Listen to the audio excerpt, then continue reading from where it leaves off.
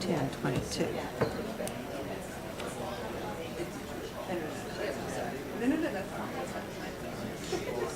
Ready, David? Good morning. The time now is 10:22, and I call the July 23, 2026 Planning Board meeting to order. We have the following board members with us today: Commissioner Lala. Present. I get it. Present. Commissioner Matthews, Good morning, here.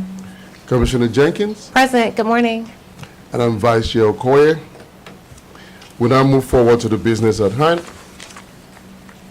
Please note that the deadline for all participant pre-registration and for all submission of materials and exhibits was due 12 noon on Tuesday before the planning board meeting.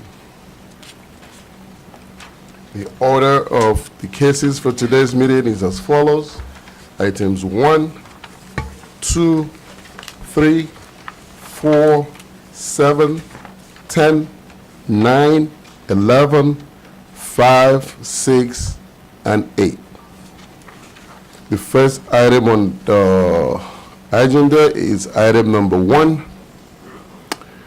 Commissioner's item, resolution of appreciation for Toluca Long Guns.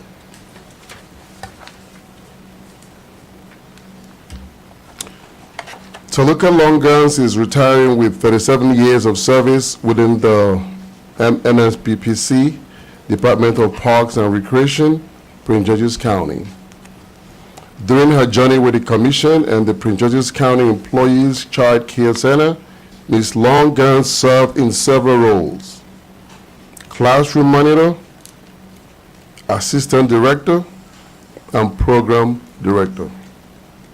Ms. Long Guns was instrumental in achieving Maryland State Department of Education accreditation for the Child Care Center and worked with leaders and teaching staff to achieve accreditation for both of the Commission's Child Care Centers within Prince George's County. Ms. Long Guns received numerous awards and recognitions, including the prestigious Judith P. Howard Award for outstanding contributions to children in 2015.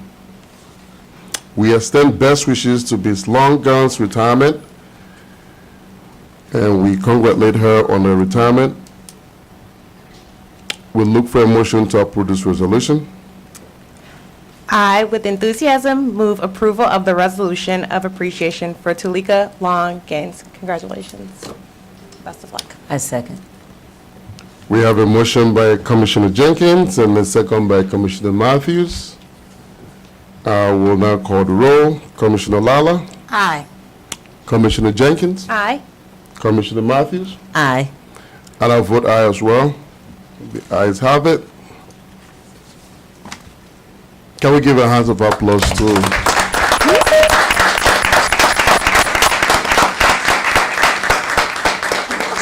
unfortunately, is she in the room? No. Unfortunately, she's not here, but we wish her the best of luck in the next chapter. Wherever she is, I think she may be watching, but I want to show that we appreciate you, appreciate your hard work, and enjoy retirement. The next item on the agenda is item number 2, draft minutes of July 2nd, 2026. We'll look for a motion to approve the minutes of July 2nd, 2026. I move approval of the minutes. Second. Second. All right, we have a motion by Commissioner Jenkins and second by Commissioner Lala. We'll now call the roll. Commissioner Lala, Aye. Commissioner Jenkins, Aye. Commissioner Matthews, Aye. and I vote aye as well. The ayes have it. The next item on the agenda is item number 3B, an executive session. The following is my closing statement. Pursuant to the general provisions article of the Annotated Code of Maryland Act 3-305, subsection B3, a closed session is proposed to discuss the acquisition of real property for a public purpose and for matters related thereto, and for the purpose of protecting the Commission's negotiation positions. Commissioners, do we have a motion? I move approval of the closing statement and to go into executive session. Second. We have a motion by Commissioner Jenkins and a second by Commissioner Lala. I will now call the roll. Commissioner Lala, Aye. Commissioner Jenkins, Aye. Commissioner Matthews, Aye. and I'll vote aye as well. We will now reconvene in open session following the executive session. Thank you very much.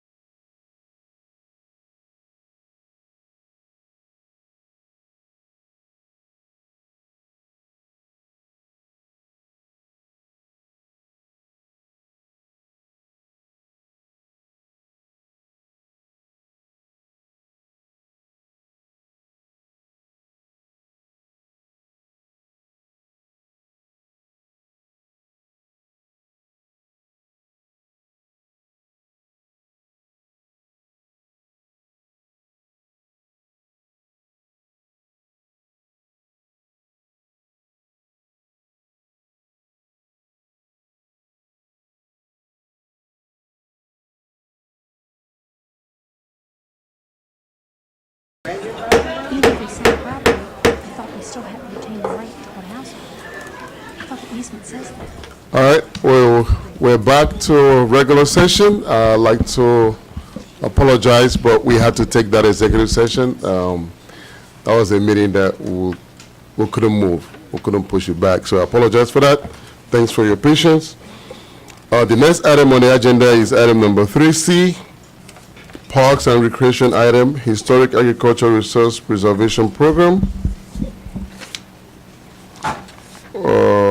So we'll move forward to the consent agenda, 4B. 3C. Is it? 3C. We've got the 3C. Let's see. All right, so item 3C, Parks and Recreation item, Historic Agricultural Resource Preservation Program, HAP. Do we have any motion? We have a presentation first. Oh, we're going to present, okay. That's not here. Good morning, Vice Chair Okoye, fellow Planning Board members. For the record, my name is Paul Sun, Land Acquisition Specialist, Department of Parks and Recreation. We're here today to seek your approval on a Historic Agricultural Resource Preservation Program Easement Purchase Agreement, otherwise known as HARP. Joining us today is Janine Nutter from Prince George's County Soil Conservation District, SCD, who is the HARP Program Administrator. Next slide, please. The subject property is located in the southern part of the county on Croom Airport Road, approximately 1/2 miles east of its intersection with Croom Road. Our previous HARP ranking, which was presented to the Planning Board on July of 2025, this property was one of 4 properties on that list. Next slide. With that, I will turn it to Ms. Nutter, who will be providing you with more specifics on this property. Good morning, Janine Nutter with Prince George's Soil Conservation District for the record. So this particular property is approximately 36 acres. It's a combination of pasture and woodland. It's primarily woodland. It has a house on it, and it has class 2, 3, and 4 soils of approximately 7 acres. They have horses and hay, and it is in the priority preservation area. Next slide, please. This property, as Paul had mentioned, it was ranked 4, and attached is the ranking, and there are preferential points provided for where the property is located, the fact that it is adjoining a historic road, the fact that it is adjoined another contiguous property or park. Next slide, please. There's ranking points provided for the size of the parcel. This one was a little smaller, and there is ranking points provided for it being designated in the priority preservation area. Next slide, please. This is a aerial view of the property. Next slide, please. The average per acre value for this was $8,206, and it will encompass approximately 36 acres, less 1 acre for the house. So the total estimated easement purchase price will be approximately $265,960.67. The owner has agreed to accept the proposed purchase price and has signed the agreement. And with that, I'll turn it back over to Paul Simon. Parks and Recreation staff, along with Soil Conservation District, recommend to the Planning Board approval of this easement purchase agreement. Lastly, should the Planning Board decide to approve this purchase agreement, we respectfully request that the resolution of approval be added to today's consent agenda item later today. This concludes staff's presentation. Are there any questions? None. Any questions from the planning board? No. I see none, I hear none. Do we have a motion? I move approval of the easement purchase agreement. I second. We have a motion by Commissioner Jenkins and second by Commissioner Matthews. I'll now call the roll. Commissioner Lala, Aye. Commissioner Jenkins, Aye. Commissioner Matthews, Aye. and I vote aye as well. The ayes will have it. Thank you. Thank you. Thank you. We'll now move forward to the consent agenda. Is there anyone who wishes to oppose the staff recommendation on the consent agenda items? Any board member who wishes to discuss these items? We'll look for a motion to approve the consent agenda. I move that we adopt the items of the consent agenda. Second. We have a motion by Commissioner Jenkins and a second by Commissioner Lala. I'll now call the roll. Commissioner Lala, Aye. Commissioner Jenkins, Aye. Commissioner Matthews, Aye. and I vote aye as well, and the ayes will have it.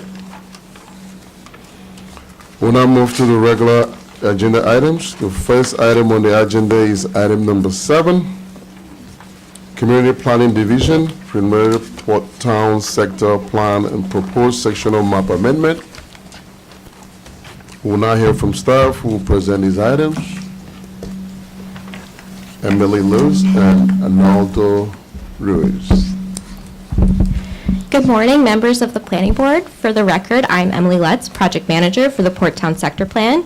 Today, I'm joined by Arnaldo Ruiz, Deputy Project Manager, and Sarah Benton, Assistant Chief with the Community Planning Division. Next slide, please. During today's work session, we will provide project background, review staff's recommended changes based on testimony received, and go over next steps moving forward. Next slide. Next slide. After the Planning Board granted permission to print in October 2025, the preliminary Port Town Sector Plan and its proposed sectional map amendment were released for public review and comments in February 2026. Then the Planning Board, in conjunction with the County Council, held a joint public hearing on May 11th.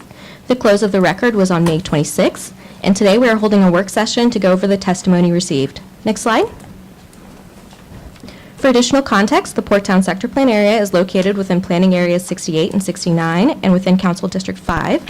It generally comprises the properties within the municipal boundaries of Bladensburg, Calmer Manor, Cottage City, and Edmiston. Next slide. Next slide. Staff received 25 pieces of written testimony and 5 speakers present verbal testimony at the joint public hearing.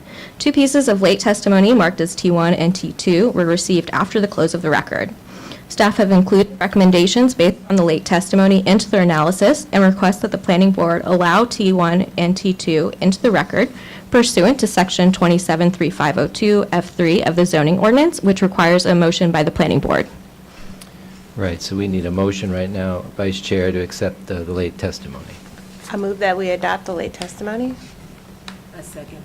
All right, so I second. Second.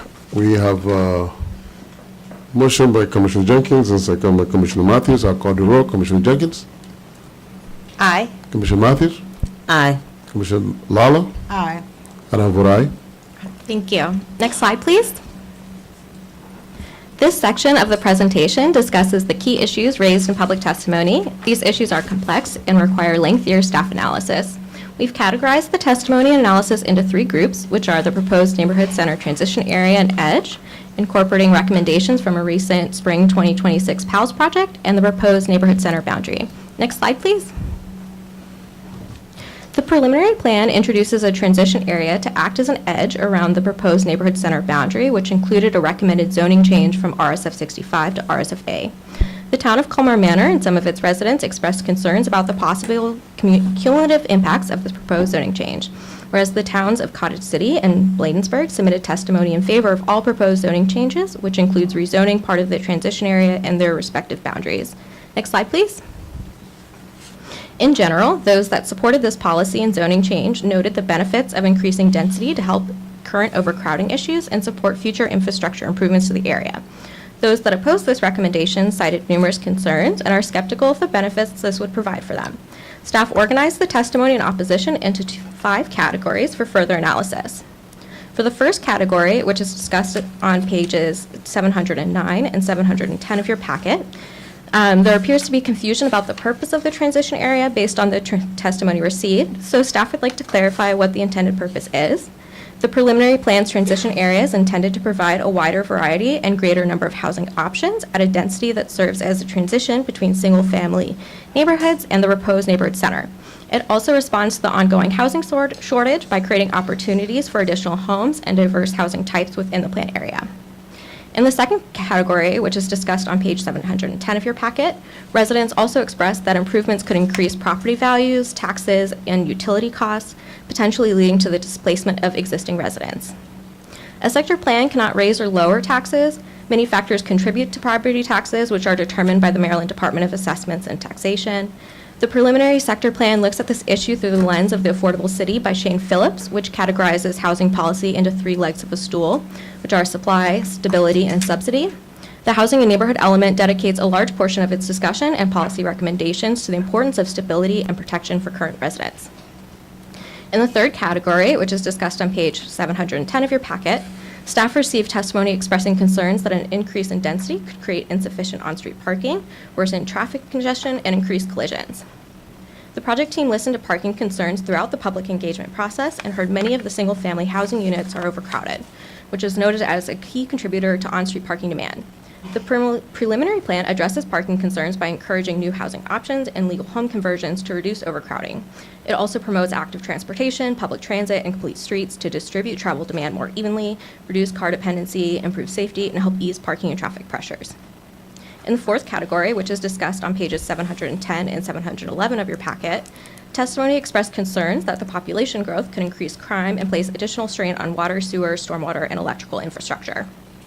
Encouraging infill development in established neighborhoods can improve public safety and service efficiency by leveraging and enhancing existing infrastructure and emergency services through generated tax revenue from new development. Lastly, in the fifth category, which is discussed on page 711 of your packet, there are several concerns that introducing new housing types would be incompatible with the area's scale and appearance of predominantly single-family detached homes. Infill housing does not inherently diminish neighborhood character, and while the plan references compatible design, the zoning ordinance contains design standards that promote compatible urban design with surrounding scale. Additionally, the current zoning designation of RSF 65 has either the same or similar dimensional standards when compared to the RSFA zone. Next slide, please. Given the mixed feedback on the proposed transition area concept, staff analyzed 3 options to address this in the approved plan. The first option we looked at is to retain the neighborhood center transition area and to retain the proposed rezoning. The second option is to retain the neighborhood center transition area and remove the proposed rezoning. And the third option we looked at included removing the neighborhood center area and removing the proposed rezoning. Staff recommend option 2 for the adopted version of the plan, which retains the neighborhood transition area but removes the proposed zoning changes due to the ongoing missing middle housing study and the potential interest in evaluating the creation of edge standards of the neighborhood activity center zone. CB 15-2024 significantly increased the maximum density in the neighborhood activity center zone from 30 dwelling units per net acre to 90 without creating an edge similar to other transit-oriented activity center-based zones. For comparison, prior to CB 15-2024, the town activity center zone and local transit-oriented zone permitted 80 dwelling units per net acre in the core and included edge standards. This increased density permitted in the neighborhood activity center zone makes retaining the transition area relevant. The transition area is also intended to provide a lower intensity residential buffer between the neighborhood center and surrounding area by introducing missing middle housing types that are currently lacking in the plan area.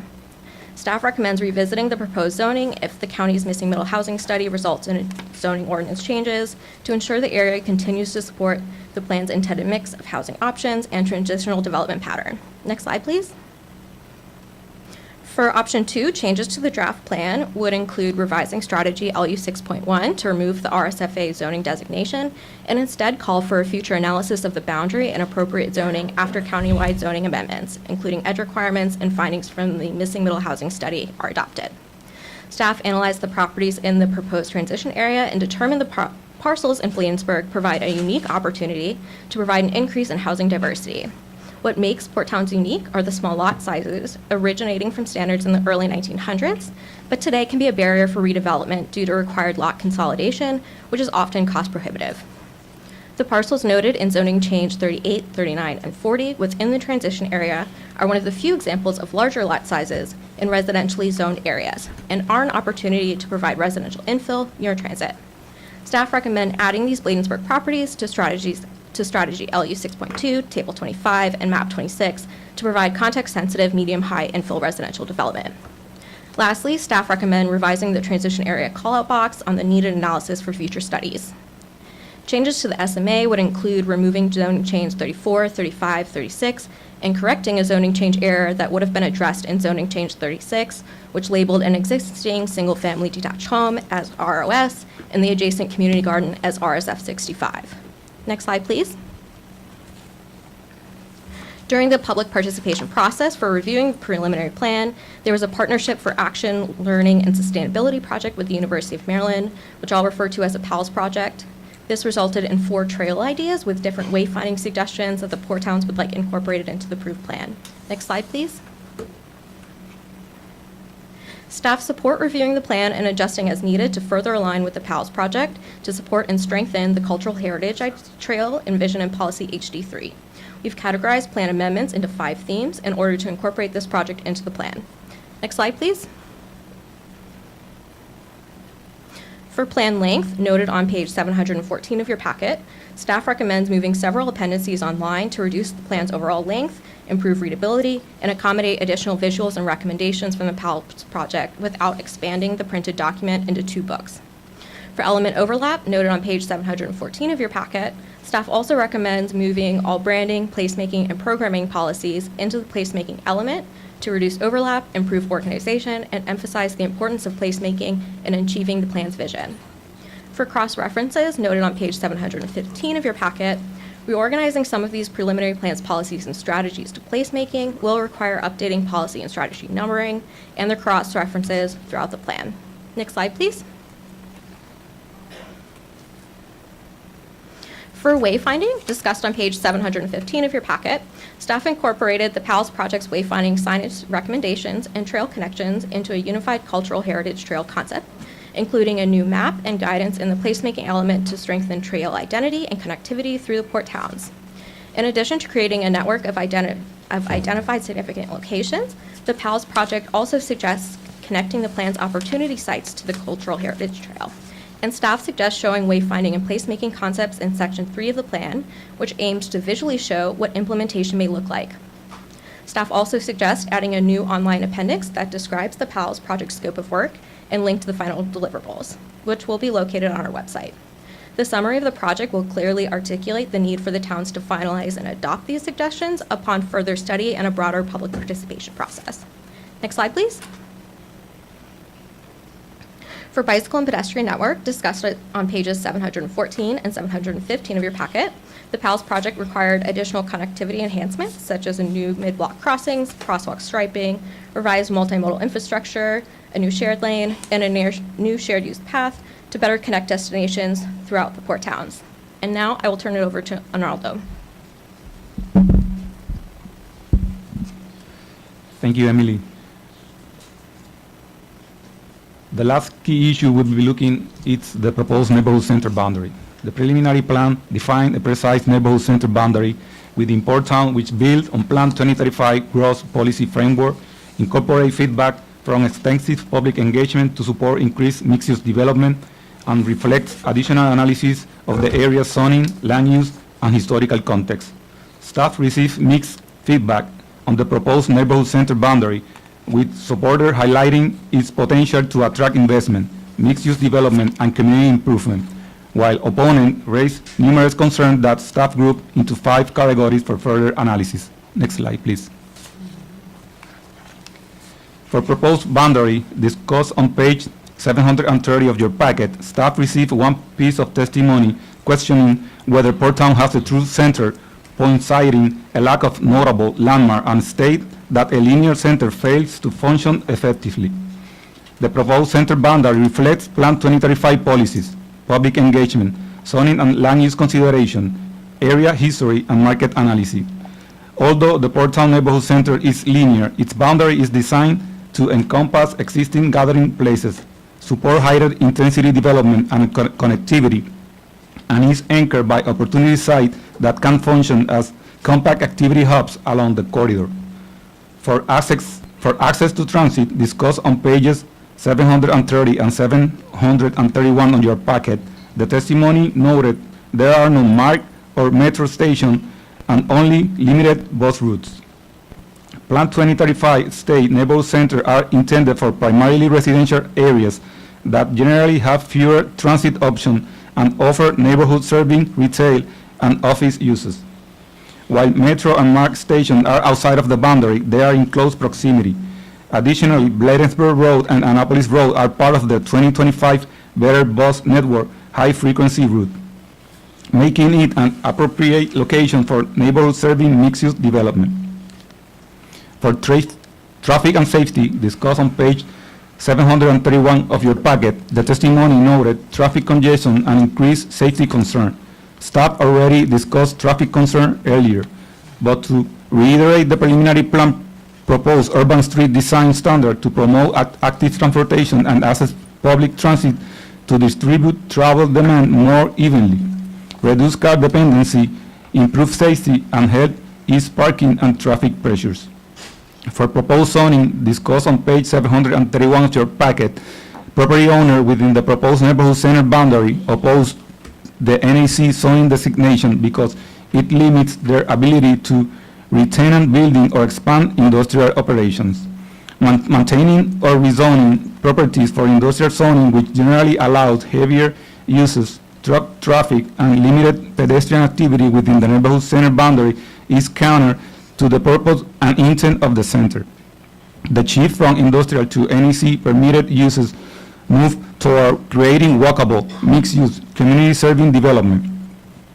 Maintaining existing NEC zoning and expanding this zoning designation to other areas within the neighborhood center boundary further aligned with the county's general plan, community vision for the area, and the policies within the preliminary plan.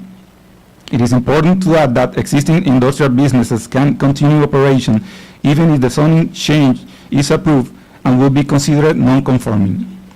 For the opportunity side, discussed on page 731 and 732 of your packet, some of the property owners noted concern with the visual framework provided in the plan and stated the rendering are unrealistic or not in the character of the area. The visual framework and opportunity side concept are for illustrative purpose only and mean to help a broader audience imagine what could be based on the plan's policies and strategies. Redevelopment at any of the identified opportunity site is property owner driven, and realizing this conceptual redevelopment into thriving mixed-use hubs will take a combination of collaboration, strategic marketing, regulatory support, and financial incentive. Next slide, please. Staff recommend maintaining the proposed neighborhood center boundary and proposed zoning changes within the boundary based on substantial public engagement and staff analysis of the area. Given the confusion regarding the purpose of the opportunity site section, staff suggests revising the introduction to reiterate the purpose of the visual framework section. Next, please. Any additional testimony not considered a major issue were classified based on the 9 elements of the plan, which we will go over next. Next, please. Zoning change 51 was intended to preserve an existing development by finding a zoning designation that allow both the use and current density.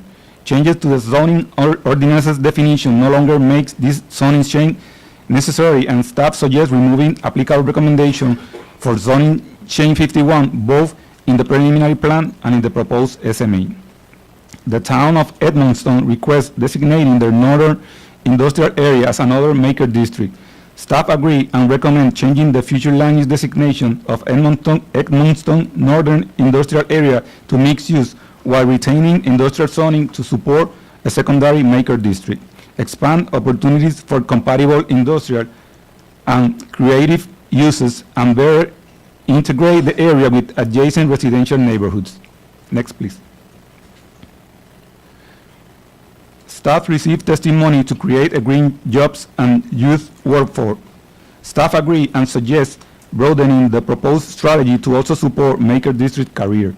Staff received testimony to recognize Prince George Soil Conservation District policies, allowing agriculture on industrial and commercially zoned properties.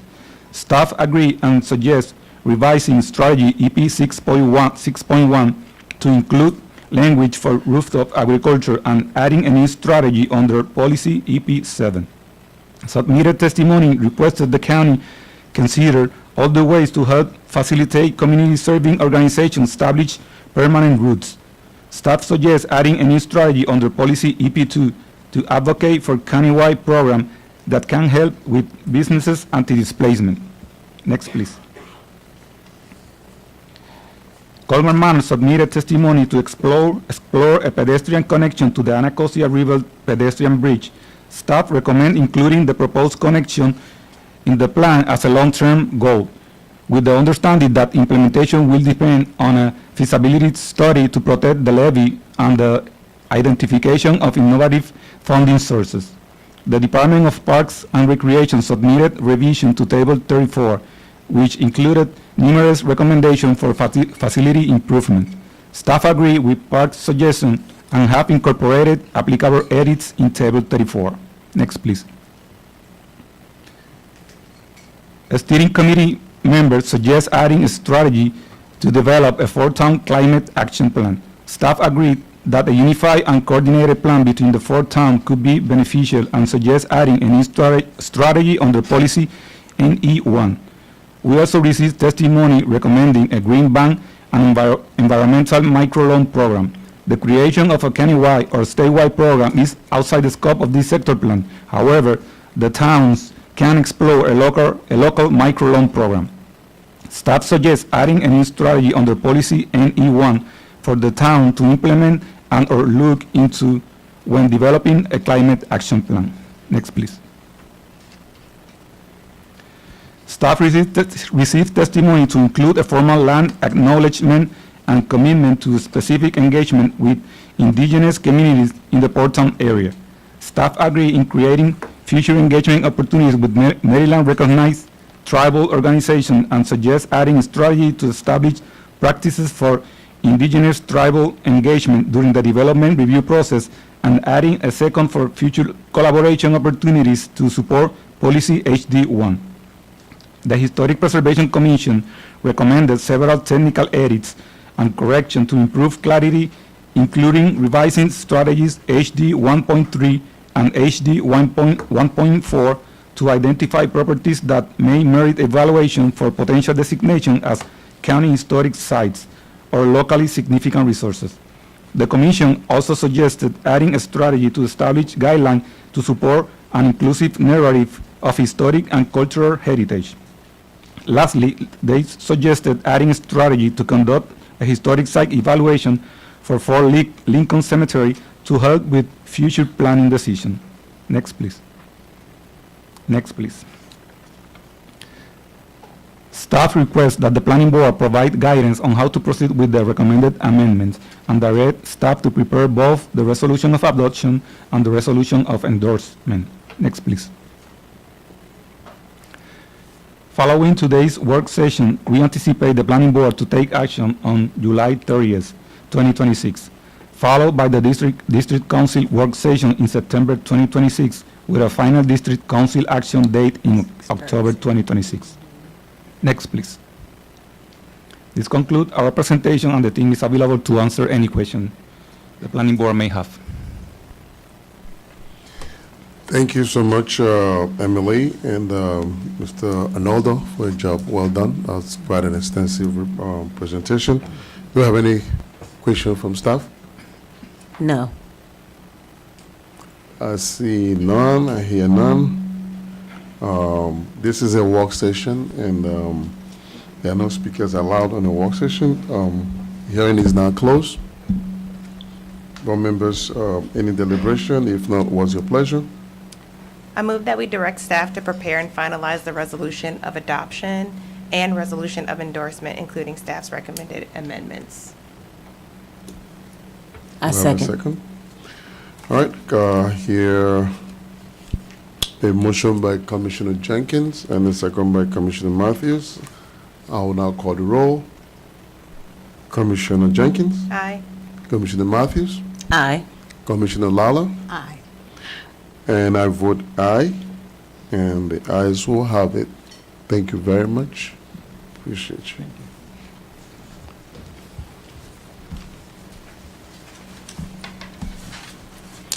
The next item on the agenda is item number 10, Office of the Planning Director, Legislative Drafting Request, LDR-151-2026. We'll now hear from staff. Natalia Gomez. Good morning, Vice Chair and members of the Planning Board. Natalia Gomez with the Planning Director's Office. Item 10 is legislative drafting request, LDR 151, 2026. Next slide, please. So I'm gonna, before I move into describing what LDR 151 is, I wanna quickly run the board, especially Commissioner Lola, what the legislative process is, and for the attendees as well. So when there is a potential text amendment that the county council wants to introduce, they transmit the text amendment in an LDR form. That LDR states for legislative drafted requests. The planning department reviews the LDR. We provide comments. They publish a staff report with all these comments and present a recommendation for the planning board to either support, oppose, or take no position on said bill. So what we do is we just recommend a position. We have no saying in whether the bill will be approved or not. After this, we bring the bill to the LDR to the planning board, as I mentioned, for recommendation. Once the planning board makes a motion and vote, we transmit this information to the county council. And that's when here, the timeline you see here starts. So we are currently in the planning board hearing and recommendation stage. As I say, once this planning board concludes, for this LDR and any other LDR that we present typically, it moves, we transmit it to the county council when it will receive, first of all, a bill number. Right now, there is no bill number for the LDRs. They receive a bill number and they will move up on the normal legislative process at the county council level, which starts with a council presentation. Then it moves to a committee meetings, and then an introduction and a public hearing. There is opportunity for public hearing and testimony on these bills at a council level as well. And I want the public to be mindful about it, because you have multiple opportunities to comment on the bills. And one of them is, and when you see committee meeting, when the bill is referred to a committee, you can submit written testimony and you can participate in those committee meetings, as well as in the public hearing stage at the council level. That's when, at the time of adoption, that's when the bill will be eventually approved or not approved, or enacted or not enacted. So the planning department at this time just provides a recommendation to the council level. I just want everyone to be mindful about it. Now, moving into our business, our first LDR, if we can move forward, please, is LDR 151, which is essentially what this bill proposes is to make regulations for cannabis dispensaries and cannabis micro-dispensaries consistent with the provisions of state law. Essentially, there is the Maryland Assembly passed the Maryland Cannabis Reform Act in 2023, and because it's a state law, we have to conform to what the state law says about cannabis dispensaries and micro-dispensaries. Next slide, please. Here is a little background. So as I mentioned, in 2023, there was a law reform act introduced. Later, at the council level, there was CB 13 that was enacted and provided zoning regulations for uses corresponding to each license type, which means micro dispensaries or dispensaries. Later, last year in 2025, we brought an LDR on the form of LDR 78 that later became CB 65, and that essentially what we did is we modified our zoning ordinance to make it consistent with what the state law says about dispensaries and micro dispensaries. Next slide, please. And what this bill is doing currently is just adding two things. First of all, it's adding place of worship to let me recap a little. State law and the zoning ordinance determine that dispensaries and micro dispensaries need to have a certain limit distance from certain facilities, which include childcare, playground, centers, recreation center, libraries, parks, and we are adding place of worship. That is also on the state law. Well, the bill sponsor is adding that. And they're also adding the word pre-existing. That is just to avoid any non-conforming issues for existing dispensary and micro dispensaries that can be, once the bill becomes enacted, it can be a non-conforming use for a dispensary that is not meeting that distance at the time. That's essentially it. So it's just introducing two words to the bill. Next slide, please. Because of the simplicity of the bill and because, as I mentioned, we're just trying to make the zoning ordinance consistent with the state law, I recommend the planning board to support this bill and the findings of the staff report. And I'm happy to answer any questions if there are any. Thank you, Ms. Gomez. The question is, when you say existing, can you elaborate on that existing and non-conforming? Yes, so last year when we introduced if you can move 2 slides back, please. When we introduced language about the distance of where actually, can you go to the next one? Yeah, so if you see the second bullet, it says that the licensed dispensary may not locate within 500 feet of, ignore the pre-existing, of a primary, secondary schools, licensed childcare, registered family childcare home, playground, recreation center, library, public park, or place of worship. That bill was enacted last year. And what happened is that there can be existing dispensaries or micro dispensaries in less than that do not meet that 500 feet distance at the time that the bill was enacted last year. So let's say a micro dispensary was in operation in January 2025. And when this bill last year, 65, was enacted in November, that would create a non-conforming situation because the law says you cannot be located in less than 500 feet. So what we're adding is adding the word pre-existing, just to avoid that situation of non-conforming. So meaning that they will not be allowed They will be allowed if they are pre-existing. if they're already pre-existing. Yeah, new So are make not sure- allowed. Make sure that we all get that. It's already there, it's already there. Correct. Okay. Can't be moved. Any other question? None. I see none, I hear none.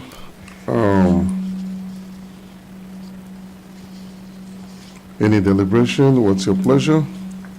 I move that we adopt the findings of staff and forward them as the planning board's recommendation on LDR 151-2026. Second.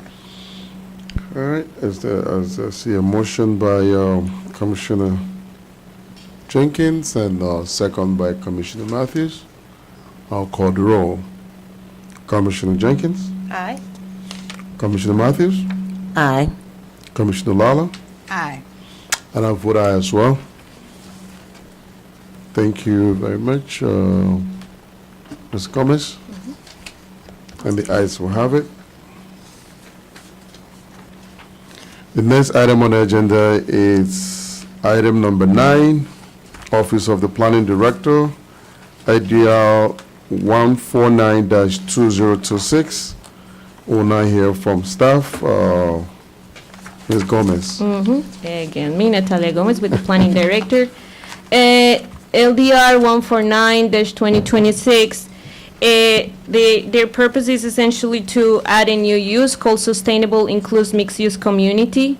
However, today I'm coming here to the board to request the continuance for next week. The reason is we are still receiving additional information that staff needs to analyze before we are able to bring it to the planning board.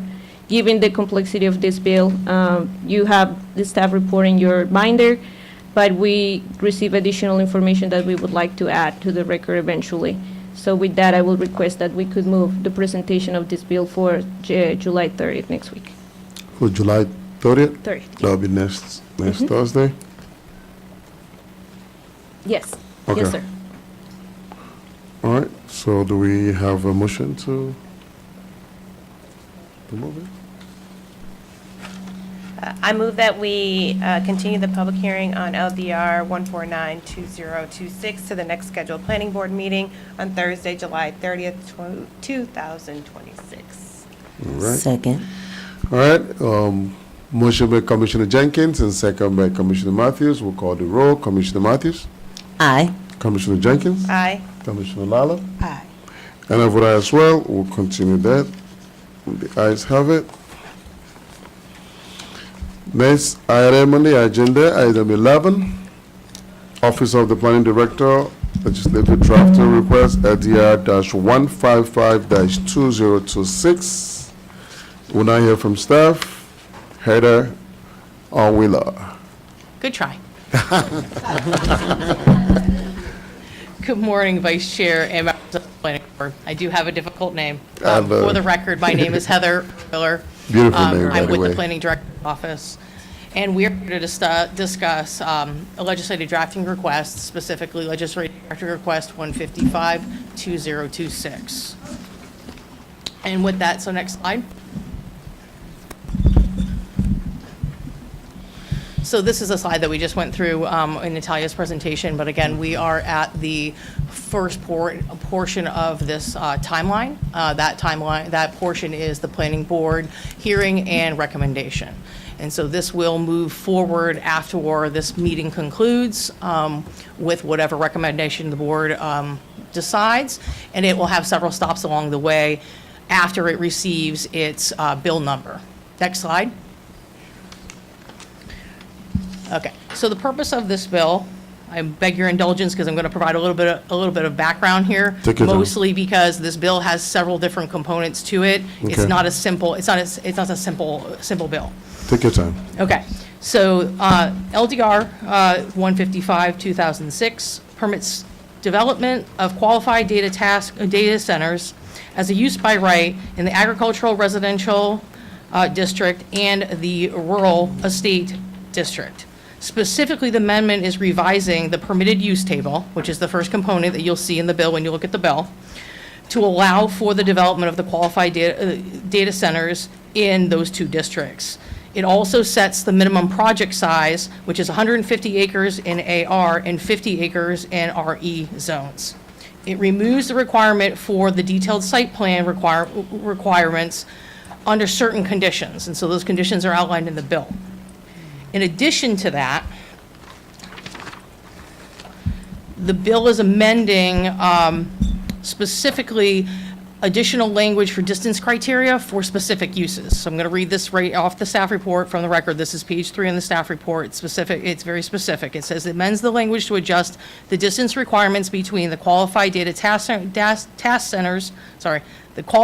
centers and regional parks, residential uses, or places of worship. The distance criteria for the regional parks remains at 4,000 feet, while the distance criteria for residential uses and places of worship is increased from the current 300 feet to 500 feet.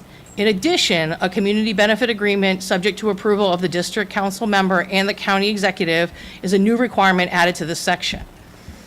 It should also be noted that the amended language in this bill has a provision to clarify where the development of a qualified data center is permitted as a use by right in the AR and the RE zones to specifically those properties having the following characteristics: existing high voltage transmission lines or towers, and property being repurposed from an active or permitted sanitary landfill or rubble fill, surface mining operation class 3 fill, or otherwise officially designated as a brownfield.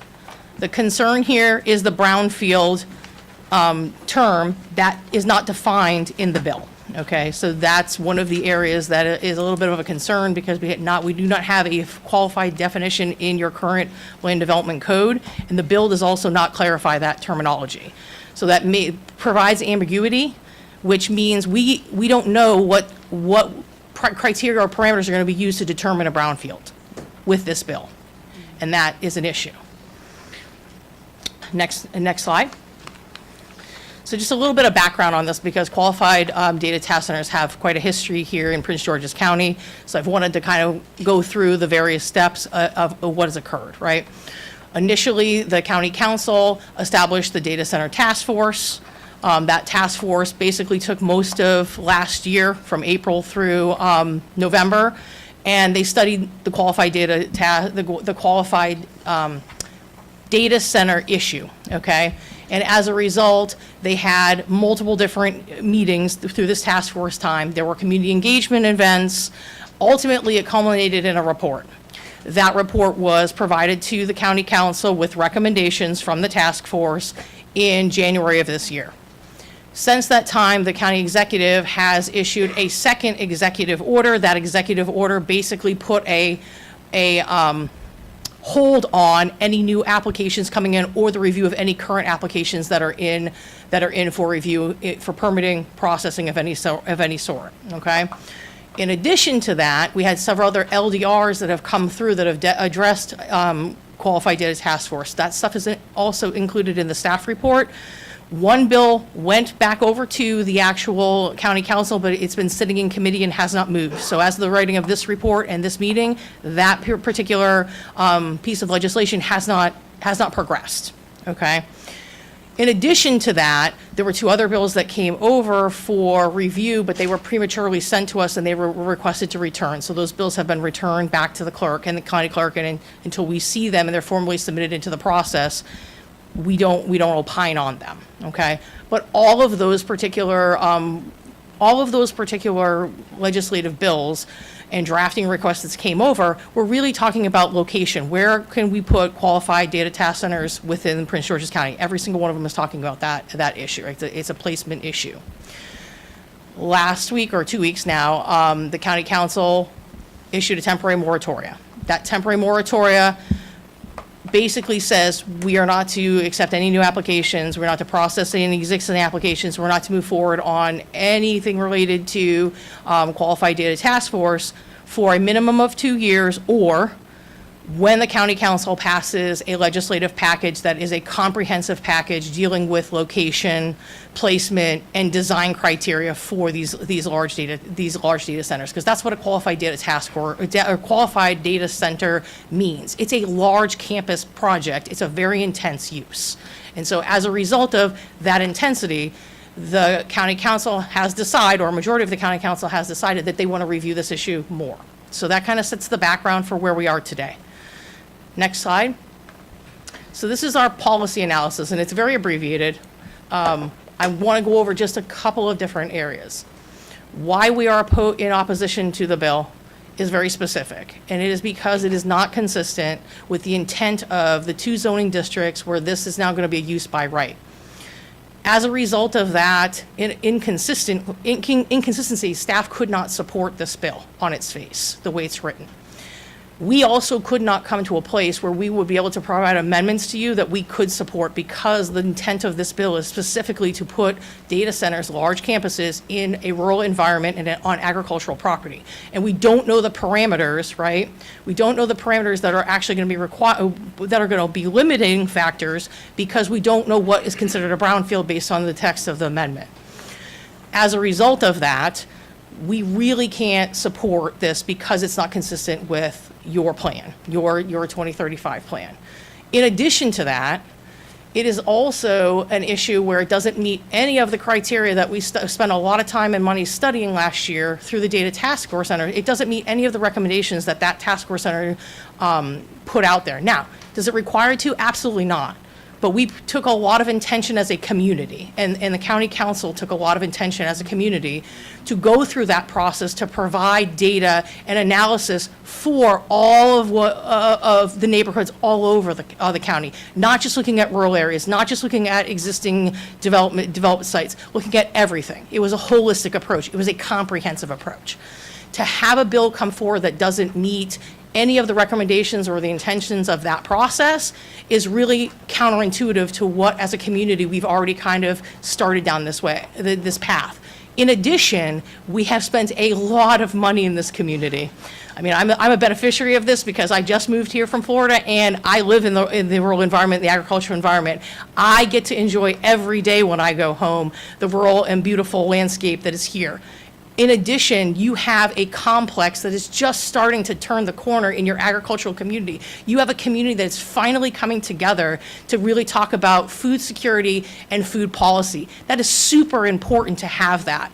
And to now put this extra layer of items that are not compatible with what you're starting to finally receive the benefit of. You've done all of this planning in those agricultural rural communities to protect and preserve, and unfortunately, we now have this desire to put these data centers somewhere, and it's like, we stuck it in this place. Well, that place is just finally taking the benefit of all of what you've done for the years. I mean, this is decades of people's lives that have been put into this agricultural and rural landscape. As a result, we do not want to put the data centers in that environment without understanding the full parameters. I don't know what a brownfield means based on this bill, and I'm concerned that you are going to take agriculturally productive properties out of production because of this bill, because I don't have a good understanding of what that brownfield parameter is. The final issue is the county council had an action where they've put a moratorium on. One of the provisions of that moratorium is either 2 years or they adopt a comprehensive package addressing location, design, and placement of these data centers. So we essentially have a bill here that is a targeted approach. It is not a comprehensive piece of legislation. It is counterintuitive to the resolution that was passed 2 weeks ago.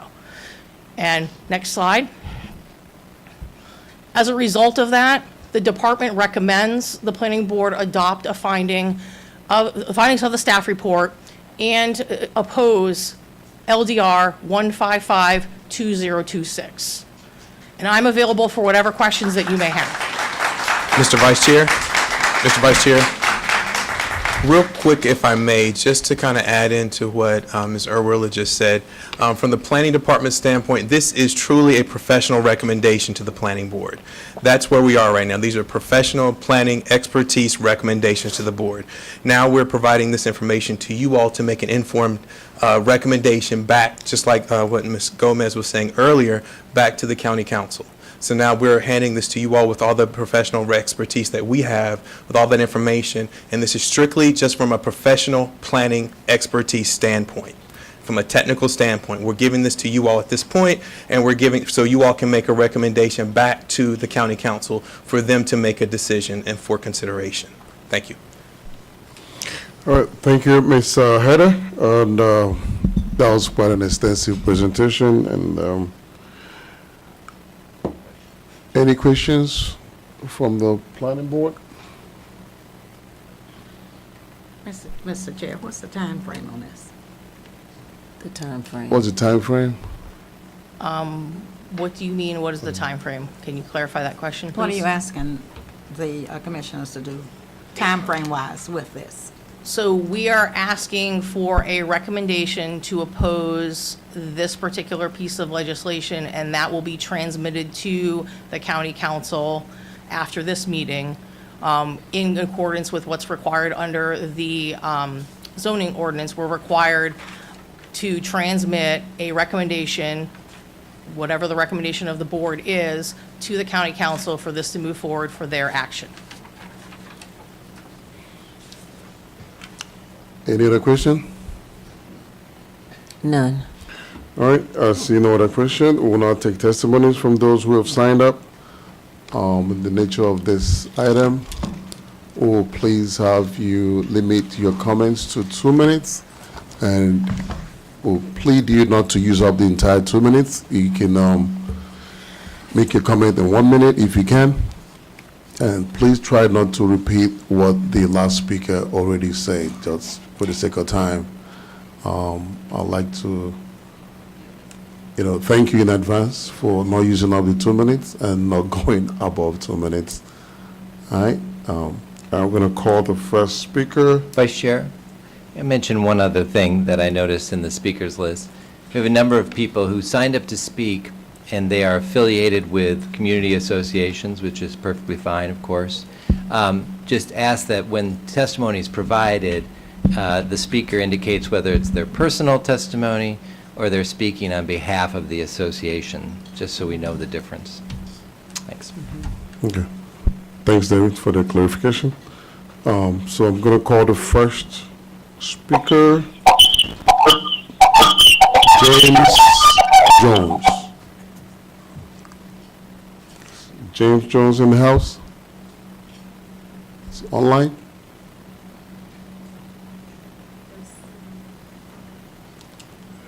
Mr. James?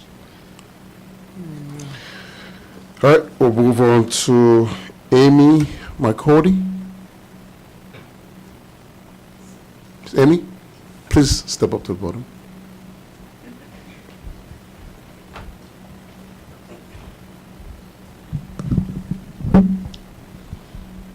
Good morning. Good morning. I appreciate this opportunity to speak with you today. My name is Amy McCurdy. My husband and I are the co-managers of P.A. Bowen Farmstead in Aquasco, Maryland. It's a small regenerative dairy farm. By the way, I forgot to mention, I'm also here on behalf of JABACA, which is the Greater Baden and Aquasco Citizens Association, of which I am vice president. This is personal and business and affiliation. My husband and I moved here in 2014 to manage the small regenerative dairy farm in Aquasco. Maryland used to have hundreds, if not thousands, of dairies. When we moved here in 2014, there were still about 600 dairies, and now there's about 52. We are one of the few, if one of the only, dairy farms in Prince George's County. We oppose LDR 155 because we are, in fact, trying to preserve our rural heritage. We're trying to preserve our agricultural way of life. Did you know that we have wineries in our area? We have farms with stores and tours. We have open spaces and trails. Like the young lady that spoke before me was saying, it's growing. In fact, we see our area as an opportunity for agritourism. We see our area not as an industrial dumping site, but a place where people from other parts of the county can come and visit farms and have fresh, healthy food and visit wineries and have open, fresh air and spaces. We've had a lot of industrial dumped in our area. We've had gravel mining, we've had power plants, but we are now growing as an agritourism destination. Ms. Amy, can you begin to wrap up? One more thing I wanted to say is at-large council member Walla Blagay just recently passed 2 bills in support of agritourism in our area, and we'd like to continue in that direction. Thank Thank you. you. Next, we have Brett Landry.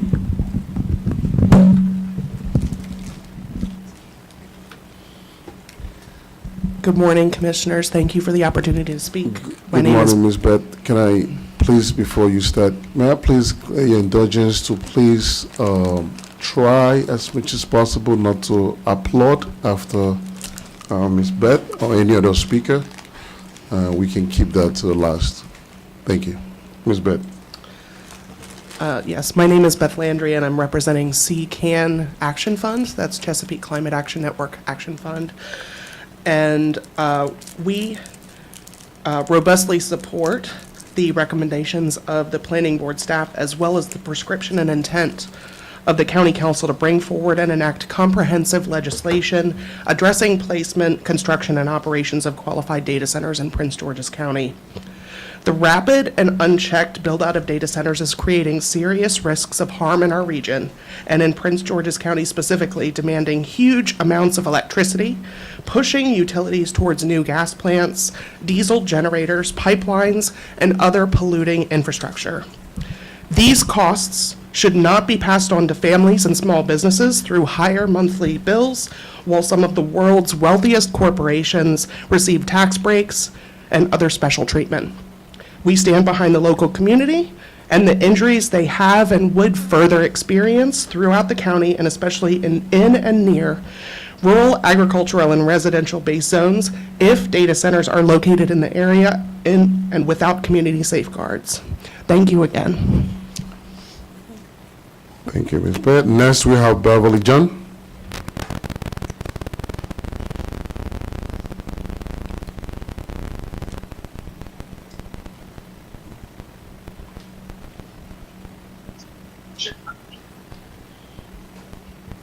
Good morning. My name is Beverly John. I'm a resident of Council District 5 for over 25 years, and I'm a community advocate, greatly concerned about the recent proposed data center development in the county. And as your staff member just said, we just recently had a moratorium that was passed, and it appears as though this particular legislation is not going to be consistent with what we as a community need. You've been hearing some testimony about the environmental, the health, and the financial impacts of data centers today, but I have another point to share, which is, and why I strongly oppose the hyperscale data centers. Across the country, automatic license plate readers are being used to track and monitor and surveil us as citizens, impacting our Fourth Amendment rights. It's a violation of our privacy to have these types of technologies in place. The technology, guess what, relies on hyperscale data centers, which is why I strongly oppose the data centers for this particular purpose. The lack of transparency in the installation of the data centers and the fast tracking of this cannot be allowed. And again, I oppose strongly LDR 155 on E26 for these reasons. Thank you. Thank you, Ms. John. We have Gabrielle Johnston. Online, Gabrielle Johnson, can go ahead. Hello, can you hear me? Yes. Hello? Yes, we can hear you. Hello, can you hear me? Oh, Yes, ma'am. Thank you so much. So my name is Abigail Johnson. I've been a resident of Prince George's County for 20 years. I've raised my children here. I'm speaking on a personal capacity. I oppose LDR 155. I don't have to tell you all the dangers and the climate risks and the environmental crisis and energy crisis, financial crisis that these hyperscale and regular AI data centers have caused to communities across the country. These centers bring with them an expanding power lines that have been encroaching on people's residential homes. In some places, people have experienced where power companies have exhibited eminent domain to put these power lines in their homes and taking people's homes as well. I also don't have to tell you that the federal government protections from communities are gone, so that leaves that to the states and local protections, and this is where we stand. Here in PG, the community has been against these data centers since last year, before the rest of the country sounded the alarm, and the new rezoning plan usurps the will of the community against these data centers. Thank you. Thank you. For the records, can you confirm your name, please, the last speaker? Johnston. Oh, is that Gabrielle or Abigail? Gabrielle Johnson, yes. Okay. Gabrielle Johnson. We had Abigail initially. Thank you very much, Ms. Gabrielle Johnson. Next, we'll hear from Gloriana McClure.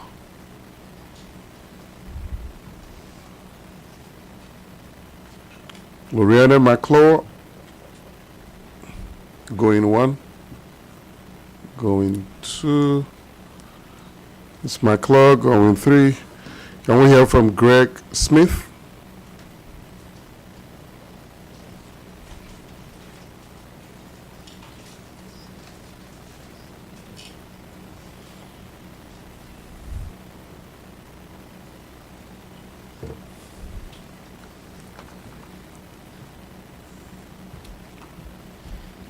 Good morning, Planning Board members, planning staff, members of the audience. I want to thank the planning staff for their excellent report on this. It's thorough, it's detailed, it's on point. I don't need to elaborate there, and I urge you to adopt their recommendation to oppose legislation. Mr. Smith is a regular. It doesn't help his case. So if you're online. Thank you. Go ahead. Sorry about that. You're the planning board, this is a planning department. This bill is not planning. This planning is a response to demands by industries that include the wealthiest corporations in the state, and in the country, and on the planet, demanding to have access to our resources, to impose incredible burdens on our communities, on our low-income families through higher electricity rates. The only data center, large data center that's been approved in Prince George's County is the Bright Seed Tech Park Data Center for Landover. That data center alone would demand between 820 and 1,400 megawatts of power. That's more than all but one or two of the largest power plants in Prince George's County can generate on a good day. On a good day. So they're either going to take that energy offline for the rest of us, or they're going to build more capacity with all the ensuing damage. The greenhouse gas emissions from that one data center could be between 1.5 and 2.5 million tons per year. If we build these data centers and they are fueled with fossil fuels, they're powered with fossil fuels, we will close the door on our ability to meet our clean air goals and our ability to meet critical climate goals. And I hope and I assume that all of you are fully on board with how urgent the climate crisis is right now. Year after year, it's reported to us that the last 10 years were the hottest on record. That's the trend. It's not jiggling up and down. Year after year, that's a report. I just saw an article where European institutions estimate in this latest heat wave, 10,000 people were killed by the latest heat wave in Europe. That's what they're doing. We have a responsibility and an opportunity to do better, and I believe we can. We can pass the most protective, most thoughtful regulations and laws on the planet, in the country, and in the state, and we need to do that now. Going forward with this legislation, we say, let's open the doors to the damage now and try to clean up the mess later. Thank you very much. Thank you. Harry, can you please try? I know it's hard, but please. No, it's like going for a graduation. Going for a graduation and they say don't applaud your cake. But can we have Harry Wilson? He's online.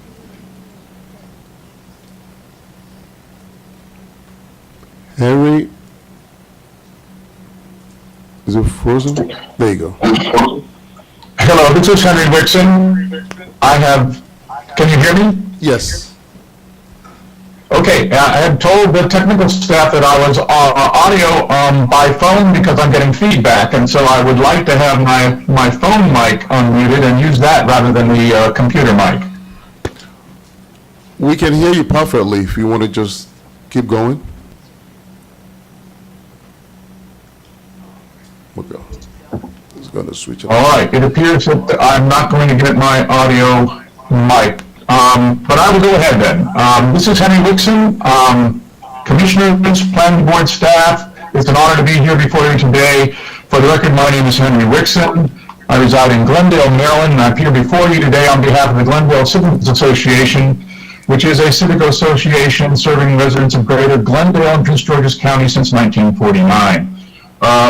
The Glendale Citizens Association opposes LDR 155-2026 and urges the Planning Board to oppose it as well.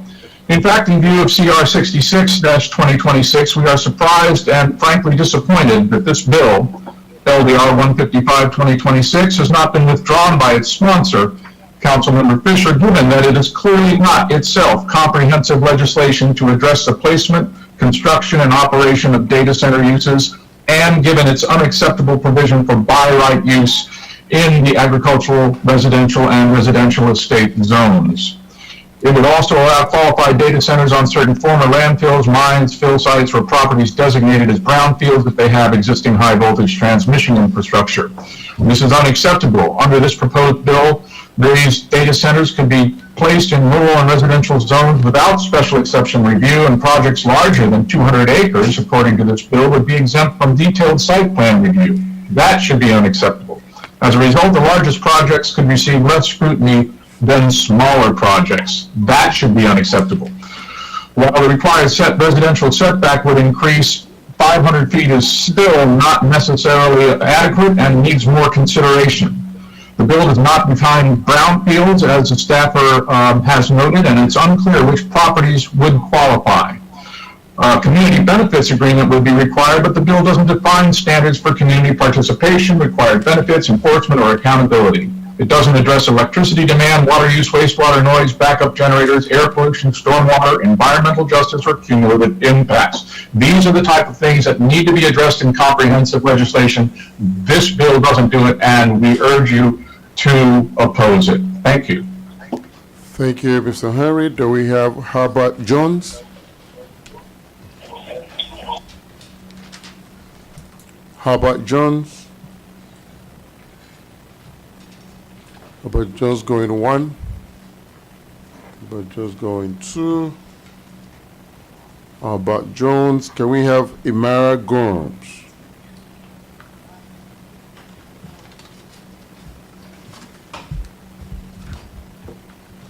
All right.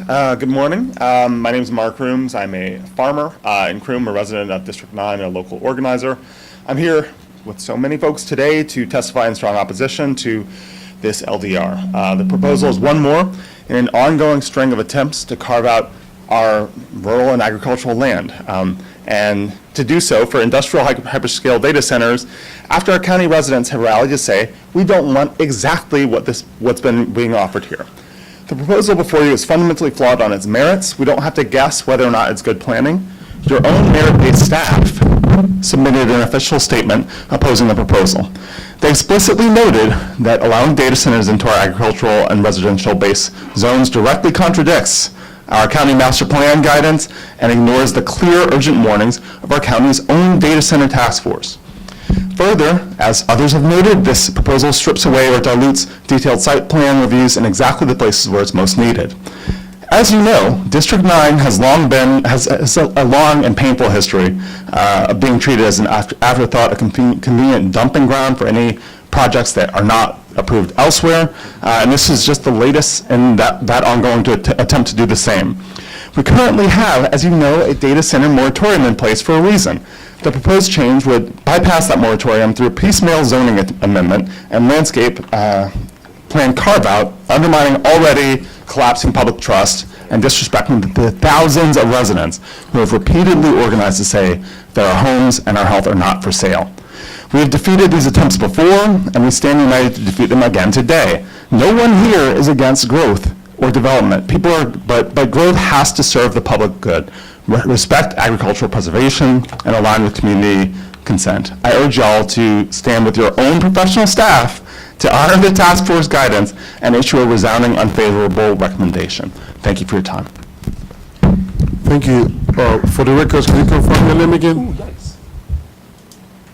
Amara Crooms with a C. All right. Thank you, Mr. Crooms. Jakia Johnson.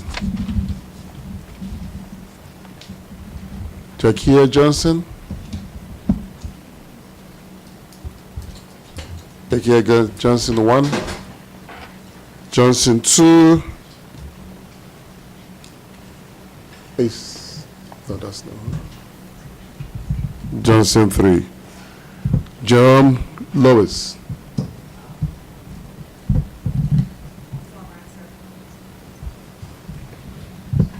Good morning, can everyone hear me? Yes, good morning. Good morning, everyone. I'm Jerome Lewis. I'm a resident of Prince George's County for the past 11 years. On top of that, I'm also a technical project manager supporting state, federal, IT, AI projects across the country. And then in conjunction with that, I'm also a PhD student studying AI dependency and the impacts of human capital. I'm not going to really reiterate a lot of the things that's already been said. The study has already been conducted. I just wanted to state that I really oppose LDR 1552026. Document isn't clear. We need to set up more comprehensive legislation to protect community from the impacts of AI. So that is all I have. Thank you, Mr. Lewis. Joanne Flynn.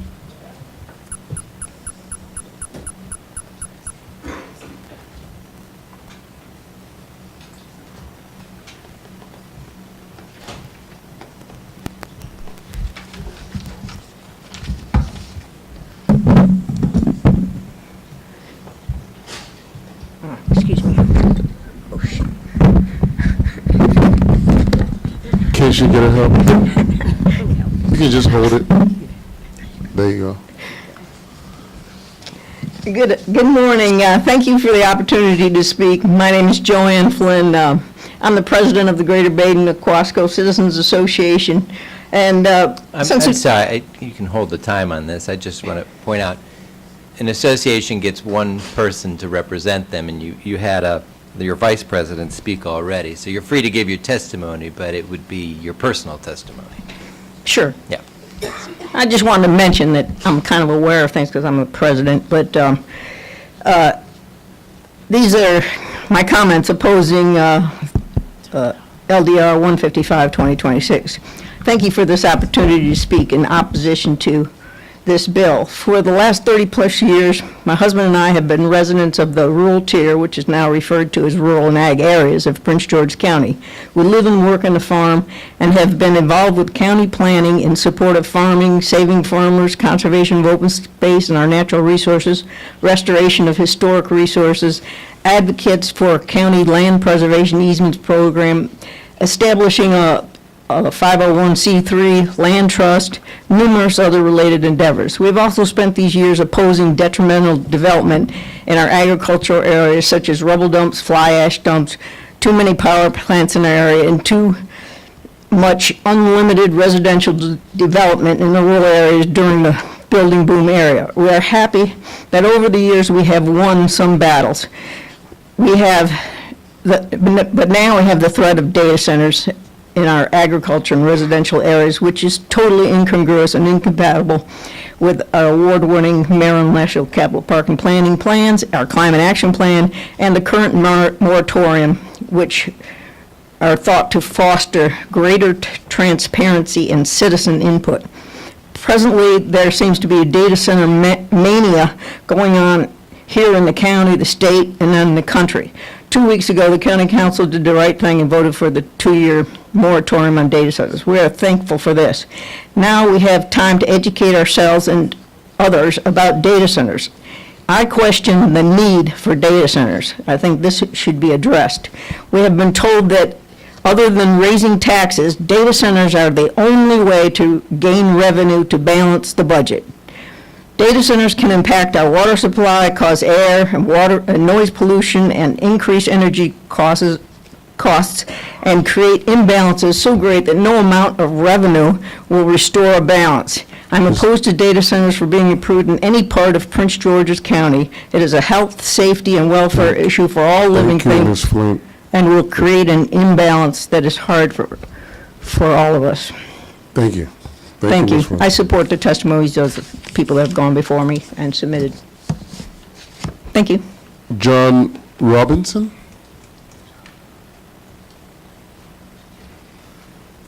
John Robinson?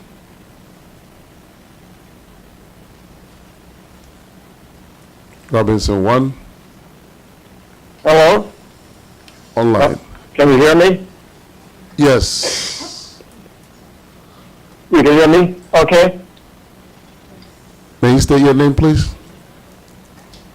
Yes, my name is John Robinson. I live in Adelphi, Maryland. I'm testifying for myself.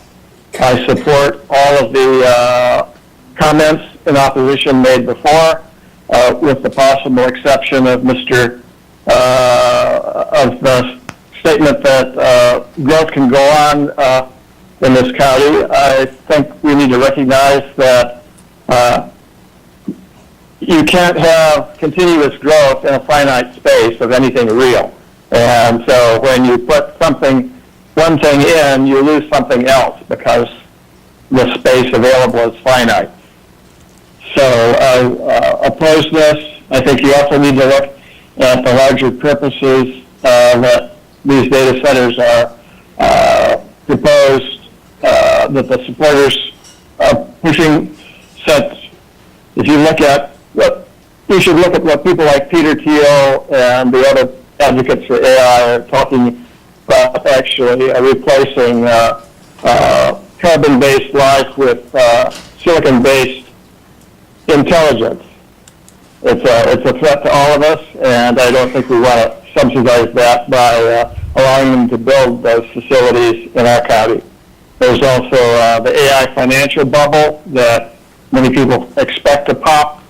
And the sooner it pops, the better we'll all be off. And this would be opposing LDR 155 would be a good step in popping the AI bubble. So, and I definitely support the planning staff's recommendation to oppose. They made excellent points. Thank you. Thank you, Mr. Robinson. Do we have Kathy Bartolomeo?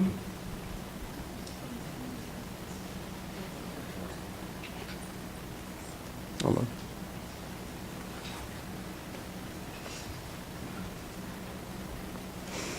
Hi, good morning.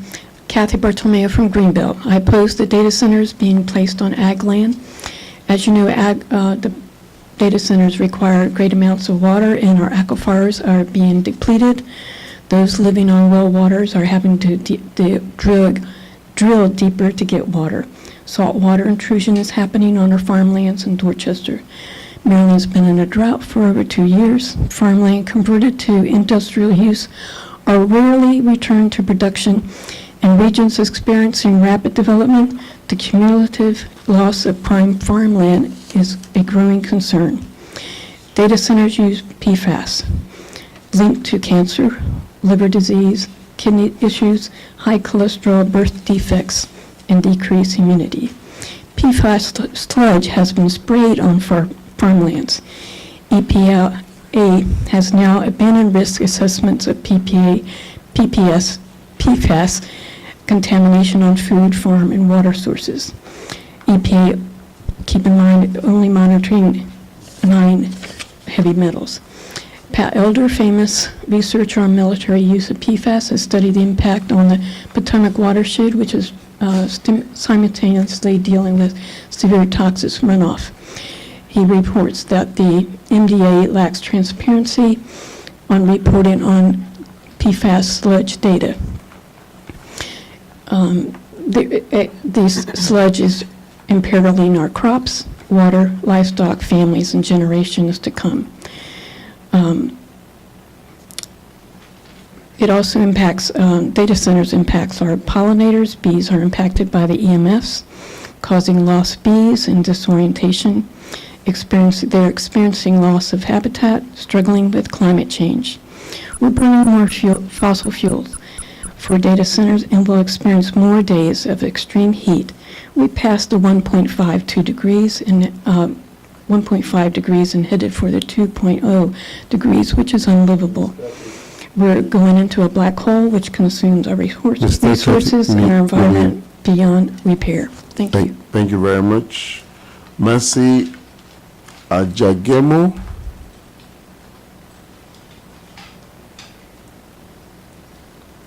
Mercy Ajagemo. Mercy 1. Mercy 2. Mercy 3. Do we have Noah Waters?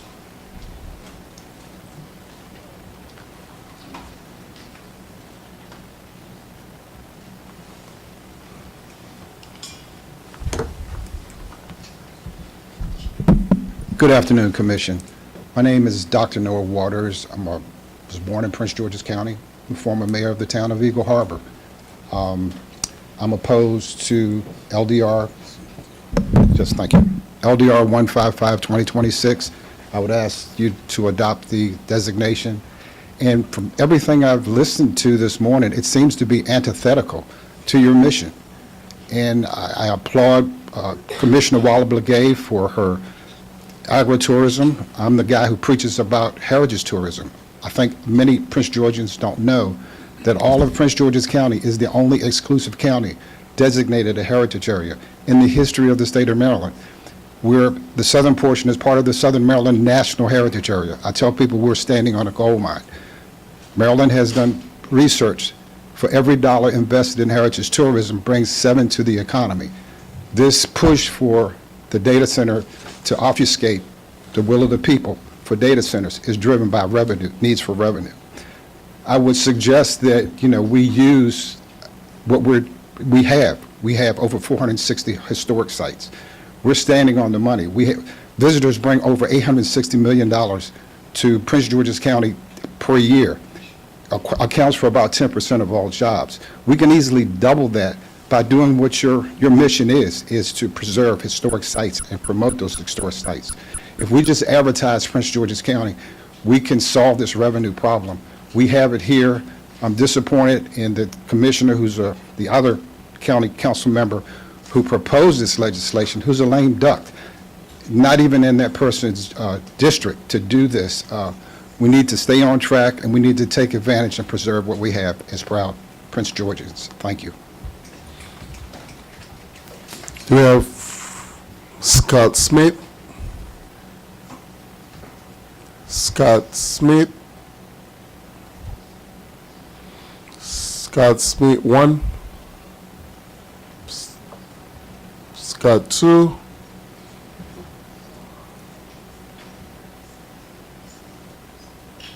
Ma'am, are you Scott? No. All right, Scott gone. Stacy Hawkins. Stacy Hawkins. Stacy 1. Stacy 2. And Stacy gone. Stephanie Powell. Stacy Powell.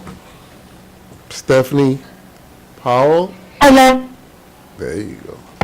Hello. Yes. Can you hear me? Yes. Will you stay your Hi, name, this please? is Stacy Hawkins. Hello. Hello. Yes. Okay. Can you hear me? Yes. Yes. Go ahead, Stacy Hawkins. Okay. Thank you so much. Thank you for the opportunity to speak. I appreciate it.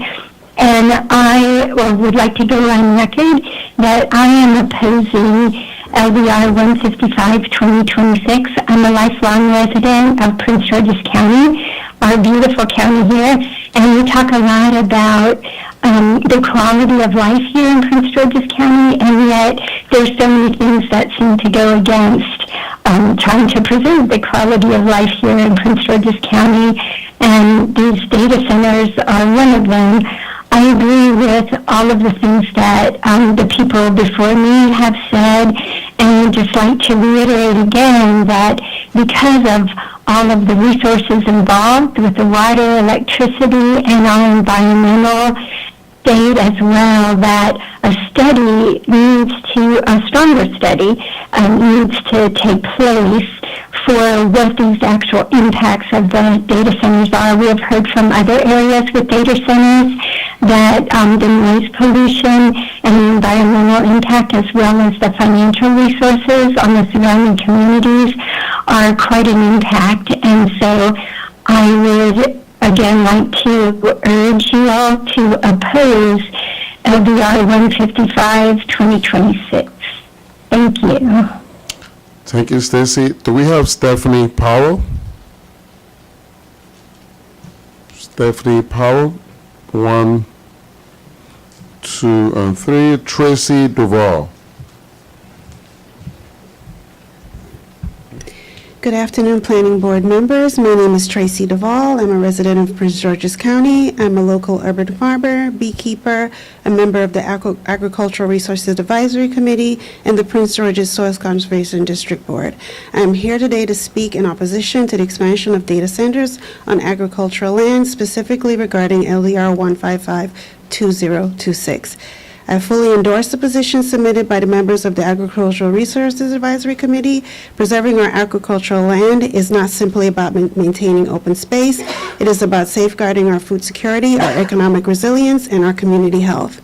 As an urban farmer, I see land as a finite and irreplaceable resource.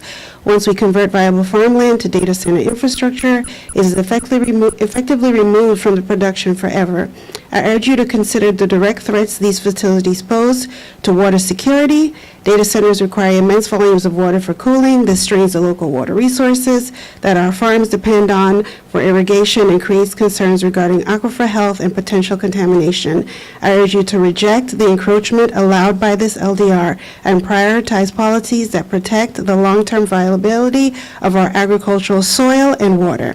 to land viability. High-value industrial use drives up land costs, creating barriers that make it increasingly difficult, if not impossible, for new beginning farmers to access the land they need to get started, to economic trade-offs.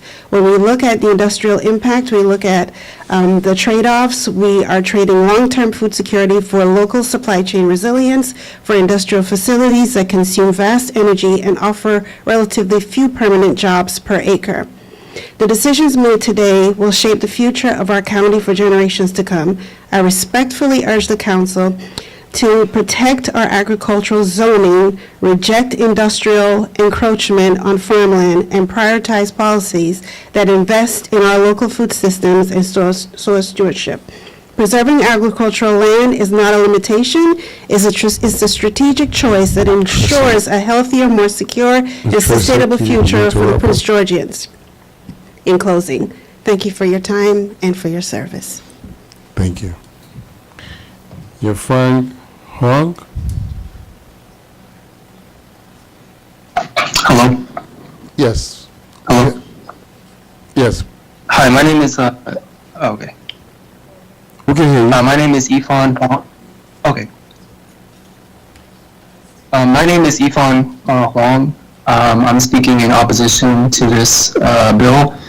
I want to talk about, if we go back and remember October 25th of last year, that was the last community meeting related to the Qualified Data Center Task Force.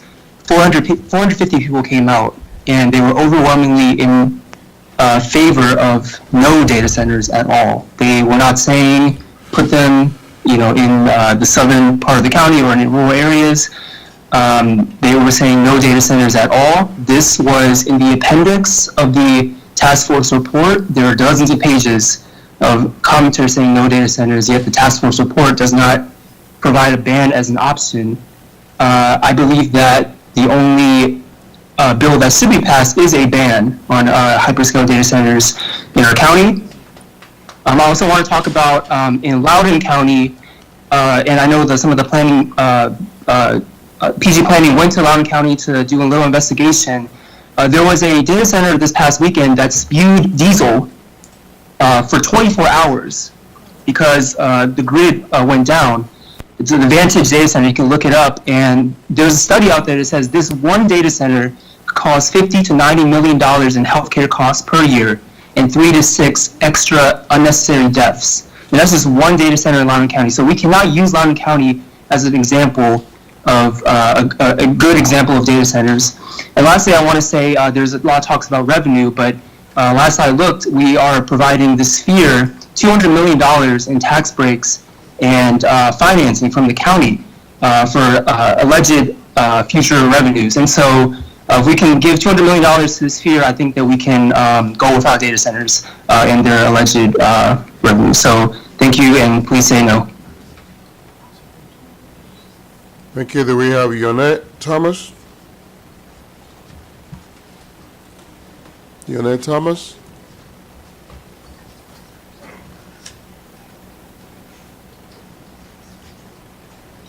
Is Yonette Thomas online? I see now. We have Ralph Nix.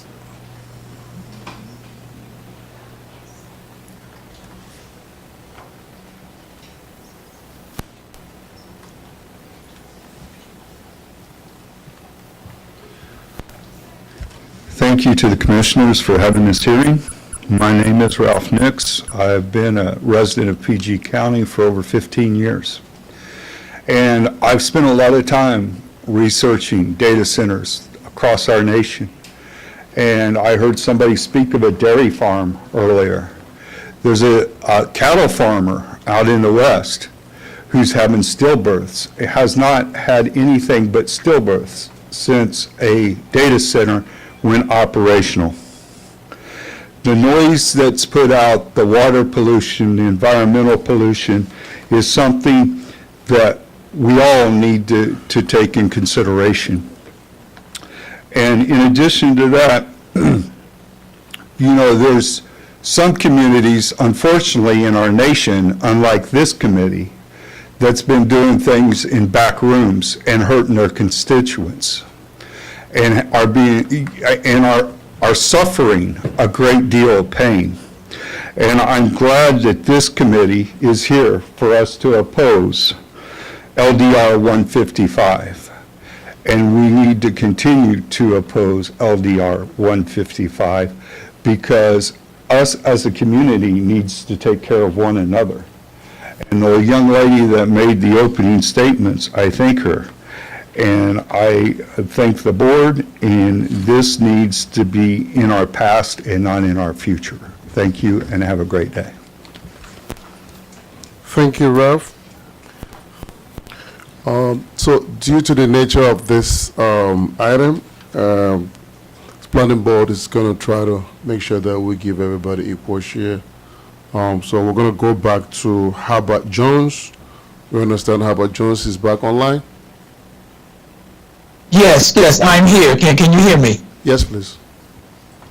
Okay, I apologize for my talking. I was in another meeting, so my apologies to the planning board. My name is Herbert Jones. I'm representing the South County Environmental Justice Coalition. We represent over 2,000 residential homeowners in South County. We are adamantly opposed to LDR 155-2026 for the following reasons and have outlined these concerns. Those concerns are data centers will be placed in residential neighborhoods without special exception review. We're concerned about the oversight of the project, larger than 200 acres, since they will be exempt from detailed site plans. The South County Environmental Justice Coalition is concerned that regional parks are more protected than homes with residential setbacks being only 500 feet from data centers and the setback for regional parks being 4,000 feet.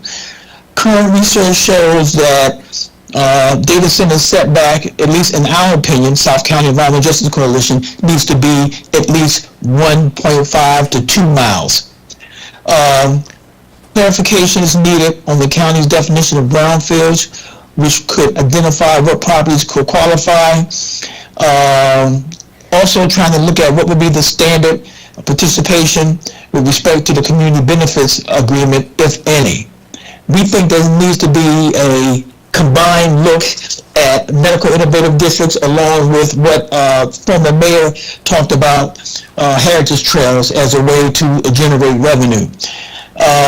We concur with the planning department's staff's finding, and our last recommendation would be there needs to be considered an omnibus bill. Right now, the city council is having different bills out there. There needs to be one bill that incorporates all the concerns, especially the impact to ratepayers. I think as technology goes forward, we may be able to look at a smaller scale, smaller footprint. Again, the South County Environmental Justice Coalition does not support in opposition of LD 155-2026, and that is my testimony. Thank you very much. Thank you, Mr. Jones.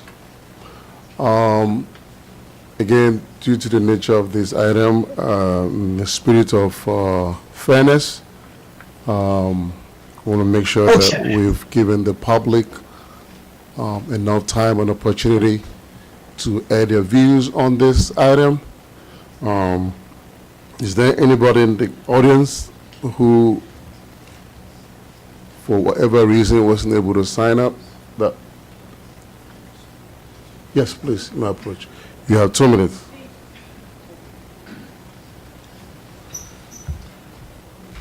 Hello, my name is Tom Clark. I'm representing the International Brotherhood of Electric Workers, Local 26.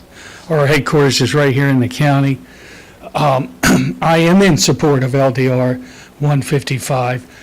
We do not want, we don't want to be like Northern Virginia. What I'm asking for is limited responsible growth for data centers in the county. Back in the early 1800s, officials like you and great activists like the people behind me were having the same argument about the railroad. In the late 50s, 1960s, we had the same argument about the American highway system. The infrastructure of the 20th and 21st century, you can see the result here with the metro being built. Data centers and these phones are the infrastructure of the 21st century. So I'm not speaking for the billionaires, I'm speaking for the middle-class workers of the county, and we would like reasonable growth for this. So I'd ask you to think about responsible limited growth, support responsible limited growth, support the working men and women of Prince George's County, and support LDR 155. Thank you. Sir, can I have you please return to the mic so you can give us your credentials? And It's Tom Clark, C-L-A-R-K, and I'm with the International Brotherhood of Electrical Workers, Local 26, located in Lanham, Maryland.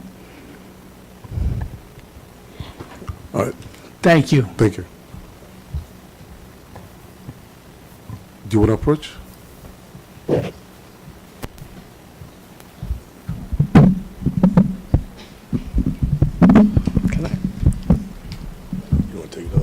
Yeah, I'm sure.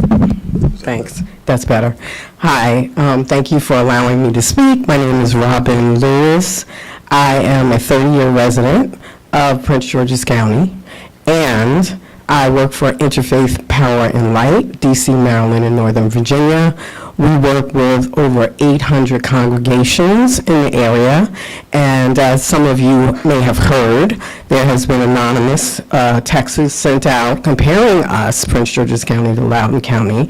I was blessed to be featured in a religious news services article in which I talked about the fact that the faith community, which I work with every day, is concerned, and most of them are residents in the area, and they feel the same way as the residents before that have spoken before. We focus on climate change, on environmental justice, and on other issues, including climate equity, green jobs, and other things like that. So we are supportive of the community. We believe that the community's voices need to be heard and listened to. We're very concerned about the environment. We know of all of the things that have been brought up. I'm not going to go over the environmental impacts, which you've all heard, but Prince George's County, as compared, and I do a lot of environmental justice studies, and I also work with a lot of people on this issue. Prince George's County is one of the areas that has what we call sacrifice zones, areas in which there's a lot of pollutants put in our communities, and a lot of it has been overlooked and has not been cleaned up. So we do not need another hyperscale data center or any consideration of a hyperscale data center in our community. And as someone mentioned, a comprehensive look, and this is not a comprehensive look, so I oppose LDR 155. I'm just like the planning committee and others have brought forth to you that evidence. I don't want to go into it, but thank you for the opportunity. Thank you. Thank you. Thank you. Can Your we- address, could you please return, please? Robin Lewis. I live in Bowie, Maryland. Interfaith Power and Light. I work for. Okay. And just to clarify, you were speaking "we." Are you speaking for yourself, or are you speaking authorized for some organization? I am speaking for myself and for the authorization because I am the Director of Climate Equity at Interfaith Power and Light. Thank you. All right. Sir?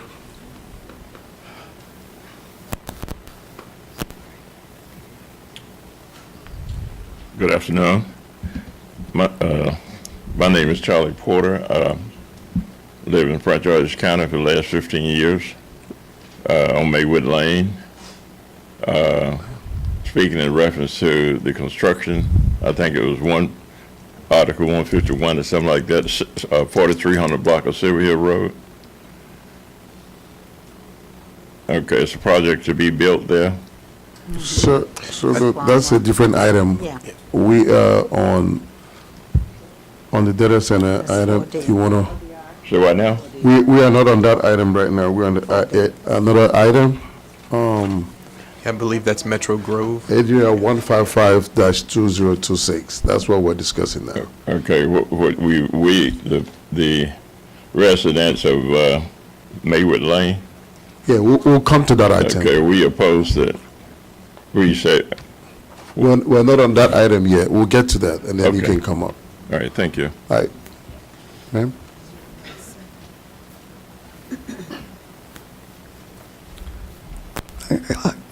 Thank you for giving me the chance to speak. My name is Janet Gingold. I'm a resident of Prince George's County since 1980, and I live in Upper Marlboro. I want to just register my own opposition to LD 155 2026 on the basis that we really need to not build more things that use more energy and make more greenhouse gas emissions. This is a moral issue that requires long-term planning by the planning board and lots of very smart people to figure out how best to have economic growth without poisoning our planet. It's a big job, and I'm counting on you guys. Thank you. Oppose it. Thank you. Is there any other person from the public? This will be, anybody online?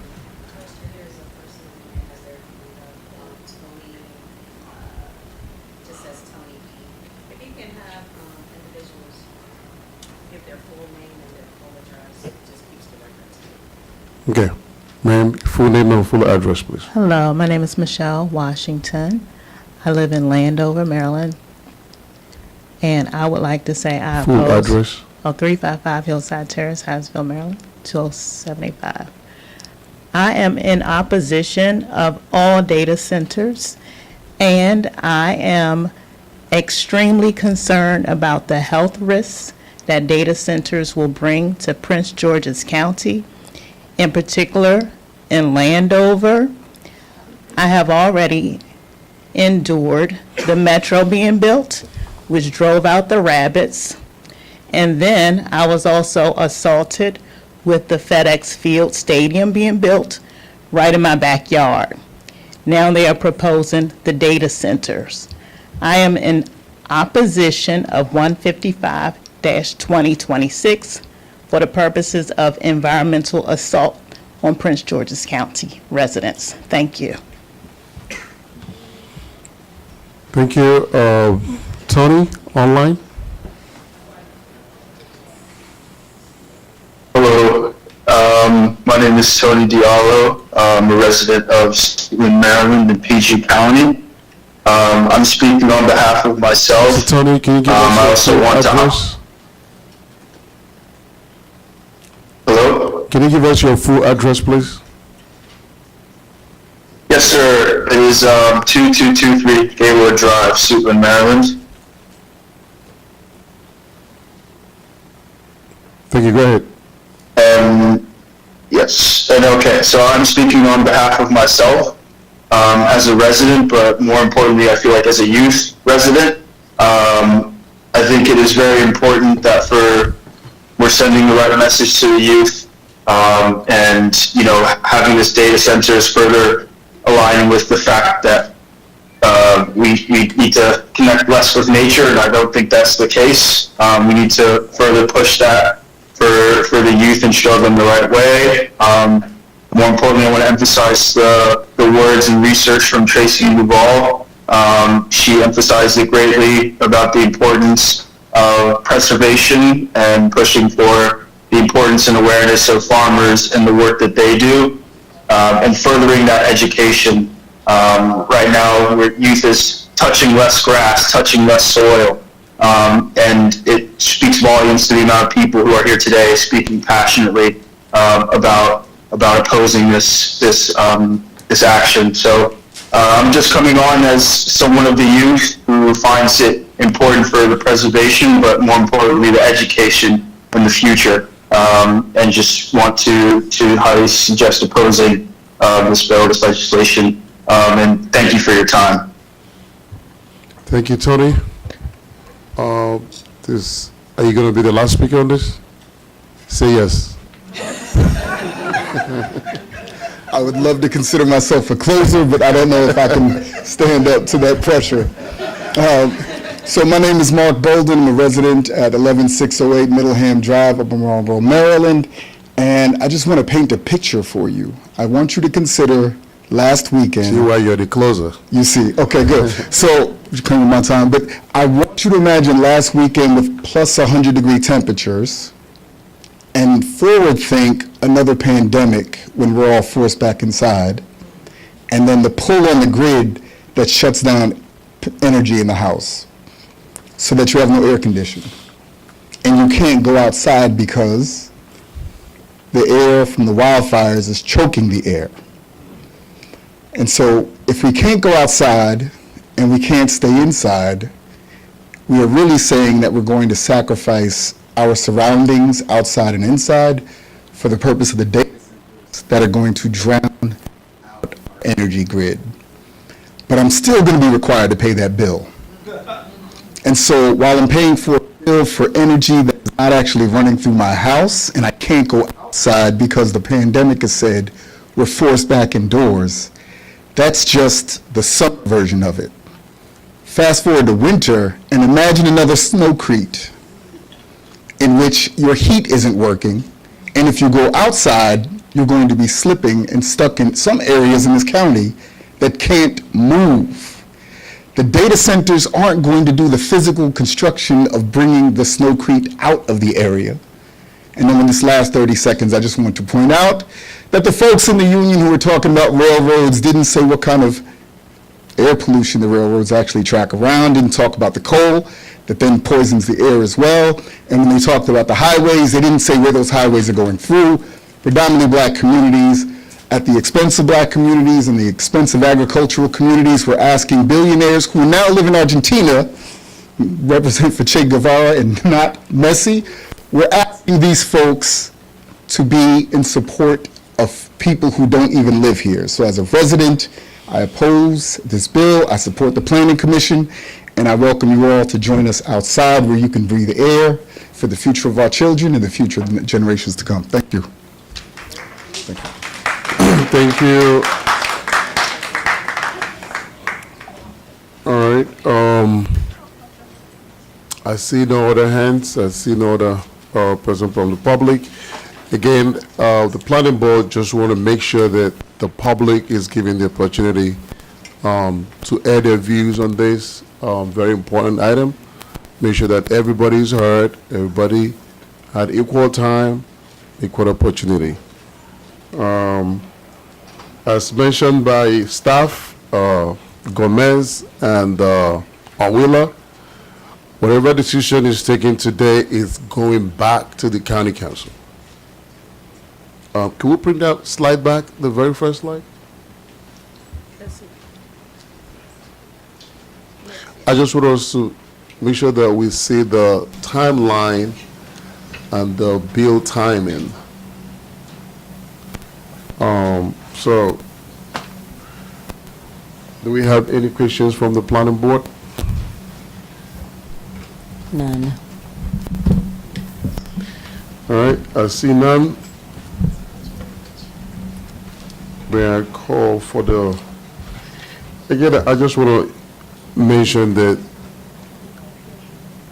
we've had a lot from the public, and I personally I've heard and listened to everybody, all the speakers, and the speakers that are opposing and the speakers that are for the data center. I don't know that personally that I have enough information to make a decision on this, or even ask the questions there is because of the lack of factual information. So on that, I'm going to ask, do we have any motion? Mr. Vice Chair, do you mind if we take a quick 5-minute recess to consult council? Okay. Okay. Thank you.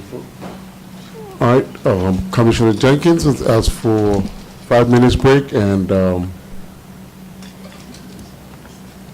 A second? We're fine. Okay.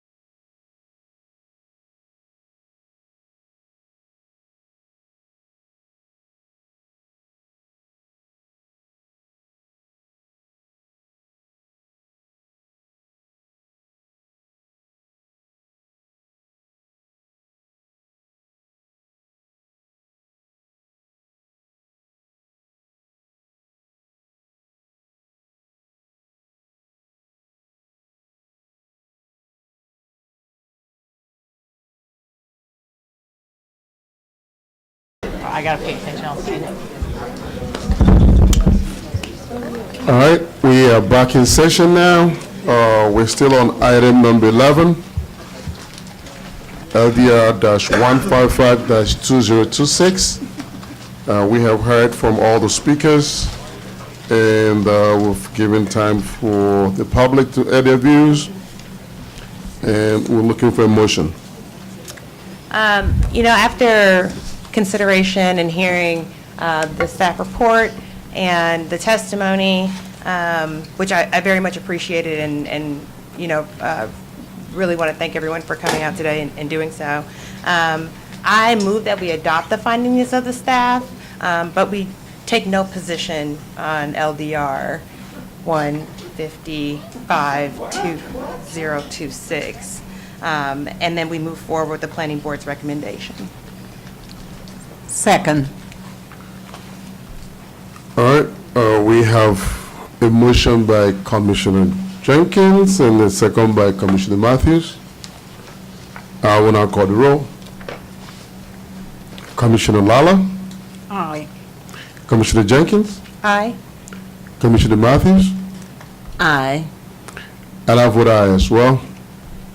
The ayes have it, and like we mentioned earlier, this idea will now move to the county council in accordance with the program as aligned. That's correct? That's correct. Right, next item on the agenda is item number 5, detailed site plan DET-2024-017, Metro Grove. We will now hear from staff who will present this item. May Hong. Good afternoon, Mr. Vice Chair and members of the Planning Board. For the record, I am Meng San with the Urban Design Section. Item number 5 is detailed site plan DET-2024-017 for Metro Grove. This detailed site plan is for development of 250 multifamily residential dwelling units in 3 buildings with associated infrastructure and amenities. The development consists of 2 phases. Phase 1 will include 2 buildings with 200 units, and Phase 2 will consist of 1 building with 50 dwelling units. The applicant has also requested alternative compliance from the requirements of Section 4.6 of the 2018 Prince George County Landscape Manual, buffering development from streets, as well as a reduction in minimum off-street parking requirements. The applicant has requested that the planning board not apply certain setback and height limitations in the neighborhood compatibility standards, because the Maryland Housing Expansion and Affordability Act, HEAA, preempts them with respect to this project. The HEAA intend to remove barriers to constructing affordable housing development near transit. Therefore, it prevents local jurisdictions from applying regulations like height, setback, bulk, parking, loading, and similar requirements that would act as a de facto denial of the affordable housing development. As analyzed in page 30 to 34 of staff report, staff agree that the neighborhood compatibility requirements for height and setback cannot apply to all 3 buildings proposed within this detailed site plan, as doing so would act as a de facto denial under the HEAA. As a matter of housekeeping, staff received the 4 applicant exhibits prior to Tuesday noon deadline. Applicant's Exhibit 1 outlines the revised conditions proposed by the applicant.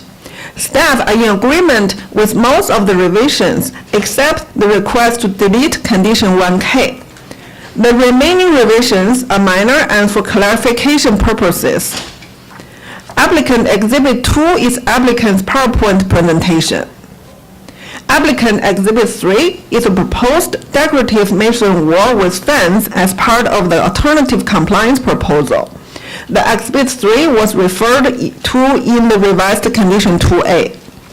Staff would like to point out that Exhibit 3 includes 3 pages illustrating the proposed design of the decorative wall and fence structure. The design on page 1 and 2 are inconsistent with the design on page 3. And page 3 represents the correct design, which staff also confirmed with the applicant. Applicant Exhibit 4 is a statement of justification with supporting letters to request deletion of Condition 1K. Staff's analysis of this request will be discussed later in this presentation. Staff also received opponent Exhibits 1 to 8 from citizens who live adjacent to the subject site. Opponent Exhibit 9 from Suitland Civic Association requests to defer action on the application, and also support Exhibit 1 from Coalition for Smarter Growth. The opponent exhibit expressed concerns on the safety and traffic congestion on Maywood Lane given its narrowness, traffic safety at the intersection of Silver Hill Road and Maywood Lane, inconsistency with adopted policies and Suitland's redevelopment vision, as well as needing greater consideration of the community input.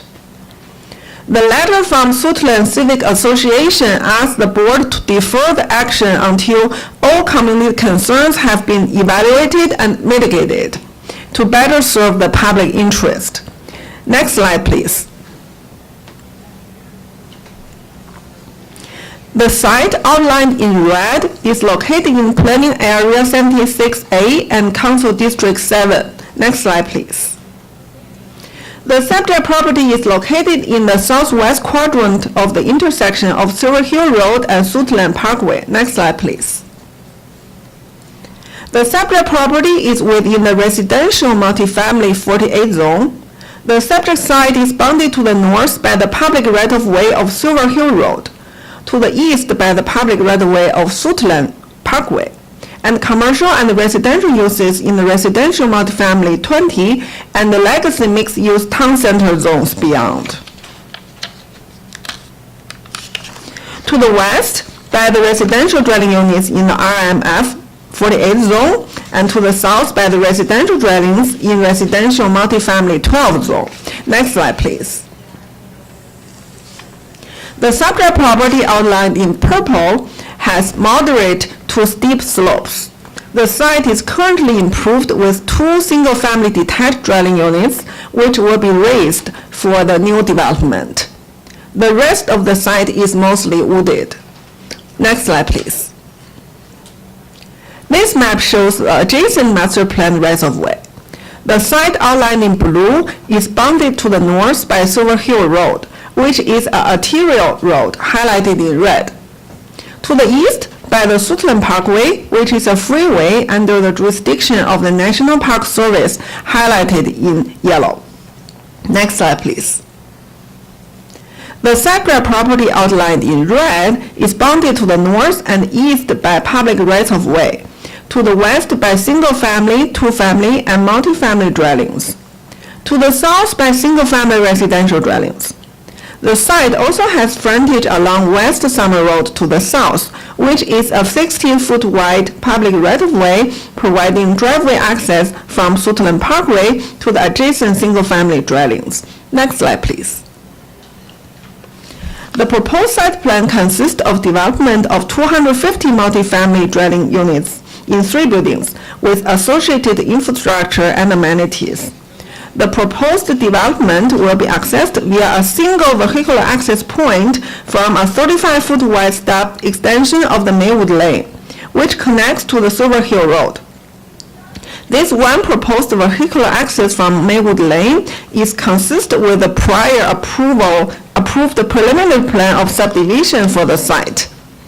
An internal driveway within the site will extend from Maywood Lane and provide access to the proposed multifamily buildings and parking lot. The provision of crosswalks and continuous sidewalks in front and around each building form the pedestrian circulation for the site. The Phase 1 development will include Building 1 and 2 and associated parking lot. Phase 2 development will include Building 3 with parking. Staff note that transportation adequacy was reviewed at the time of preliminary plan of subdivision, PPS 2024-031, via certificate of adequacy, ADQ 2024-063, both of which were approved earlier this year. The ADQ found that adequate transportation facility will exist to serve the proposed subdivision based on conditions of approval. As discussed in the staff report, page 11, the proposed development complies with applicable conditions of the preliminary plan of subdivision and certificate of adequacy.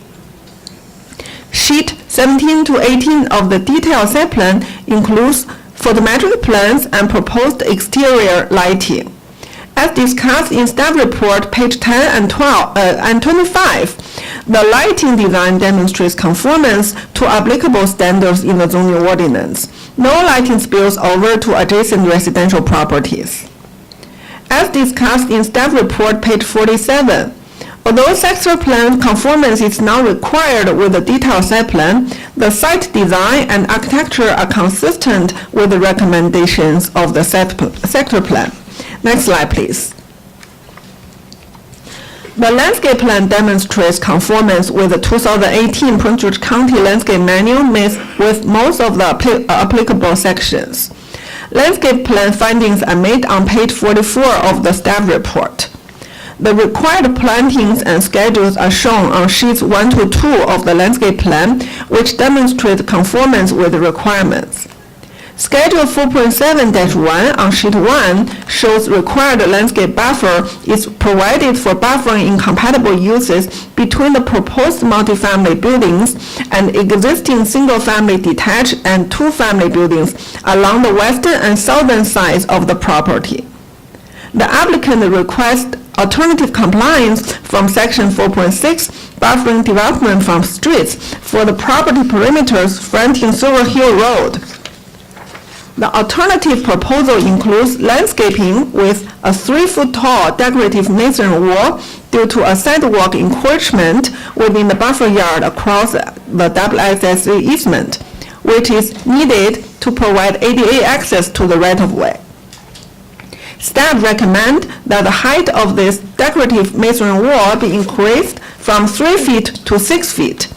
Once the 6-foot wall is provided, the requirement for plant materials and buffer width will be reduced by 50%. The proposed trees and buffer width will be exceeding the requirement. With the recommended revisions, that find the alternative proposal will be equally effective in fulfilling the intent and purpose of section 4.6 and recommend approval of the request. The landscape plan sheet 3 also shows the tree canopy coverage requirement will be met through on-site woodland preservation. Next slide, please. This slide shows type 2 tree conservation plan. Woodland conservation findings are made on page 46 of the staff report. Based on the proposed woodland clearing, the woodland conservation requirement is proposed to be met by on-site preservation, on-site afforestation, and off-site woodland conservation credits. Regarding regulated environmental features, as indicated in staff report page 12, staff find that the regulated features have been preserved and restored to the maximum extent possible. Next slide, please. This slide shows the required open space set-aside exhibit. The required 1.44 acres is met through natural features, active recreational areas, and squares. The required 0.22 acres of active recreational area is met through outdoor playground, cornhole court, and indoor recreational facilities. Next slide, please. This slide shows the architectural elevation for Building 1. Next slide, please. This slide shows the architectural renderings for Building 1. Next slide, please.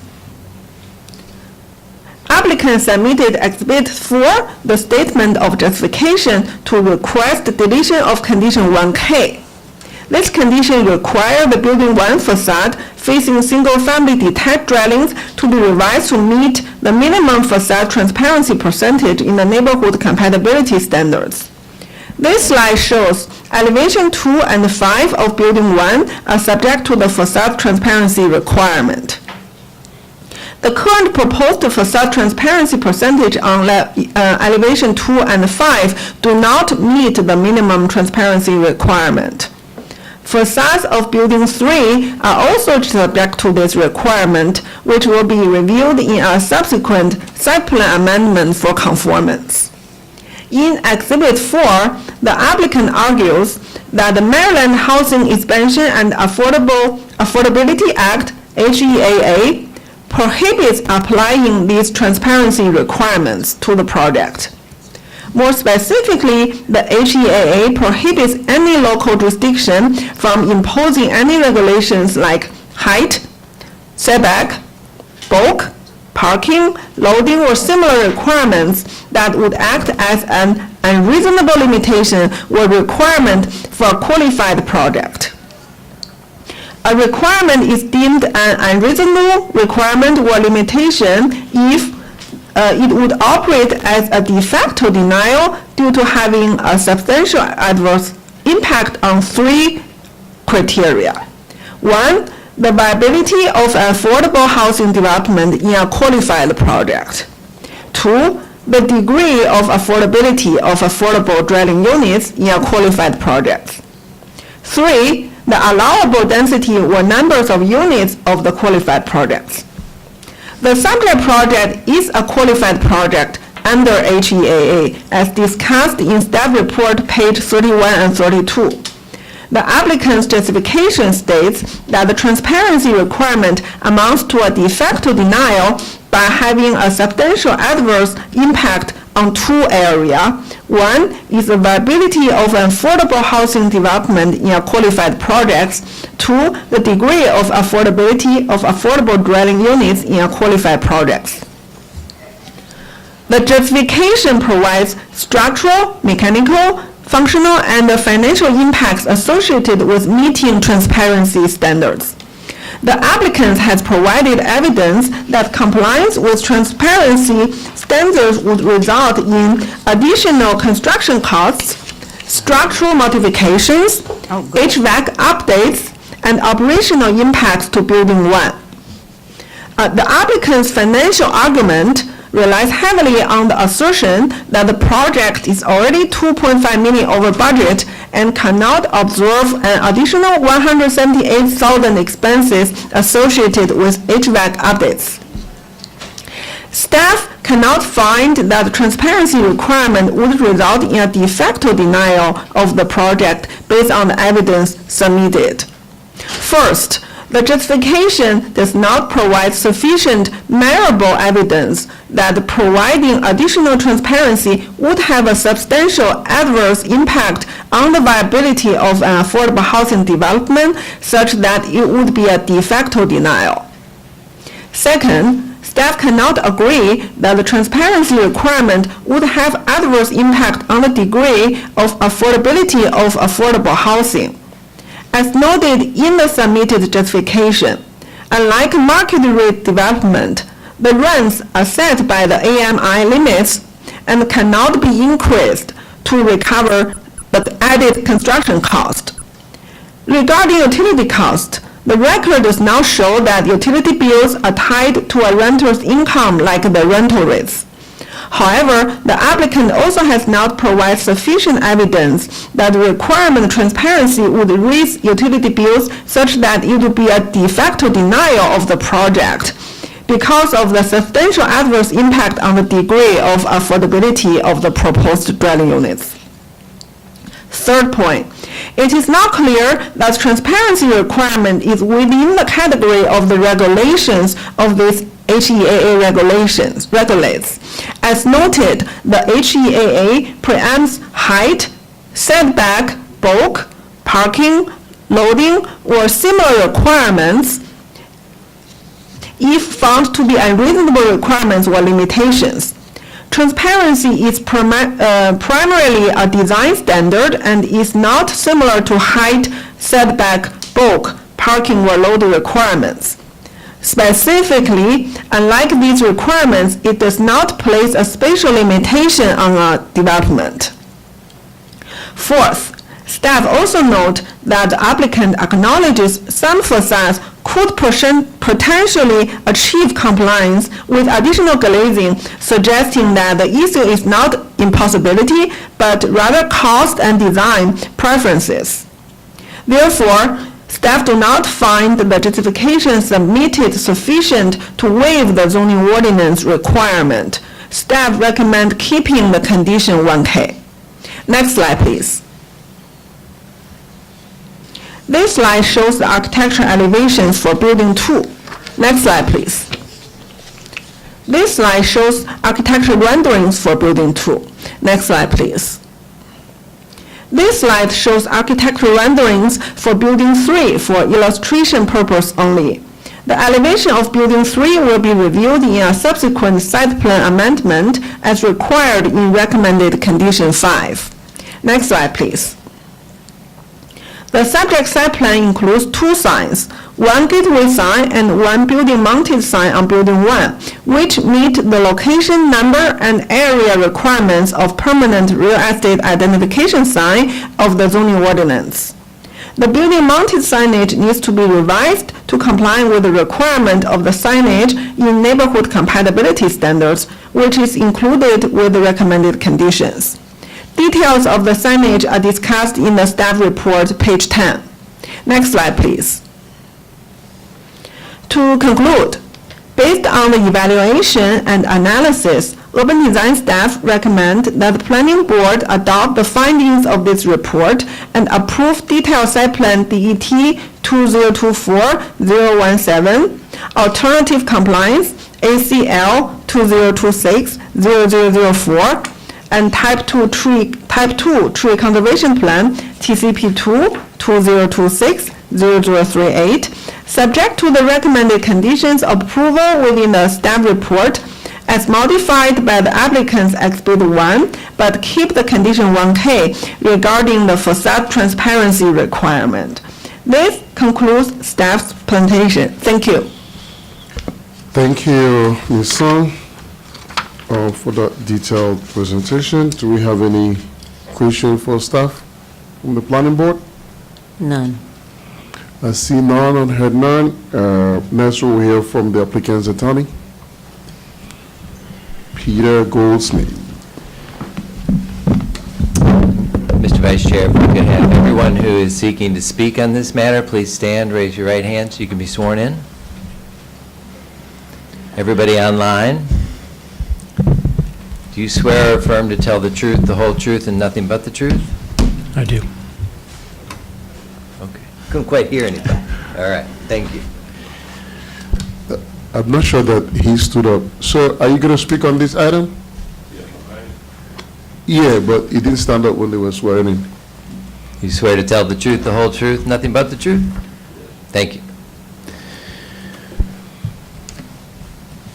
Right. Good afternoon, Mr. Vice Chair and members of the Planning Board. My name is Peter Goldsmith with the law firm Lurch, Early & Brewer, with offices in Bowie. I'm here on behalf of the applicants who are the owners of the properties that currently have the addresses of 4315 and 4319 Silver Hill Road.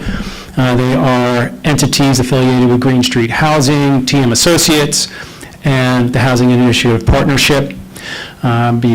Before we get into the business before the board, I want to acknowledge what I believe is Commissioner Lala's first planning board meeting and first development applications. Just congratulations on your appointment. I think the commission is very lucky to have you with all your vast government experience. And this is, I think, my first time appearing before Commissioner Jenkins and Matthews, although I believe I appeared before you at the joint public hearings. So I just want to let you all know that the commission has played a very important role in my own life. Grew up near a commission park, spent most of my childhood there, and one of my first summer jobs was at a commission recreational facility, and then much later in life, I served in the general counsel's office and got to work with some of your predecessors and a lot of the staff members in this room. So I know that being a planning commissioner is very complex. You get to try to absorb all this complicated material that's before you, but the commission's mission is very important to me, so if I can do anything to help you advance the commission's mission, please do not hesitate to reach out and ask me. But returning to the application before you, I have several members of our team. I'm going to ask them to wave as I introduce them. With Green Street Housing, with me, Joe Buckley, their Senior Development Manager. With the Housing Initiative Partnership, Stephanie Prestel, their Executive Director. With TM Associates, Don Muzio, their Vice President of Development. With ATCS, Luke Matania, and Pierre Tosi, our engineers. And then with us virtually is Mirabel Donahue with Grove Slade, who's our transportation consultant. I want to thank Dr. Sun for her work on this very, very complex project and for communicating with us throughout the lengthy review period. Although developing a multifamily building near a metro station on property zoned high-density residential should be pretty simple, this application is actually very technical and detailed, and we appreciate her attention to detail. And we are, as she mentioned, mostly in agreement with staff, except for the transparency requirements, which I will address. But your staff has spent many, many hours on calls with us to make sure that we've reached this point. I'm going to ask Mr. Flanagan, he's already, I think he's got it queued up, to pull up our PowerPoint presentation. I'll wait for him to pull it up.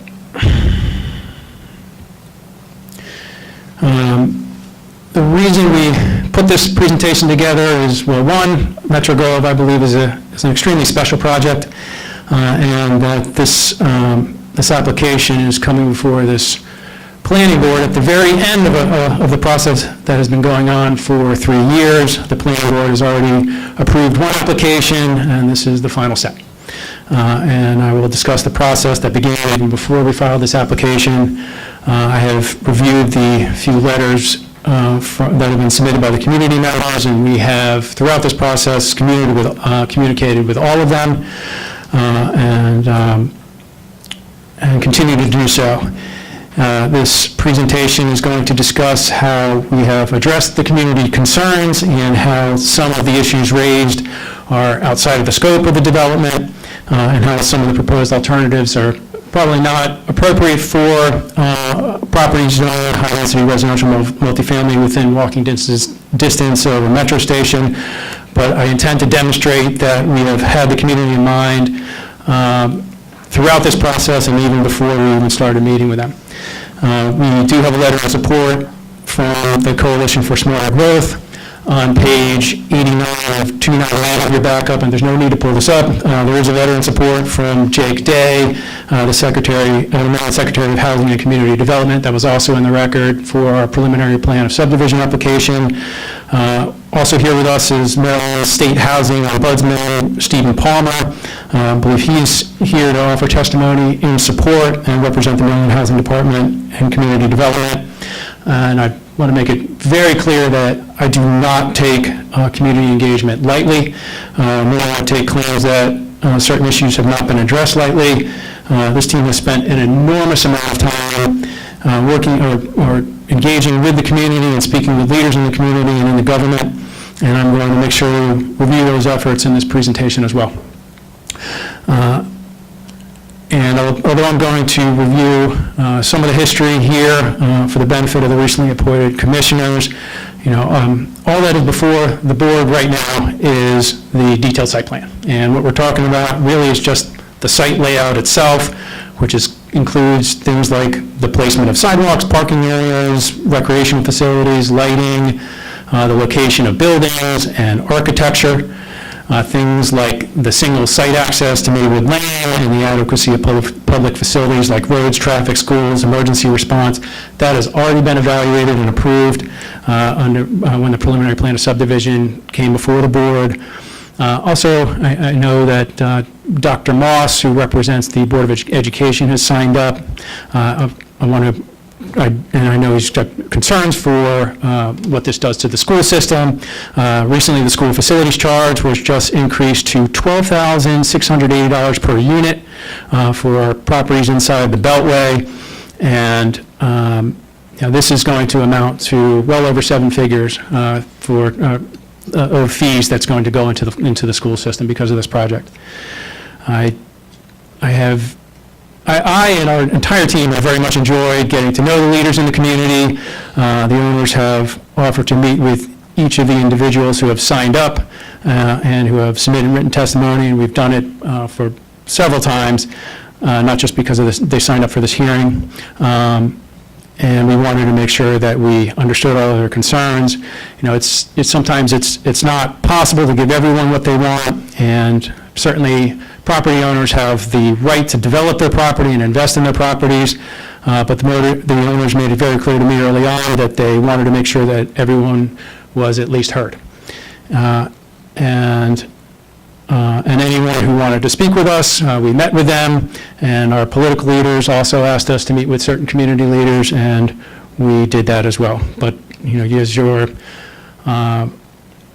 legal counsel will rightly advise you that zoning in Maryland is not a plebiscite, meaning that a decision can't be based on a vote of community members, and a decision on a detailed site plan is based on whether a project meets all the numerous legal standards in the zoning ordinance. And there is, as you can see, the size of the record here, there's more than substantial evidence in the record set forth in the hundreds and hundreds of pages of justification statements and plans, along with a technical staff report that demonstrate that this project meets those standards. Next slide, please. One more slide. Thank you, Mr. Flanagan.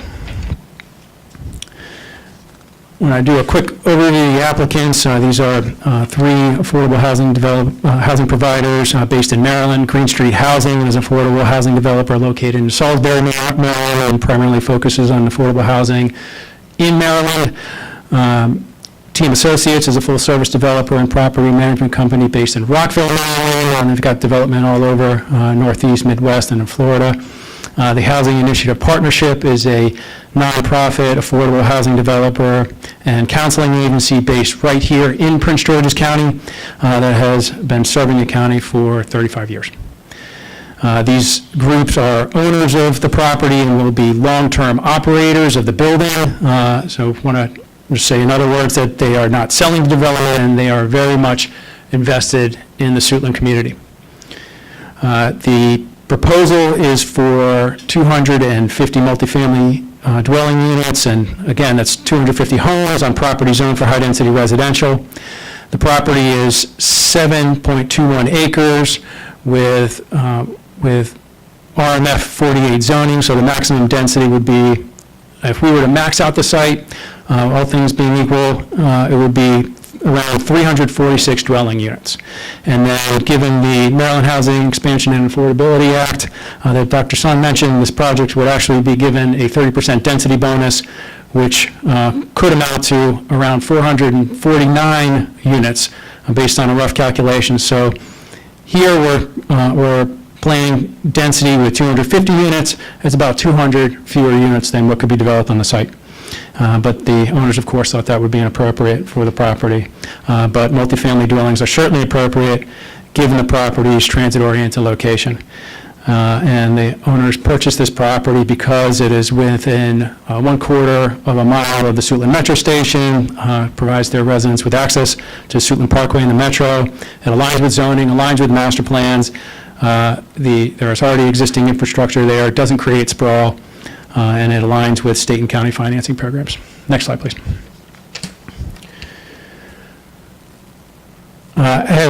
In speaking with the community members, I've found that there is a misconception about what affordable housing actually is. In the Suitland Civic Association's letter, it asked the board to consider whether this proposal advances a balanced housing strategy. And while a housing strategy is not within the board's authority, and all that before the board right now is the site layout and the architecture, I still want to address that comment. Metro Grove does advance the goal of serving a range of housing. It's not concentrated affordable housing for any particular income group. This is going to be a mixed income community that serves a spectrum of income levels. There's actually 63% of the homes in Phase 1, within the first 200 units, are going to serve households that earn $75,000 to $105,000. And so we are talking about teachers, social workers, nurses, firefighters. This is this is workforce housing. And I know, again, Dr. Moss, who represents the Board of Education, has signed up. I'm not sure if he's online, but I think he would be excited to hear that this is providing housing opportunities for teachers. There are also programs there's going to be 5 units for people who were formerly homeless, and 4 units for youths aging out of foster care. So it's an opportunity to integrate those folks in this community and help elevate those people as well. I think it's going to be a great place for people who are commuting to work. We went and met with folks at last year's National Night Out in Suitland, ended up speaking with some of the police officers. Some of the police officers actually spoke to us and said that they were interested in the community because they can't afford housing, but they would likely qualify for the programs here. And so these people are going to have an opportunity to live in very beautiful buildings at a prominent location in Suitland that is certainly going to continue to be redeveloped. The Suitland Civic Association also mentions the recently created Suitland Development Authority, which has been designed to coordinate neighborhood revitalization and not isolated development decisions. But this is not an isolated development decision. It is captured in the master plan and as an opportunity for multifamily housing. The Suitland Civic Association also mentions that they want to see neighborhood serving retail, quality restaurants, grocery options, commercial investment, expanded home ownership opportunities, public gathering spaces, mixed-use development that strengthen the economy. And we recognize that this is change in the community, and we recognize the civic associations and really everyone's desire for diverse development in the area. But retailers and other commercial developers need to see that there are consumers there before they invest in the community. And due to the site's constraints, which I'll discuss, this site was really never meant for retail. It was meant for multifamily housing. But having new housing here, I think will certainly make the case for new retail and new commercial development in Suitland. Next slide, please.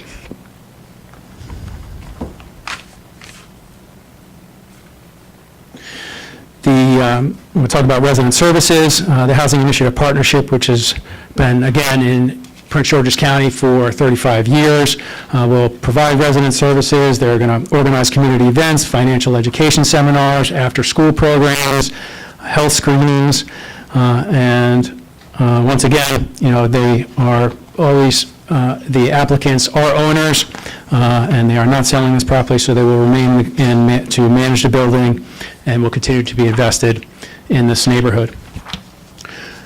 Next slide, please.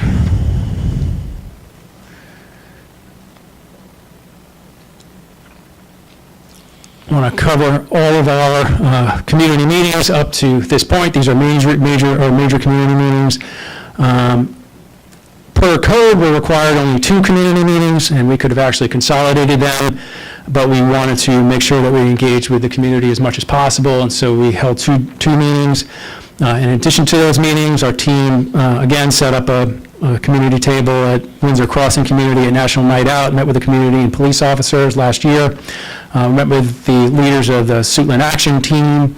We invited County Council Chair Oriata to meet us at the site and walk the neighborhood, and we wanted to make sure that we understood her concerns, the community's concerns, and make sure that we shared our ideas with her and tried to explain and discuss some of the constraints of the site, and she was very gracious enough to meet us on a hot day and give us an hour of her time to do that. She asked us to meet with the Suitland Civic Association, which we did, and we met with them at the Suitland Road Church of Christ in the basement, and we had what I thought was an extremely productive meeting. Delegate Tolles requested a meeting with us, and so we drove out to Annapolis on a very rainy day during session to brief the delegate. And because time had passed since February's planning board meeting, we held one more community meeting, voluntary community meeting in May, right before this application was submitted, and that was the last time that anybody would have an opportunity to talk to us and possibly contribute to this project, so we wanted to do that before the application was accepted. We have also contacted for that meeting, we reached out to everyone who had come to our meetings, reached out to Dr. Patrick, Dr. Moss, Ms. Carter, and Ms. Pringle, everybody who had submitted testimony, invited them to the meeting. We also invited the Planning Department's Suitland Cultural Arts Implementation Strategy team to present and give information about their projects. And we thought that was very successful. But going forward, we're going to continue to meet with the community, and the owners are very, very much committed to continuing our community engagement. Next slide, please. The owners are, again, very committed to making this development look nice.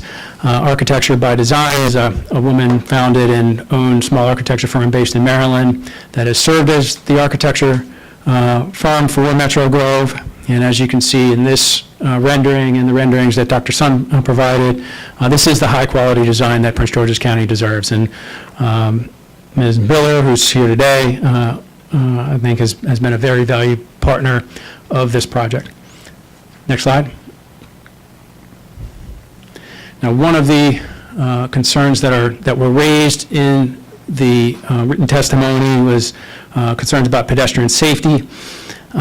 We certainly cannot fix everything in this area as it is still transforming, but as part of the certification for adequacy, which was already approved as part of the subdivision process, the owners will be required to install improvements around the community to enhance safe pedestrian access and multimodal transportation. They're going to add a bus shelter on the corner of Maywood and Suitland Parkway also, so people don't have to wait on the rain for a bus. And I think this is going to make it a little safer for people to get around, get to the metro station and get around the neighborhood.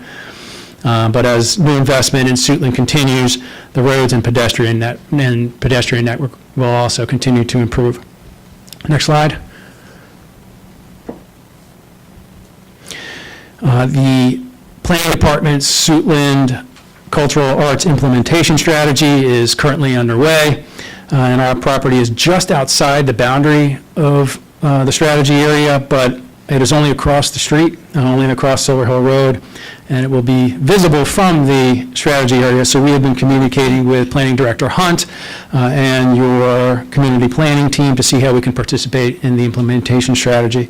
And when they came and presented at one of our community meetings, they really did a fabulous job, and I think the community was extremely interested in all the projects that they're doing around the area. Next slide, please.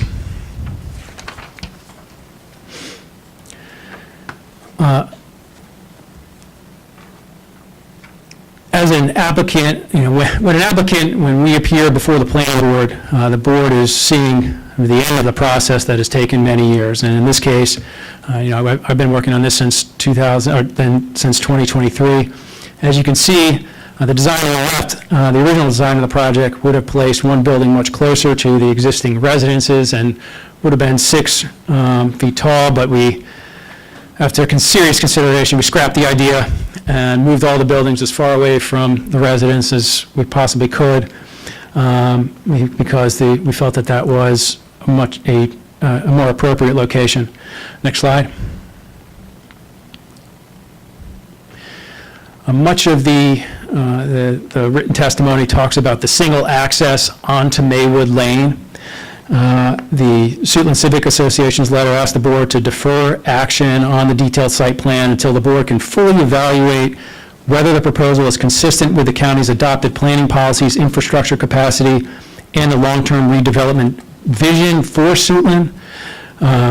But the board did that during the subdivision review. That's when it evaluates conformance with the master plan and evaluates whether infrastructure is adequate to serve the new subdivision. And the master plan and general plan are very, very clear that high-density residential development is appropriate for the site because of its location to the Suitland Metro Station.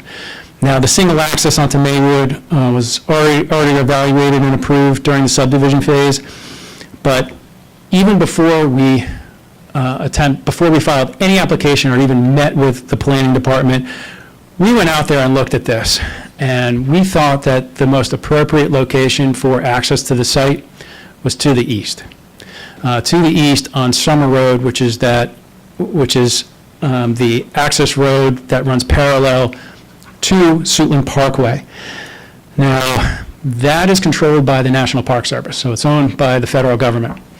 And we spent almost a year trying to get a decision from the National Park Service to see if they would allow us to have an access on that road instead of having traffic go through Maywood Lane. We even reached out to Congressman Ivey, who was gracious enough to write a letter to the National Park Service to make sure that they seriously consider that access, but ultimately it was denied. The State Highway Administration denied access to the north because the access would have been too close to the ramp and too close to Maywood Lane. So ultimately, the only access that was available was onto Maywood Lane. And our attempts to obtain that access was shared with the community at multiple community meetings.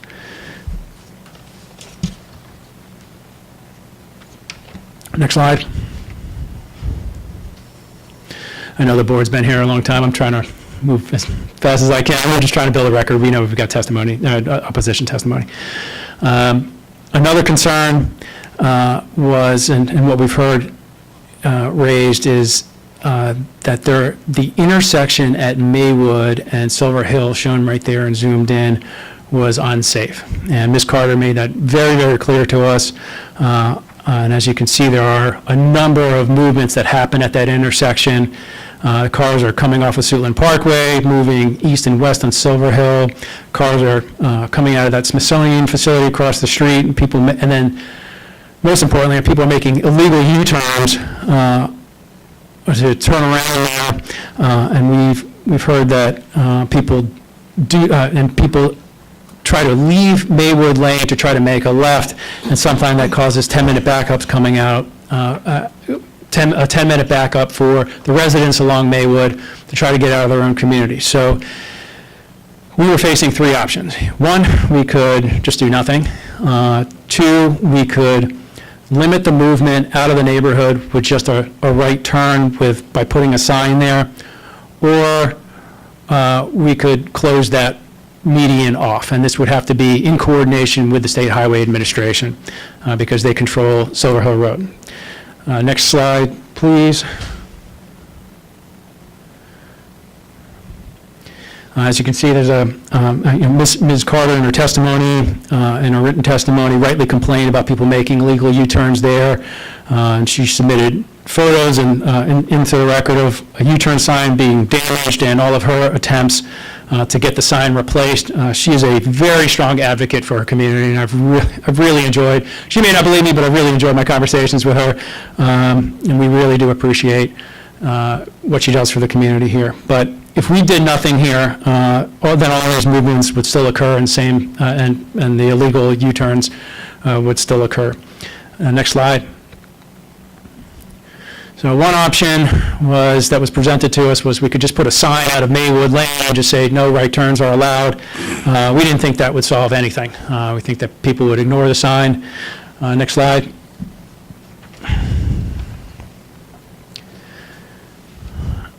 And what SHA prefers is to actually close the median. And so that would make the illegal U-turns and all of those movements impossible.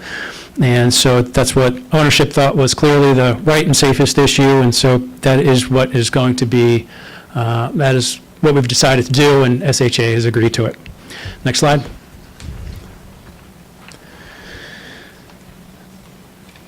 We also heard general complaints that there's a lot of speeding on Silver Hill Road, and I've stood out there and walked along that, I see the commissioner nodding, I've stood out there and walked along that road, and I've seen it myself. As you saw in the email Ms. Carter submitted and in conversations with me, she's tried to get SHA to actually install a traffic light at Maywood and Silver Hill Road, but SHA, it's my understanding that they determined that there's not enough traffic volume to warrant a traffic light at Maywood. So one solution that we are exploring is a connection between Maywood Lane and Terrace Drive to try to advocate for that connection and for a traffic light at the intersection, because right now where that square is, that's not connected. Those neighborhoods don't connect. But this is a major, major wish.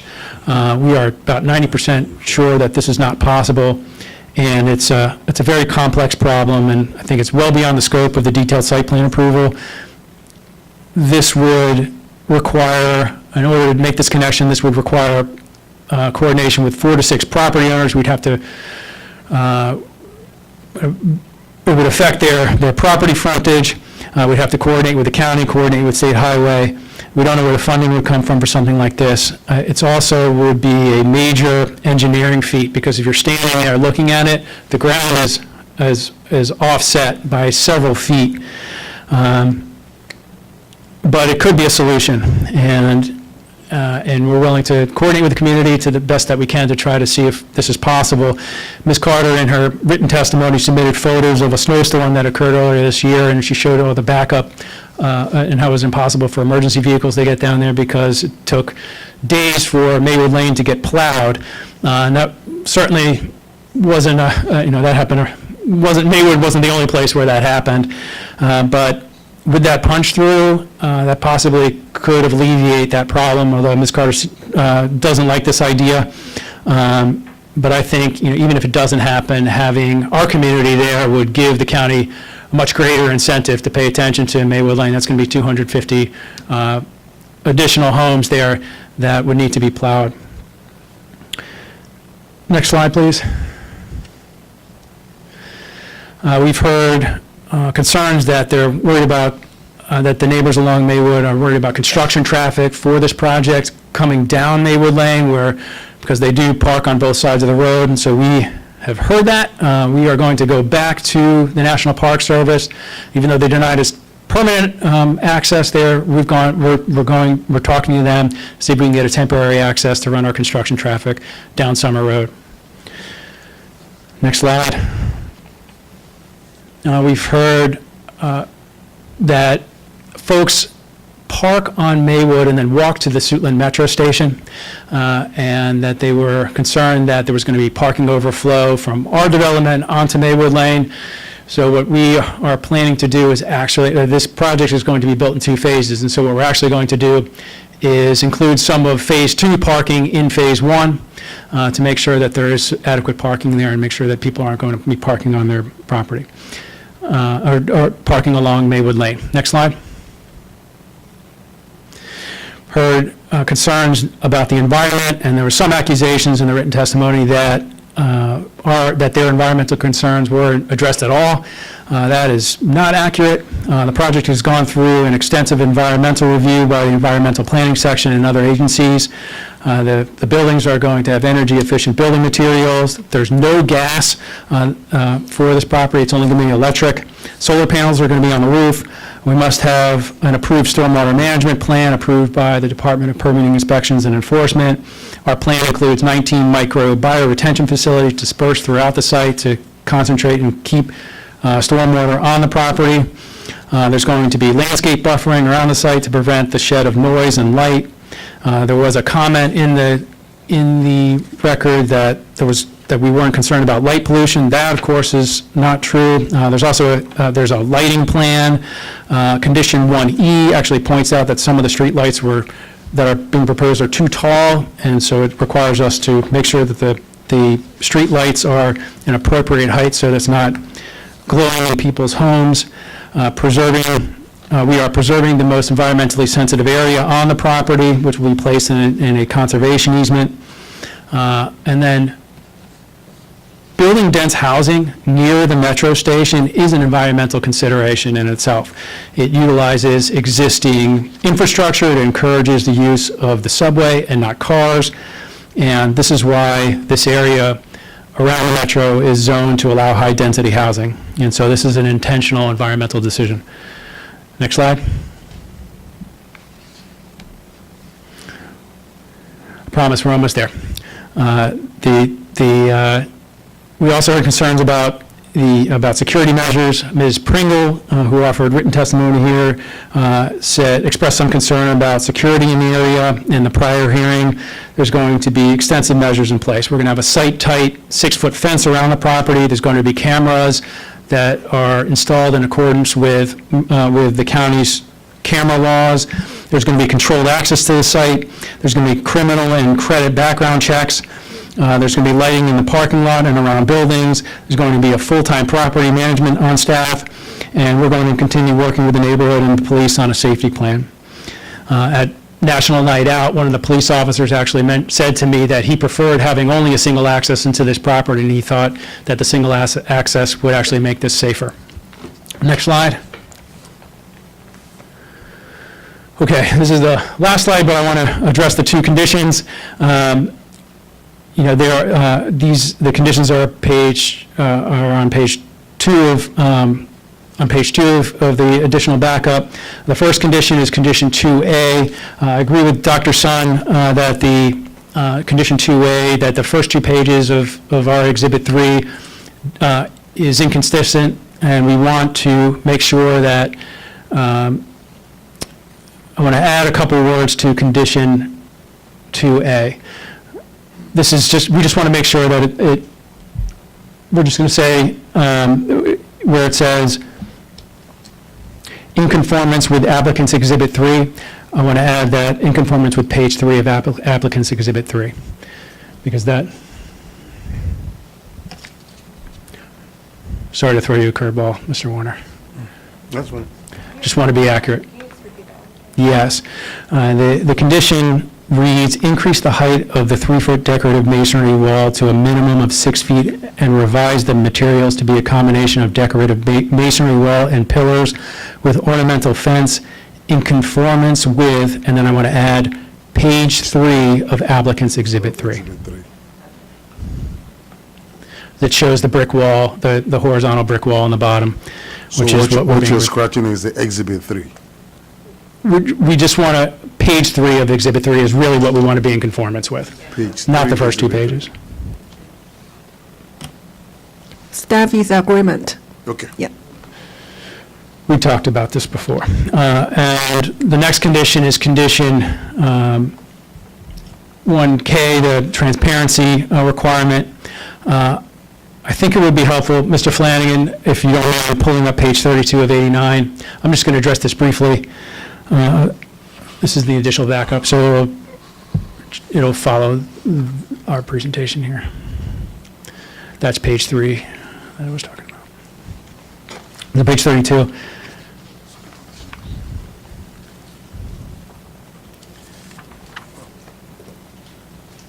If you don't mind scrolling up just a little bit to show the key. Right there, perfect. The key shows, this is an image of Building 1, and Building 1 is the northernmost building. Where it says 5 to the left, that short end is actually the closest part of the project to the neighborhood along Maywood. The transparency requirements in section 2761203D requires 35% transparency on the first floor and 20% transparency on the upper floor. So what that means is you have to have 35% windows on the first floor and 20% windows. And so as shown, this is on this facade, it's 28% on the first floor, and above the first floors are 20%. So above the first floor, we're in compliance. Below the first floor, we're still below the window threshold for the transparency requirement. But note the playground there, and note that there are first floor units on this building. If you don't mind scrolling to the next page, Mr. Flanagan. This is the side of the building closest to the neighborhood on Maywood. This currently has 13% transparency on the first floor and 9% on floors 2 and 4 and 10% on the fifth floor. Now the blank wall is a stairwell and it's in that location because of the fire code, and it's made of concrete masonry units, so concrete blocks. And the building is wood framed. and this concrete stairwell is acting as bracing for the building. If you don't mind scrolling to the next page, you can see these calculations here, how we're not in compliance. If you don't mind scrolling to the next page. Now we are attempting here, if we did try to attempt to comply with transparency, we would have to put windows in that concrete stairwell. If you don't mind scrolling to the next page. You can see that these windows will also conflict with the community room, with mechanical rooms, and then again with the concrete stairwell, which we believe is going to compromise the integrity of the building. We'll have to change some of the wood framing to steel. And as discussed in some of the letters from the architect and the mechanical engineer, adding additional windows would require changing some of the wood, again, to steel and having to upgrade the HVAC system. This would force the owner to spend an additional ballpark figure of $178,000, which is an estimate by the general contractor that's in the record.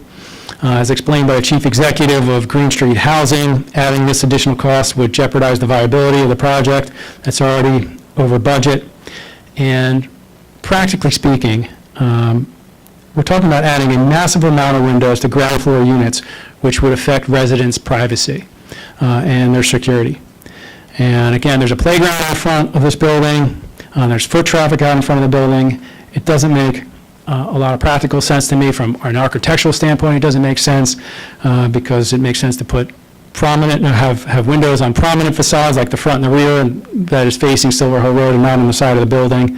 And I still strongly believe that there is a legal mechanism in place for the board to find that the transparency requirements don't apply. And that is, again, the Maryland Housing Expansion and Affordability Act. The HEAA, as Dr. Sun explained, applies to any local regulation that imposes an unreasonable limitation or requirement on a qualified project, and this is a qualified project.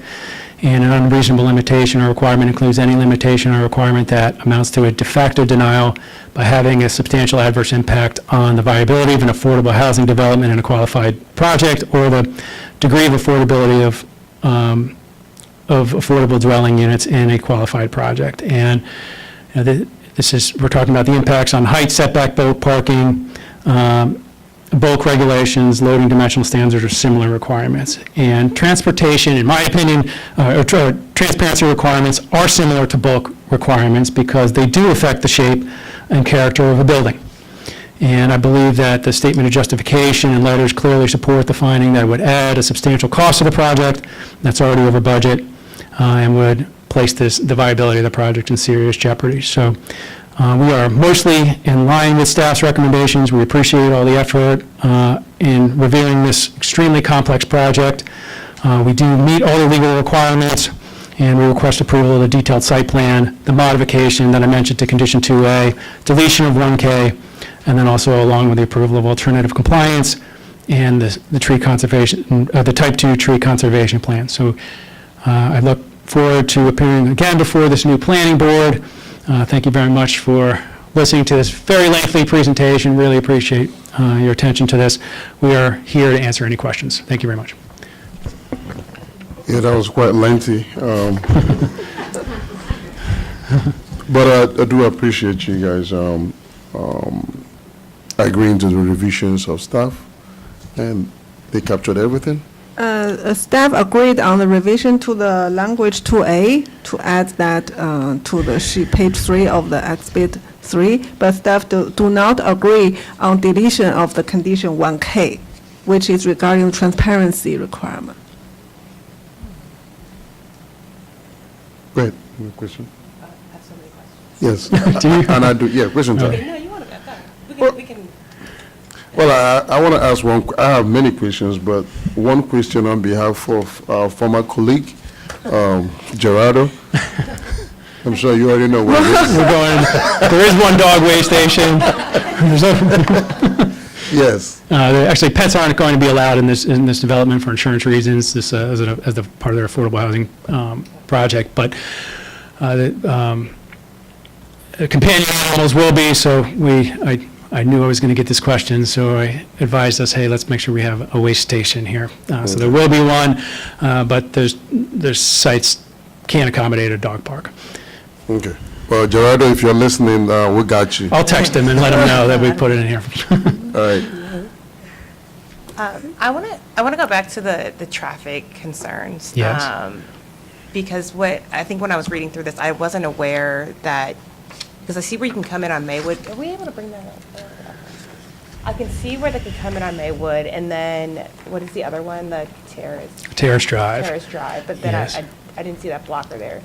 So, given that this is going to be an increased population in the area, you're saying at that point, they could consider a stoplight on Maywood and Silver Hill, but right now, it's No, not we done, still don't, they still won't put it there. even with the, okay. Yeah. And this is, I mean, this was already approved and evaluated during the preliminary plan of subdivision, and Yeah, and so. and- but I did, Yeah. I did bring it up. I brought up a lot of things. Yes, I did. Yeah, I get it. Just, And then I think the other concern that I have too, just like since we're on traffic and sort of cars, and you mentioned that there are several, there's a lot of folks that park in that neighborhood and then walk to the metro. people who don't live there. People who don't live Yes. there, and so are we, and I'm thinking about the safety of the residents that live there, can we anticipate, or is there going to be measures in place to keep those same individuals, or if not more, from parking in that parking lot of the complex? Yeah, so there's going to be controlled access. Controlled access, okay, great. Okay, then wait, I had another question. Oh, sorry, you can go ahead. Okay. I can Go ahead. pass it. I want to ask about the income range, the Yes. 63%. Yes. That's the one for the school teachers and policemen and all of that. I know that's a great need for that. So is that a state, federal, what is that, 63%? This is their, this is Whose is that? area median income for the area. This is the, this is all part of the tax, in order to get tax credits. I mean, this is not part of the detailed site plan Right. approval, but this is part of the tax Is credit this a program. HUD property? What is this? No, this is in coordination with Maryland Department of Housing and Community Development and Prince George's Department of Housing and Community Development. Okay. So the 63% would be 75,000 upward, is that right? Yeah, I have a chart in front of me. I mean, this is not finalized, but I have a chart in front of me. But yes, we've got 60% ARA is 74,760 to 103,650.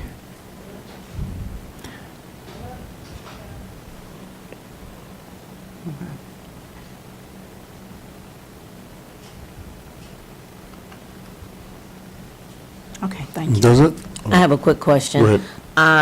In reference to the pedestrian bicycles, have you made a connection with that? Because I know we want to be healthier and have those communities as well. Sure, there's going to be sidewalk installation inside our community, and I showed all the crosswalks that are going to be installed, that was already approved. It's a little, we were required to put shared road signs or markings on Silver Hill Road. As a cyclist myself, I don't think I would cycle right now on Silver Hill Road, but I think as the area gets developed, I think Yes. that infrastructure will hopefully Definitely take get place. there. I mean, there's going to be a lot of bike parking on our property, Yes. internal bike parking. I hope one day that it'll get there, and I think it will as this project, as the community, as redevelopment continues to happen in Suitland. Go ahead. Okay, the other question that I had was, I think it was from Building 1, the one where you had the stairwell that you were discussing. Yes, Is there another stairwell in that building? on the other side of the building. Okay, and does that stairwell also have limited windows, or that Yes, side? but it's not subject to transparency requirements because it's facing Suitland Parkway. Okay, okay. Any other question? None. All right. My last question is, if you get approved, we have had issues where we don't see shovel on the ground. When do you anticipate that we'll see shovel on the ground? I would love to have it as quickly as possible. But what? I mean, it all depends on permitting, and, I don't know. Our target's March. Okay. March of 2027. 2027? Because if you leave March, it could be March of 2030. No, we're going to do what we can. Right. All right, we'll now take the testimonies from those who have signed up to speak on this item. Joe Buckley? I'll stand up here. He's with us. Okay. Just everybody who's in favor is with us, except Right, so Mr. just- Palmer is, I think, has testimony himself. So we just go down to propose? Except Mr. Palmer, though, I think he does want to speak. Okay, Mr. Palmer.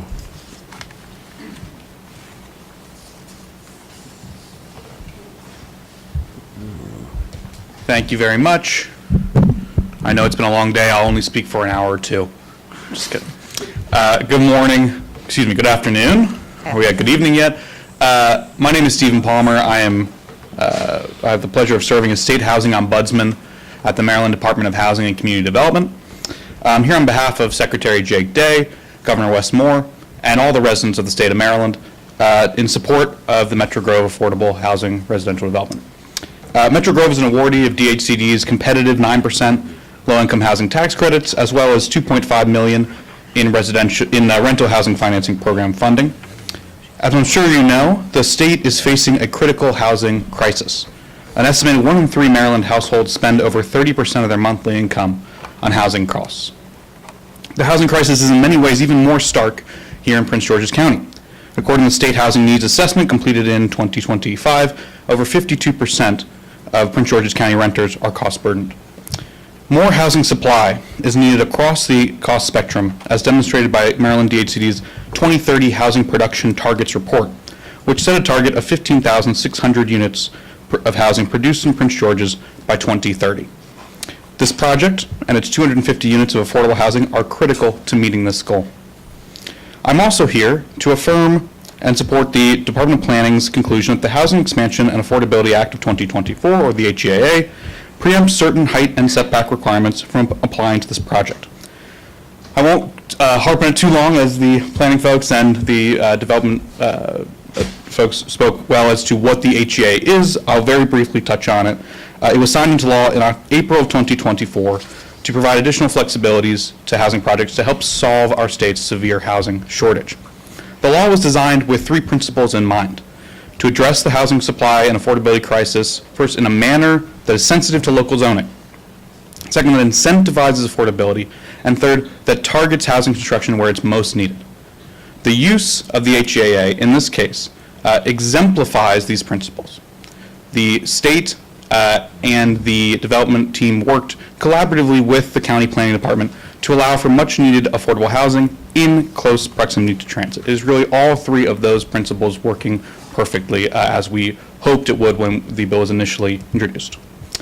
Like was discussed, the HEAA creates 3 categories of qualified projects: nonprofit projects, projects on a formerly government-owned campus, and projects near rail stations. And it grants to those qualified projects various statutory benefits. Those include an increase in the project allowable density, not being used in this case, and a limit on unreasonable limitations or requirements that would amount to a de facto denial of the project by having a substantial adverse impact on the viability of the project's affordable housing development, the degree of affordability of the project, of the units, or the allowable number of units. In waiving the height and setback requirements here, the planning department has appropriately applied HEAA. Metro Grove meets all the requirements as a qualified project near a rail station, new construction, within 3/4 of a mile of a rail station, and it contains well above the required 15% committed affordable units. And given the status, the Planning Department correctly concluded that Metro Grove is entitled to the HGA's statutory benefits, and in waiving the setback and height requirements as unreasonable limitations under HGAA, saves the project, frankly, from losing a huge amount of its density if it could even remain viable. That was precisely the hope of the HGA when it was initially drafted and passed, and I'm glad to see it being used to preserve this much-needed affordable housing. So the Maryland Department of Housing and Community Development commends the Planning Department in Prince George's. I want to say thank you to Director Hunt, to Sherry, and the entire team over at the Planning Department for working collaboratively with the state on this project, not only in financing the development, but in the planning and entitlement process as well. The county's partnership in this project will go a long way towards addressing the housing affordability crisis that Marylanders face today. Thank you for the opportunity to testify. Happy to answer any questions. Thank you. Do we have any questions for him? No. Thank you. None. Do we have Delegate Tolles here? Karen Tolles? She's not here. She's not here. Okay. And Delegate, you're not online? Yes, can you hear me? Yes. You can hear me okay? Yes, ma'am. Okay, wonderful. Thank you so much for the opportunity to present. Can you hear me? Yes, ma'am. We can hear you. Okay. I am, again, well, Mr. Vice Chair, Madam Commissioner Gloria Gary Lawler, Ms. Matthews, and Ms. Jenkins, thank you so much for having me. I am Delegate Karen Tolles, who represents the community, and I am also a former council member for District 7, where I decided on projects like this as a district council member. And I was there for 8 years. So I've spent nearly 15 years as an elected official fighting for the viability of the student community. And I would tell you, this is one of the most egregious and disrespectful projects presented to the community I've ever seen. The applicants are trying to basically put a square peg in a round hole. The community strongly opposes this project, and they have contacted me nearly 2 years ago about this and asked me to meet with the individuals, which I was able to do only this year in Annapolis. And I did address my concerns, and they have not changed. The applicant indicated a qualified project. This project is basically, as I indicated, egregious. It's using a policy of Center for Good to build walkable and safe communities, but it is not doing that. Instead, applicants on a sliver of land and decided to pay a great deal of money to buy houses so they could take advantage of building around the metro station. But it's against the spirit of developing communities. I want to add, I appreciate Secretary Stephanie Lever. I have indicated to the agency 2 to 3 years, 2 years ago that I did not want any funds to be used for this project. And so I met with the Secretary since then. I am the elected official for this area, not the Secretary. So to make that clear, that I'm one that the community holds accountable, so much so, I recently, during campaign, I was asked about this project from the community who was directly impacted. When we met, we indicated, tax credit. At that time, I told Commissioner Lawler's point, the income for Midland is, the median income is about $103,000. So the individual would need to make $61,000, and that's only 60%, and that's also fixed in with report income. Individuals lower than that 60% threshold as well. So somebody can make $40,000, and it could be considered a lower income, so they can live there. The Park Service is acting because it's too close to the parkway. I have been out in the community. It is not a safe location. Instead, it focuses on the ingress and egress of an existing community. Therefore, it impacts the safety, health, and welfare of existing residents, which gives you the ability to deny this project. And I can assure you, applicants, that the teachers, nurses, and firefighters want to have affordable home ownership, not affordable renting. So and also the police officers are not going to live there as well. Again, folks want affordable home ownership, and I've spoken with teachers about this on several occasions. And I will say this, in closing, the site, as it is right now, without this egregious building sprawl, will preserve the trees and the shade that currently exists. It is not just about energy efficiency, it's about the reduction of the shade that will happen as the project moves forward. It's about the increased surface parking, which is in minority communities, increases the heat, the higher temperatures. Minority communities, because of surface parking, has the ability to ultimately have higher temperatures, which is why you see the heat index a lot higher in these areas. The traffic on Silver Hill Road is already horrible. It interrupts, that traffic pattern that's already backed up. And I will say, this in closing, I think it's some work. I'm willing to work with the applicant. I cannot take policy at the state level that is meant to build up communities and just put it any and everywhere. The county has already invested $90 million in home ownership in that community, and we've invested in senior housing, which is really important, not lower income housing that will cause more traffic in that existing community. Have to respect the existing members in that community. With that, again, this impacts the safety, health, and welfare of the community in this area. Thank you so much for allowing me to speak for you, for your assistance with getting me in today. It is an honor to represent the people of District 25, and so again, I thank you for the opportunity. Thank you. Thank you, Delegate Tolles. Do we have Felton Moss?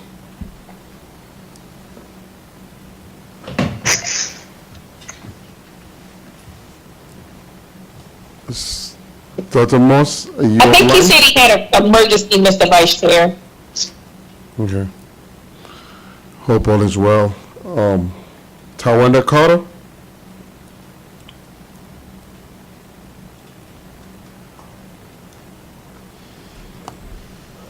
Tawanda Carter?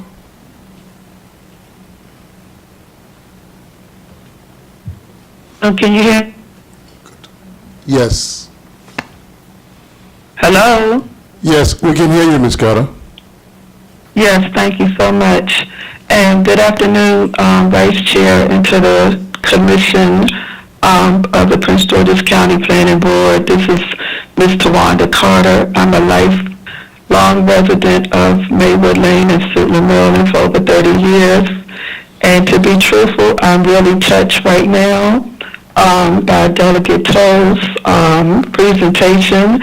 We have worked together for many, many years, as she stated, when she was the county council over our District 7. And I have been, she has followed many of the concerns that we had as constituents with the residential parking that she helped us to get on Maywood Lane with the traffic and the fact that we did try to get a light there. This goes back decades ago to the 1990s. So to the Delegate Tolles, thank you so much for hearing us and our concerns.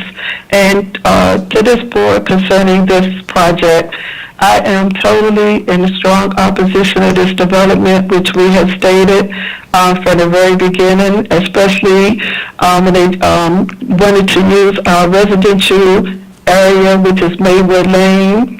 We are a 1950 suburban location, and our houses and our street is not conducive to this type of project. The potential of 250 new housing units could create about 1,000 residents. That could create about an increase in traffic of 20 to 30%, straining our already resource roads, and that could be hundreds of cars that are entering and exiting out our streets. Again, our concern is the fact that we have experienced motor accidents as residents. We have seen children hit at the bus stop on Silver Hill Road because of the speeding motorists. That's other things that we had concerned about, which will further jeopardize safety. as far as the human impact of our neighborhood, by us having our older homes, we do have a serene environment, especially me, because these buildings are going to be directly behind my house. These 4-story structures are actually going to disrupt our peaceful views that I now have. I'm 40 years within the government trying to retire. I have a project on hold myself. I want to build me an outdoor patio and an outdoor porch space. Right now, I'll be overlooking the woods and the trees and listening to the birds. I don't want to hear the sound of construction, noise pollution, heavy machinery, dust, emissions, and other things that's going to exacerbate our environment. And we heard a lot of testimony about the environment earlier with the other projects in the data centers. And with the 100-degree temperatures, we do need our trees. They do give us shade. We don't have the newer homes that have the energy efficiency that has been spoken of earlier. And we have residents on the street that are veterans. We have people with disability and other health incidents that this will just further exacerbate. We're concerned about safety for increased foot traffic. This is already a high crime area in Suitland. We have had drug activity on Maywood Lane. We have had shootings and murders on Maywood Lane. As a matter of fact, there was a shooting and someone lost their life exactly next door to me at an outdoor event that some people had that were renters that did not value the way of life of the Suitland neighbors of Maywood Lane. And in my closing, the Metro Grove housing development presents unacceptable risks across multiple fronts. Severe traffic congestion that endangers our roads and residents, heightened crime, potential from increased density and transit activity, profound environmental degradation through habitat loss and non-compliance with the state tree protection laws, and widespread disturbances to our established way of life, including noise pollution and rising energy costs from the removal of our vital tree that covers us. These impacts will fundamentally undermine the safety, the health, and tranquility of our Maywood Lane community, eroding decades of sustainable urban living. And we will also ask that sincerely that you all deny this request for this development. It's a beautiful project. It's just not conducive to where we live at in our neighborhood.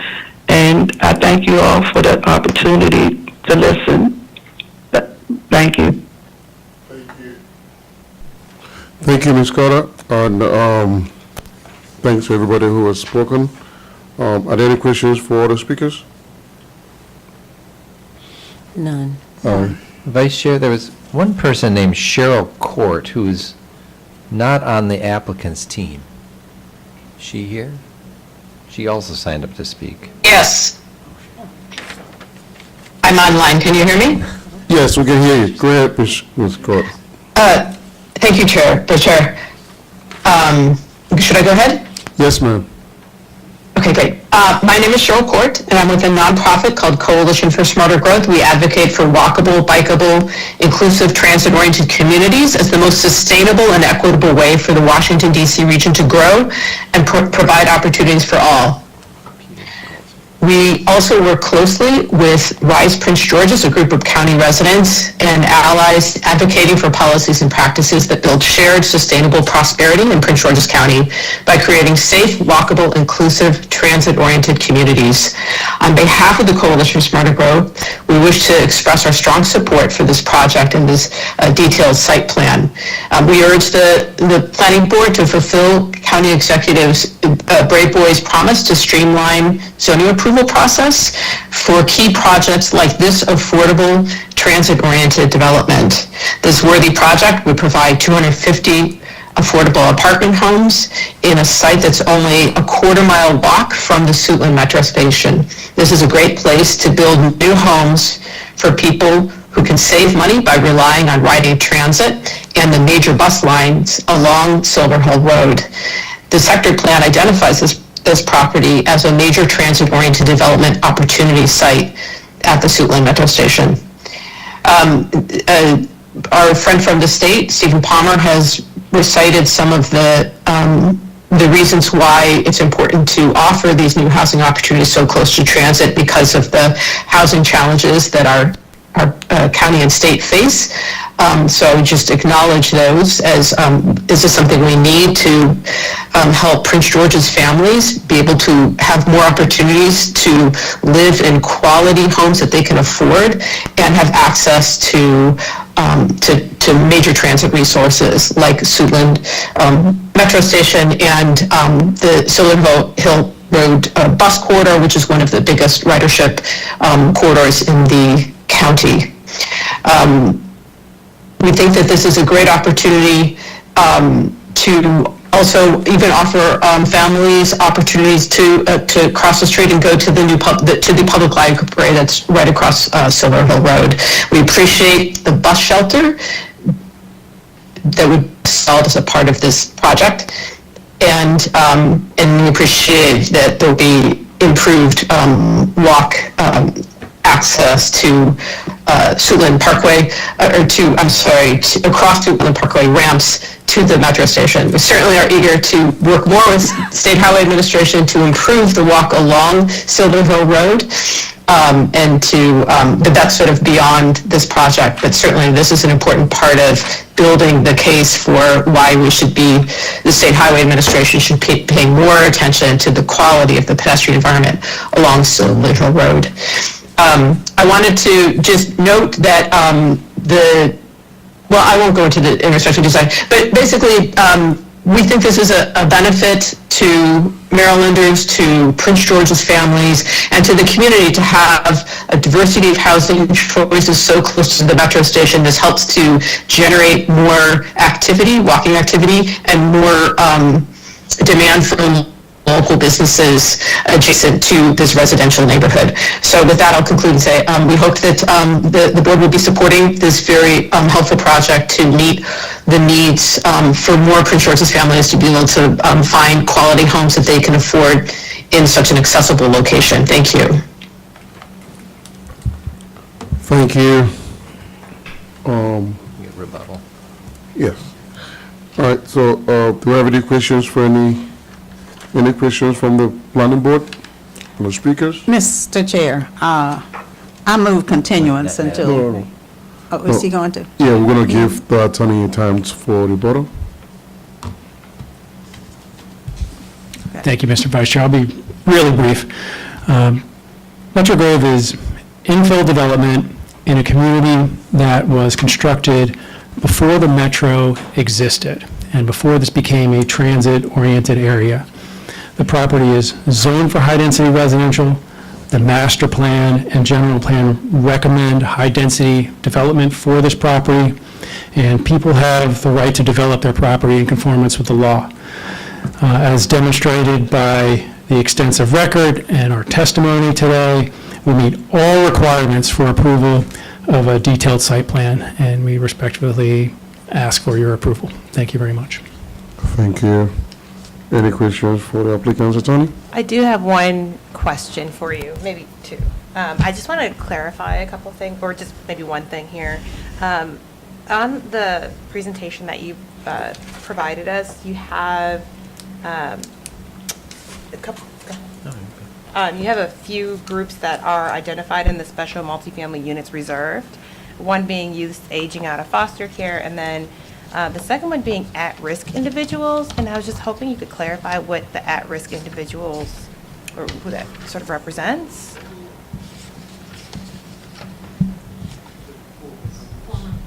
That's what you. That's the formerly homeless? Yes. Okay. There will be Former homeless. in phase one, there will be 5 units for individuals who are formerly homeless and 4 units for youth aging out of foster care. And those units will be integrated with the Okay, they're, higher AMI units. It'll give them an opportunity to live in brand-new housing on a beautiful building. All right, any other question? You had a second one? no, that was it. Thank you so much. All right. Thank you. The opponents may now summarize their testimony. Do we have any opponent summarize? All right, the applicants may now offer a brief submission. I guess you've done that. Guess this will bring the hearing to a close. Right? Well, you have discussion first. What Yeah. about that gentleman back there with the hat on? Did he ever come up with the white Yeah. hat? He's already been up. You see if I'm not. So what was you wanted to come up earlier? Was that for this? Yes, you want to step up, sir? What is that? Is this the one he wants? Hello, I my name is just want to John. make sure, we want to make sure what you're speaking on. Say, what am I speaking? Yeah. Okay, in reference to the project, 4300 block of Silver Hill Road. Miss Carter just got off the phone, she's my neighbor. Okay. Okay. Yeah. All right, we've been very active in terms of trying to oppose this. Can we have your name and address, sir? My name is Charlie Porter, I live at 3515 Maywood Lane, Sula, Maryland. I've been there for 15 years. Okay. Okay. Sorry about the confusion And earlier. Ms. Carter just spoke, and and a young lady behind me had been there for over 40 years. And as we all oppose this project and so forth, this civil association, it was news to me because Mr. Carter, I've tried to be at all these meetings, and for someone to say that we, accepted it, we've been trying to, saying we don't want it in the community. And then another thing is, when a person got to come into the community and make changes to our street while it was going to create a hardship to us, that is unacceptable in terms of changing it, going to the right instead of making a left turn. And it's been that way for over 40 years, long before I moved over there. So the hardship it would put in for the amount of people that would be coming up and down the street that have to go over there to the project to construct the job. And I just found out that here, since I've been here, that permission had been given to the company to have all the heavy loads to go off of Suitland Parkway. Because if you're going to have at least 200 or 300 people working to build a job of that size, and for them to be parking on Maywood Lane, it would create a problem because the street is very narrow. So it created a hardship for us to be coming in and out or have guests coming in or whatever on our street. So we oppose building direction of the project. So thank you for your time. Thank you, sir. All right, believe those all the speakers on this item. Do you have any comment on the last speaker?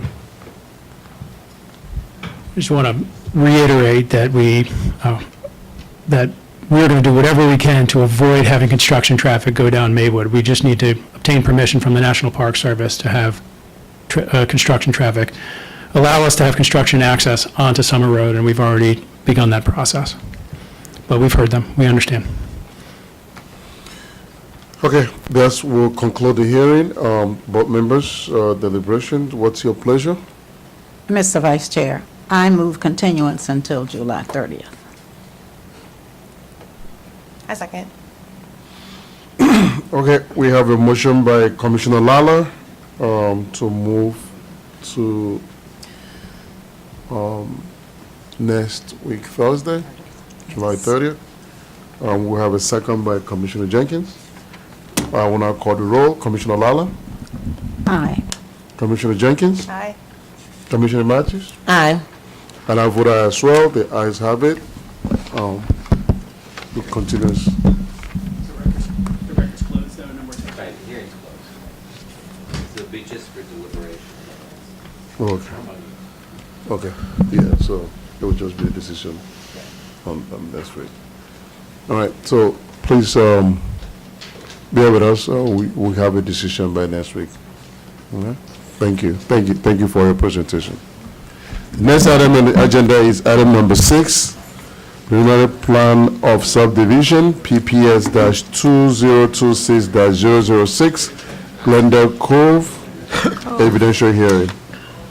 We'll now hear from staff who will present this item. Jason Bartlett. Good afternoon, members of the board. For the record, I am Jason Bartlett with the subdivision section. Item number 6 on the agenda is a preliminary plan of subdivision for Glendale Cove, PPS-2026-0006. This subdivision proposes 41 lots and 4 parcels for development of 41 residential dwelling units as a planned retirement community. This application is also subject to an approved certificate of adequacy, ADQ-2026-0008, which was approved in accordance with the subdivision regulations to ensure that infrastructure necessary to support the proposed development is adequate in accordance with established level of service standards. Next slide, please. The site is generally located in the northeast part of Prince George's County within Planning Area 71A and District Council 4. Next slide, please. More specifically, the site outlined in red is located on the east side of Springfield Road, approximately 1,200 feet north of its intersection with Lanham Severn Road. Next slide, please. The zoning map shows that the site outlined in red is located in the residential rural or RR zone. However, this application was reviewed under the prior subdivision regulations and prior zoning ordinance in accordance with the transitional provisions of Section 27-1704 of the zoning ordinance and pursuant to the regulations applicable to the prior rural residential zone for the property.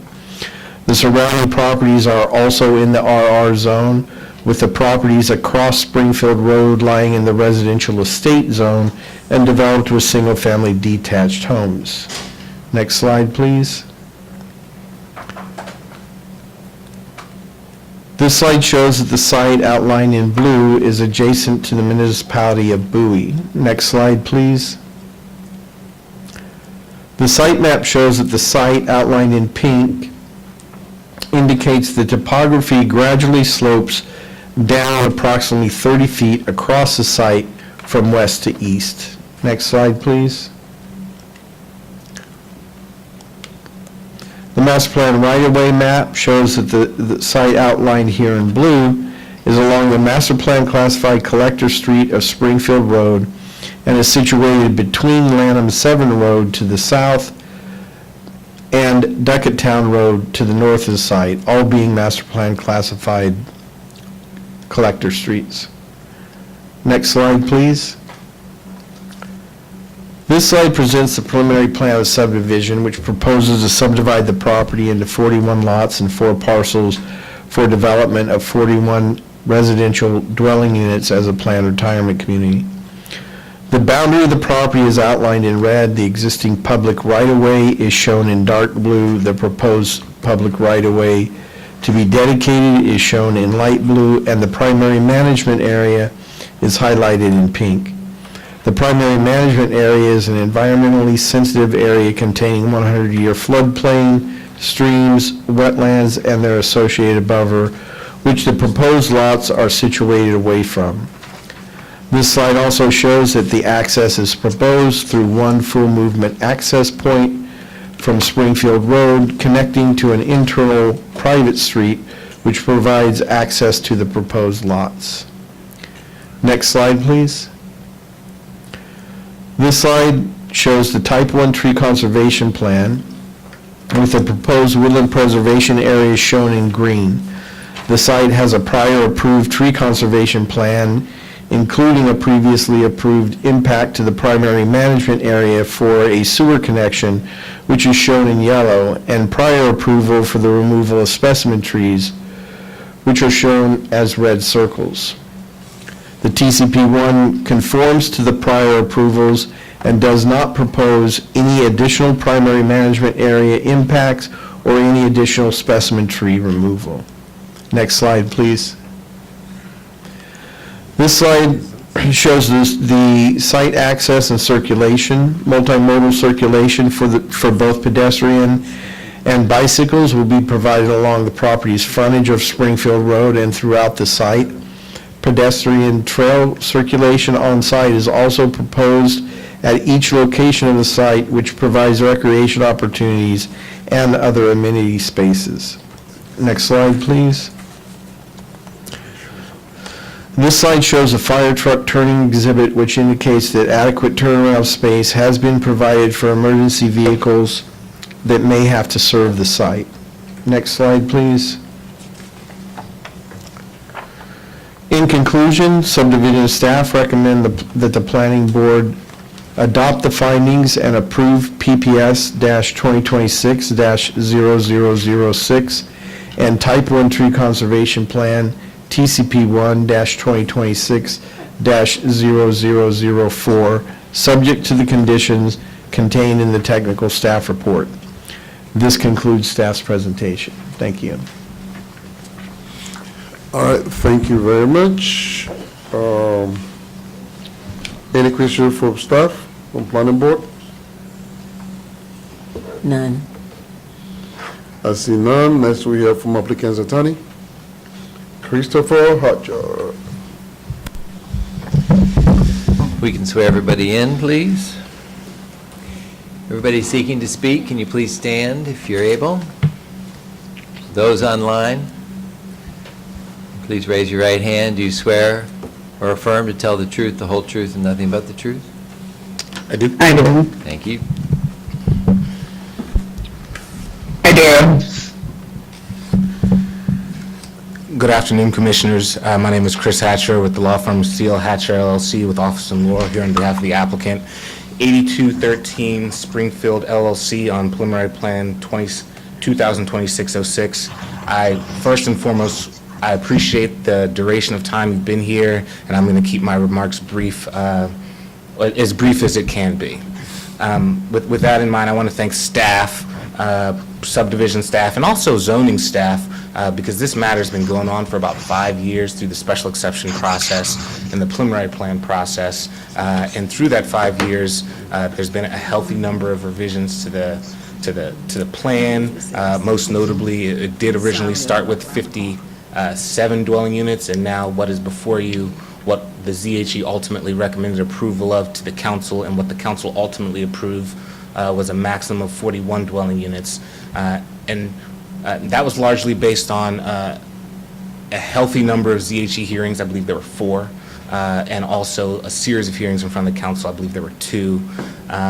And that was largely based on just community interaction and some the contentious nature of the special exception process. That being said, the applicant is very pleased with the product to put that is before you guys. It is largely, it is compliant with all the conditions of approval of the special exception, and is directly addresses some of the concerns brought up by the community and ultimately reflected in the conditions of approval dealing with transportation, hence the reduction in the number of units, environmental impacts. I believe you heard your staff say that what was before you did not propose any additional impacts to the PMA. Recreation, and in the spirit of previous commissioners, there are some dog waste stations scattered throughout the site. All right. We're just trying to reduce the number of questions. And with that, again, we're largely very proud of the product we're putting before you guys. The applicant has reviewed the staff report and is comfortable with the conditions proposed in it. So at this point, the applicant respectfully requests that the planning board recommend approval of preliminary plan 2026-06 and adopt the findings of facts and inclusions law and the conditions contained there. There are quite a number of us here to respond to any questions you might have, and we'll just wait to see if you have any questions. All right, thank you very much. Any questions I do. for the attorney? Go ahead. I do. This is near Lake Glen. Lake Glen. Are you above Yes, Lake Glen? yes. Now, were I to come in on 564, would I go straight going toward Bowie and turn left to come up there at Springfield? I believe so, yes. Okay. Now, the homes are very beautiful in that area. Yes, they are. So I'm wondering about the quality that's coming in with this building. That's actually an incredible question, and that was one of the issues that came up during the special exception. So as part of the approval of the District Council special exception, there are a litany of conditions which are intended to maintain the quality of the houses, the product that we're going to put up. Ordinarily, in a special exception process, that's not really what's done. Usually that's reviewed as part of a detailed site plan, but as this board might be aware, a detailed site plan wasn't necessarily required for this application. It isn't required for this application. So in anticipation of quality-related concerns, what we ultimately did is work with planning staff and some of the community stakeholders to ensure that the minimum quality that is reflected in the zoning ordinance in other instances are also here. We proffered conditions which the District Council ultimately adopted in their resolution of approval. But this is not low income. No, it is not. So what is going to be the range? These are seniors. So what's going to be a range of the incomes of the people coming in? Well, it's intended to be a market rate plan retirement community, and so anybody over 55 who can purchase the house will qualify for the house. But it is not, unlike the matter before that you just saw, it is not intended to be, there's no income restrictions on the product that is being proposed here. Thank you, Mr. Chair. Thank you. I see no other questions for the attorney. Will not take testimonies for those who have signed up. 2 minutes. Do we have Frances Harley? Hello, my name is Frances Harley. My address is 1108 Elsa Avenue, Hyattsville, Maryland, 20785. I'm here because I'm actually the purchaser of the property that is next door to where this lot is at 8111 Springfield Road. And so I'm here to oppose this strictly because I'm building a sprawling estate on that 3-acre lot, and there are significant concerns, not just for myself, but for the neighbors that are directly next to me in the Glendale Estates community about the traffic. This is a one-way in and a one-way out. I don't know how many of you have been on Springfield, but that road can be particularly dangerous, especially if you have a private driveway or if you are trying to come in and out of traffic. And so these residents are going to still have visitors, they're still going to have trucks, they're still going to have people that are coming in and out of that community. And so there's still a great concern, because that road is one lane going in one direction and one lane going in another. As someone who has the private road on there, I'm also concerned about the fact that there's not a lot of lighting, so there's also an issue of if someone is coming off of my property, the potential of them getting hurt because of the people who like to speed and with the increase in traffic. One of the members just mentioned about the sprawling estates there. Yes, there are brand new homes. There's actually another development that's being built, and there's another that's slated for 18 single families on 40,000 square feet lots. So it is supposed to be a single family community, and this does not comport with the rest of the community, and so I strongly oppose it. Thank you. Thank you, Ms. Harley. Do we have Francesca Gross?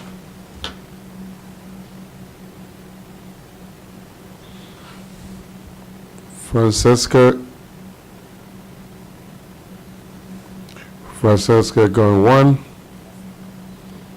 2. Is she online?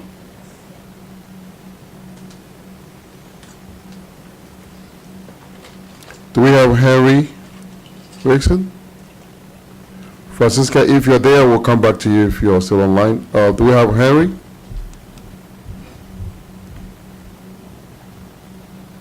Henry 1, 2. We have Howard Aldag. Step up, please. I'm sorry, Vice Chair, just a quick question.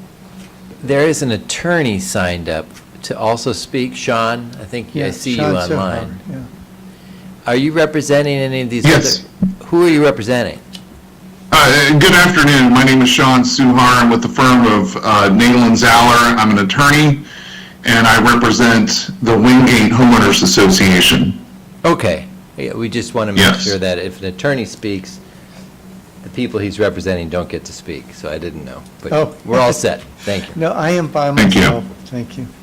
My name is Howard Aldag, and I live at 8485 Springfield Road, about 250 linear feet from the beginning of the particular property. And also wanted to basically highlight what Holly was saying. That right now, the traffic on Springfield Road is horrendous. It's a cross through from, the Baltimore-Washington Parkway to go to the Beltway, and there's a lot of traffic. It's only a 2-lane road. Many times I actually have to plan an extra 10 minutes for when I travel to get out of my driveway because and they are flying. So we have this, basically you're making this community, which basically now it's down to 41 units. And generally, it's a 55 and older, but at 55, people are still working. Usually in Bowie, you got at least 2 cars. So you only have one egress and ingress to come in and go out. You don't have, a fire road or anything. It's just right there, just one way to get in and out. If a car breaks down, if you have an emergency, to go get trucks in and out, there is only one way. And with that many people, potentially having 82 people going to work and coming back, every day is going to be basically a nightmare with having, basically a traffic jam. The fact that you don't have the ability to, leave the property in another location actually highlights it, because when you get like 20 or so cars that are focused where they can only go out one way, which is real close to the Wingate subdivision, sort of pins everyone in, and it will be a traffic nightmare. Time. Okay. Okay, go ahead. Just wrap it up. Okay. I had concern about how wide the streets were, where basically if you have to have some on-street parking, to be able to have 2 cars come forward and go, you need about another 9.5, 10 foot, and that wraps me up. I thank you. Thank you, Mr. Howard. Yeah, and because that one reason, I would say, please, we're not supportive of this project. Unit Thomas? Good afternoon. You hear me? Yes. Okay, wonderful. Thank you for entertaining my comments. I'm sorry again. Want to, I'm sorry to interrupt again, but Mr. Suhar, you're representing the Wingate Homeowners Association, correct? yeah, but I'm here as a single homeowner, So you're speaking just as an individual? You're not, okay. as myself, Okay. yes. Thank As you. someone who's lived here for 30 years. Okay, you Yes, signed we up. both want to make comments. Okay, fair enough, thank you. Sean Suhar is representing the HOA. I'm here as, even though I'm the president, I'm here because I've lived here for 30 years. And yes, and I quickly want to say thank you to the commissioner who asked about the quality of homes, because it's often overlooked that these over 55 communities, they're not single-family homes. They're they're two units in one. So that's one thing I wanted to say. Also, I want to say that the fundamental issue that concerns me is traffic flow and congestion. We've routinely heard from the planning board staff that they've done desk studies, but I live here. I live in this area. I bike, ride, walk on Springfield Road. It's a 2-lane country road. And over the last 30 years, I love development, but the reality is the flow of traffic is significant. We have a number of lovely large estate homes like Wingate that have just recently been developed, but that's increased traffic. And this new development will have at least 2 cars per duplex. My ask is that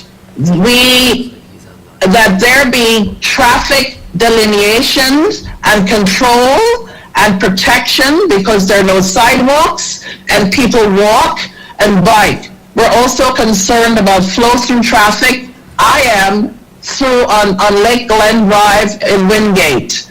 And so again, I ask, please consider strong traffic delineation measures. A stoplight at Springfield and Lanham Severn Road, and maybe a blinking light at Springfield and Goodluck Road. Please do not let us become casualties of poor planning. I'm extremely concerned that we need significant traffic mitigation and control to protect me and my family and my neighbors who ride, walk, and bike on Springfield Road. Thank you very much. Thank you, Ms. Thomas. Do we have a Henry? Is Henry Wixon online now? He was online. I don't see him anymore. All right. I do know that he was staying online from this morning's hearing, other issues, but I don't see him anymore. Let's assume he's gone for a bathroom break. Do you want to go ahead?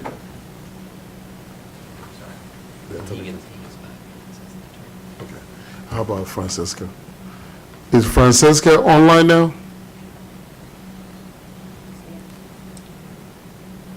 Francesca Grush? No. Francesca 1? Francesca 2? Mr. Vice Chair, if I may recommend, because this hearing has taken, we're at 3 o'clock, we started at 10 o'clock. Some people, don't have all day to attend the hearing and are, maybe they were unable to stay on this long. Respectfully, if you would maybe consider, hearing the rest of us today who want a chance to speak, but then maybe giving another opportunity for people to speak on another day. Well, respectfully, I'm Vice Chair, the deadline for making a decision on this preliminary plan of subdivision is this meeting. So an extension would have to be agreed to by the applicant.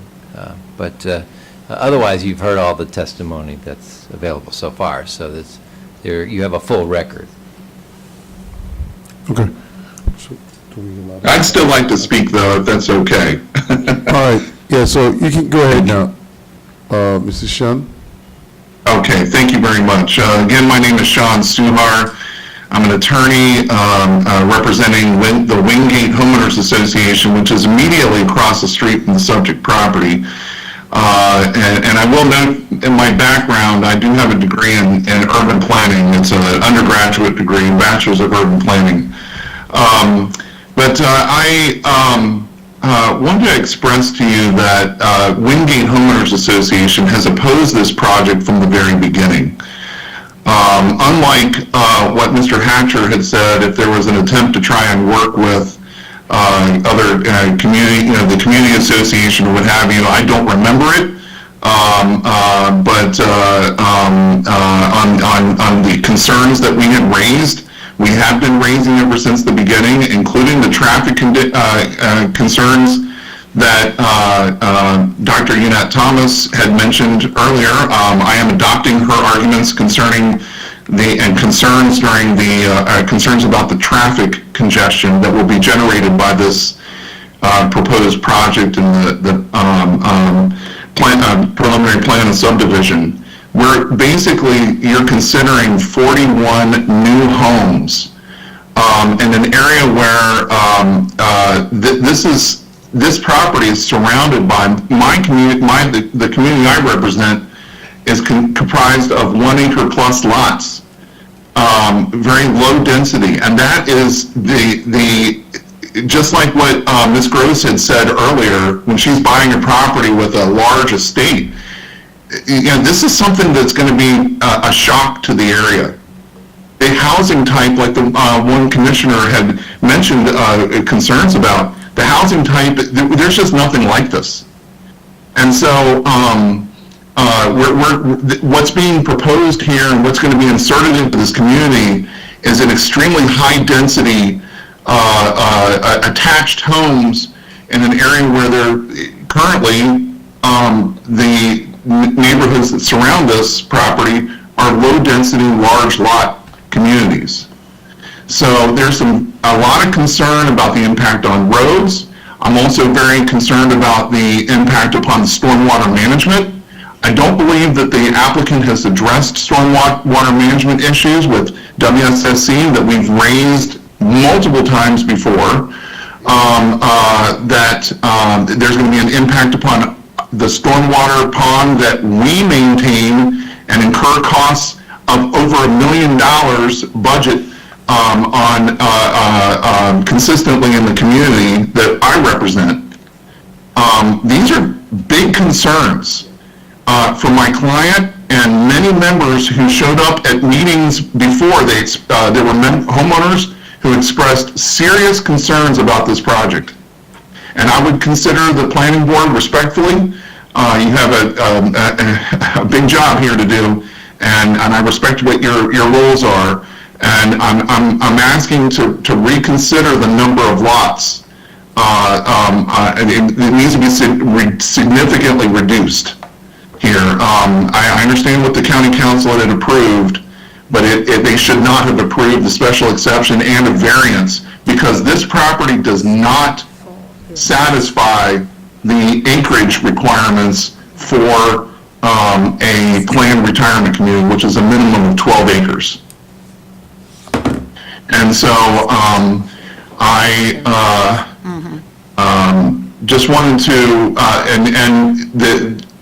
you may want to consider what has been heard by the county council and the zoning hearing examiner before today, because this was wrongly decided by the zoning hearing examiner, and the recommendations were not based on the facts, which is that this property is less than 12 acres, and it does not satisfy the requirements for a special exception.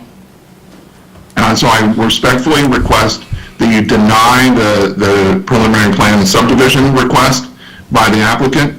And I'm available to discuss this matter with you further if you'd like, and answer any questions. Thank you very much. Thank you, Mr. Sean. We do have a... Hello, this is Henry Wixon. I had technical problems before, but I would like to testify if that's possible at this time. Take it on. Hello? Yes, go ahead. Thank you very much. Commissioners, Planning Department staff, for the record, my name is Henry Wixon. I am a resident of Glendale in Maryland and president of the Glendale Citizens Association, serving greater Glendale and its environs since 1949. The GDCA opposes PPS 2026-0006 and TCP1 2026-0004 and urges the Planning Board not to approve it. The proposed density of this project is way too high and out of character with the surrounding low residential RR and RE zoned single-family detached communities. It also presents serious traffic safety concerns, which the GDCA believes are overwhelming.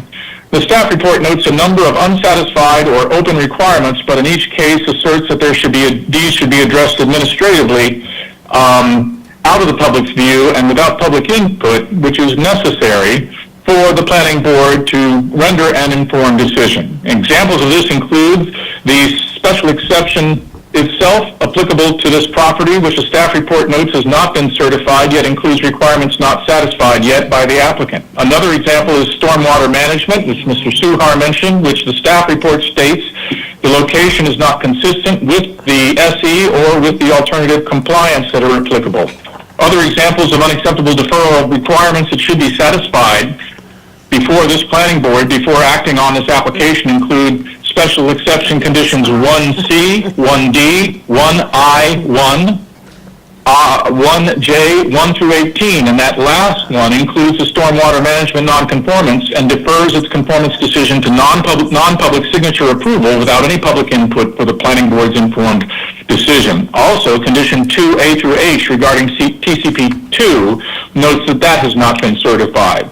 It cannot be deferred to administrative approvals when in fact the planning board should have this information before it renders a decision on this PPS. The staff report states the required on-site recreational facilities will be reviewed later out of the public eye with CE certification, signature certification. That should have been satisfied now before this point, before the planning board's informed decision.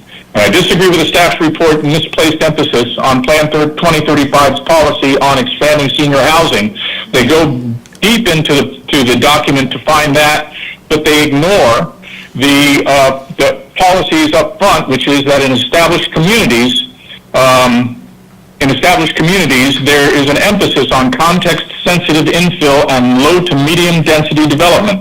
Those are the policies that need to be approved or comported with under 2035, and it is wrong to ignore them in favor of other less important ones. Regarding stormwater management, the staff report at pages 14 and 15 notes that the facility locations don't comply with either the SC or the AC requirements, but purports to defer compliance to permitting. But this staff statement on permitting, itself inadequate, is not even included as a condition of approval for this PPS. So it's a statement that doesn't have any teeth behind it. The public facilities requirement for fire and EMS established response times is stated at page 18, but not addressed in the report. We recommend disapproval of PPS 2026-0006 and TCP 1-2026-0004, and thank you for your attention this afternoon. Thank you. Thank you, Mr. Henry. All right, thank you. Wixon, yes. Mr. Wixon. Thank you. We've heard from all speakers. Just want to remind us that we do have a traffic consultant here who may throw any light on any questions. Do we have any questions from planning board? I see none. None. Mr. Hatcher, do you want to address?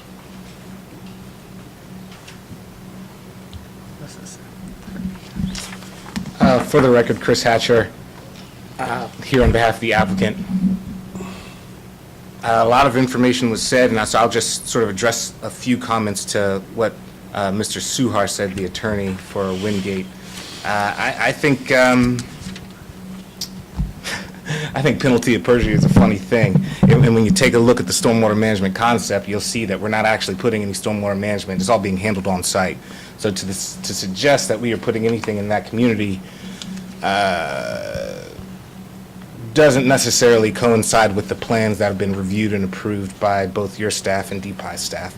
Additionally, by definition in Plan 35, it defines low density as up to 3.5 dwelling units to the acre, which is exactly what we proposed, which is the result of the reduction that the council decided to do and the ZHE decided to do, which coincidentally also reduces the amount of traffic, which was one of the chief complaints you heard from Mr. Suhar. With that being said, on-site sidewalks are being provided. And actually, we're also providing sidewalks along our frontage.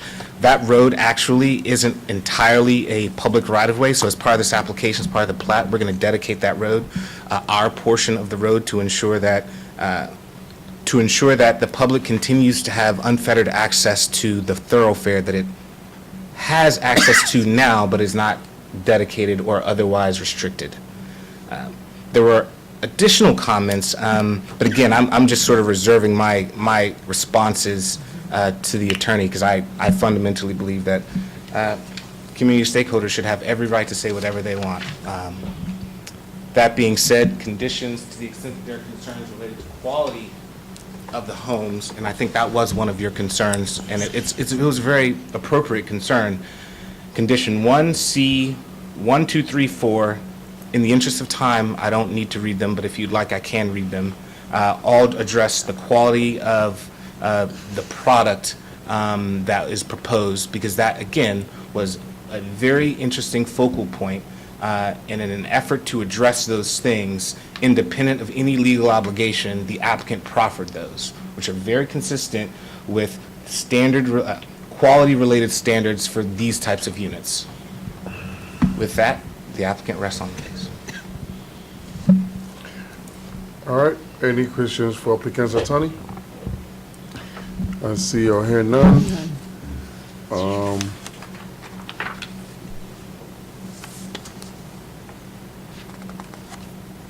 No questions. I think the hearing is now closed, right?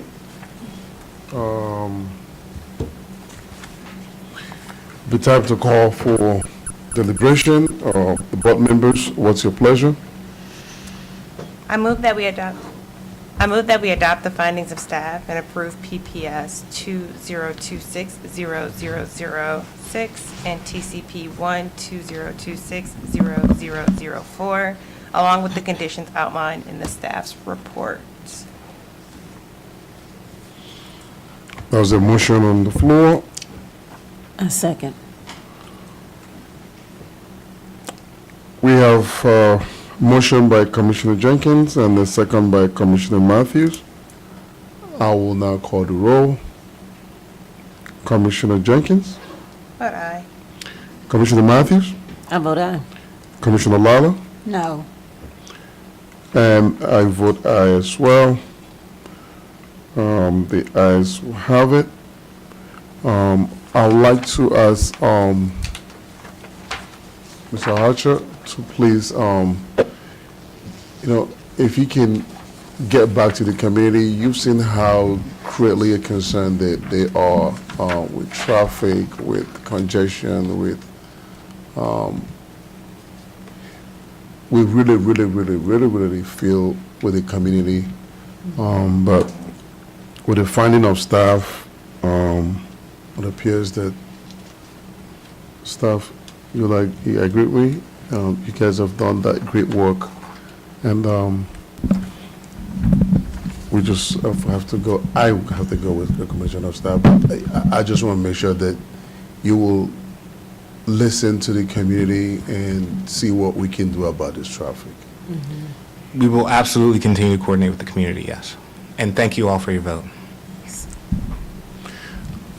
All right, the next item, that concludes that. The next item is item number 8. We still got like 8 more items. Community Planning Division, City of Mount Rainier, Legacy Mixed Use Town Center, Design Review Committee nominations. We'll now hear from staff who will present this item. Maher Tariq and Josephine Silva Kumer.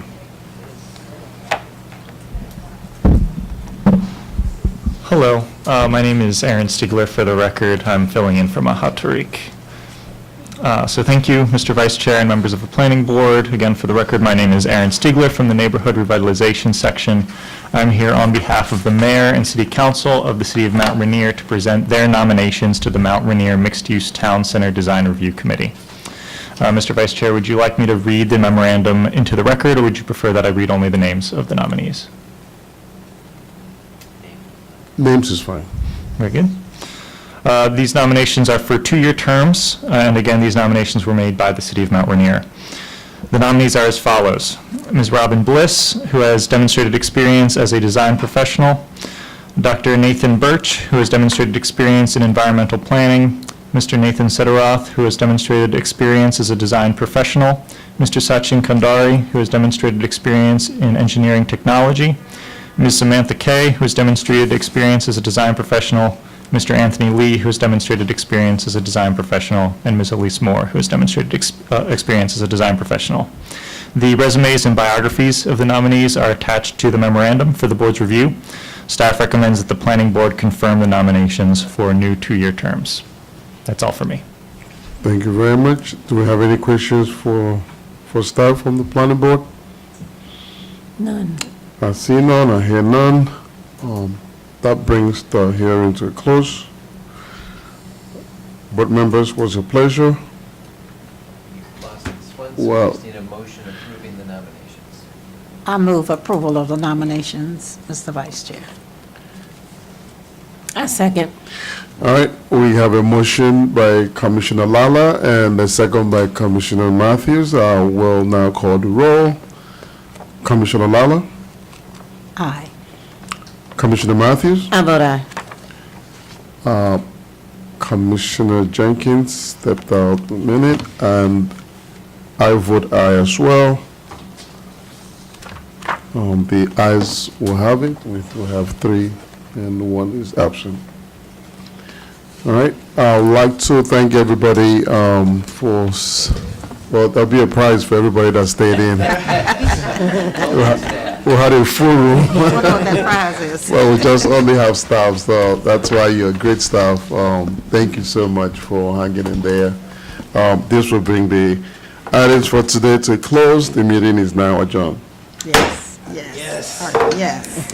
What time is it? It's 3:15, it's 3:18.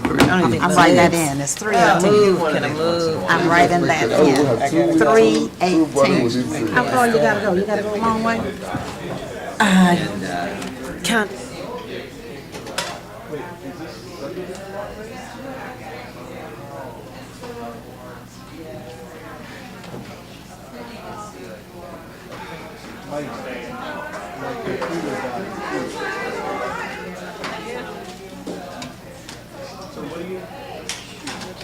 How am I going to do that?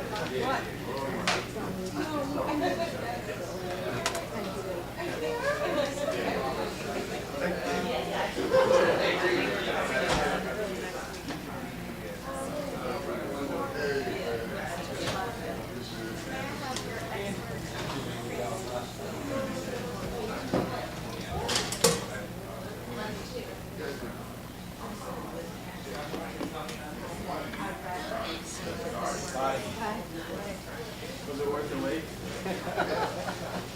To read off the names?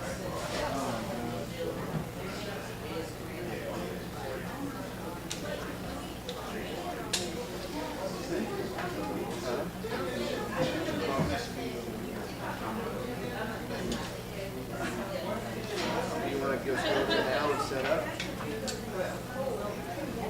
Yeah. I'm going to take that. What's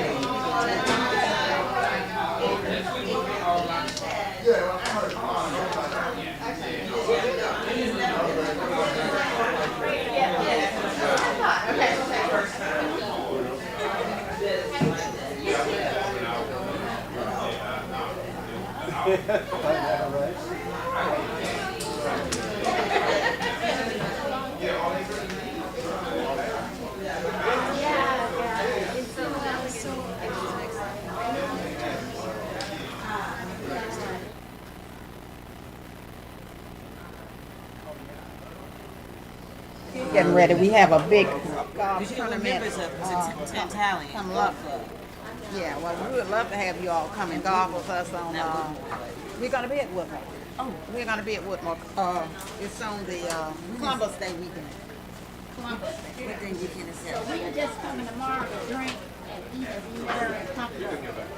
We'll be at Okay. Tom's Watch Bar tomorrow. Okay, okay, well, I let mean, me if know when you meet again. Yeah, we will. Well, we're just, this is promotional tomorrow. It's Okay, promotional. okay, okay. Yes. Wow, that sounds like a good time, too. Yeah, yeah.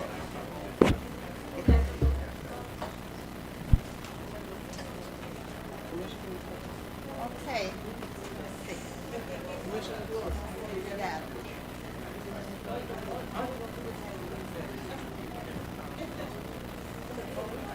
And I don't know when I'm coming back. I told Dr. O, I don't know what I can do this anymore.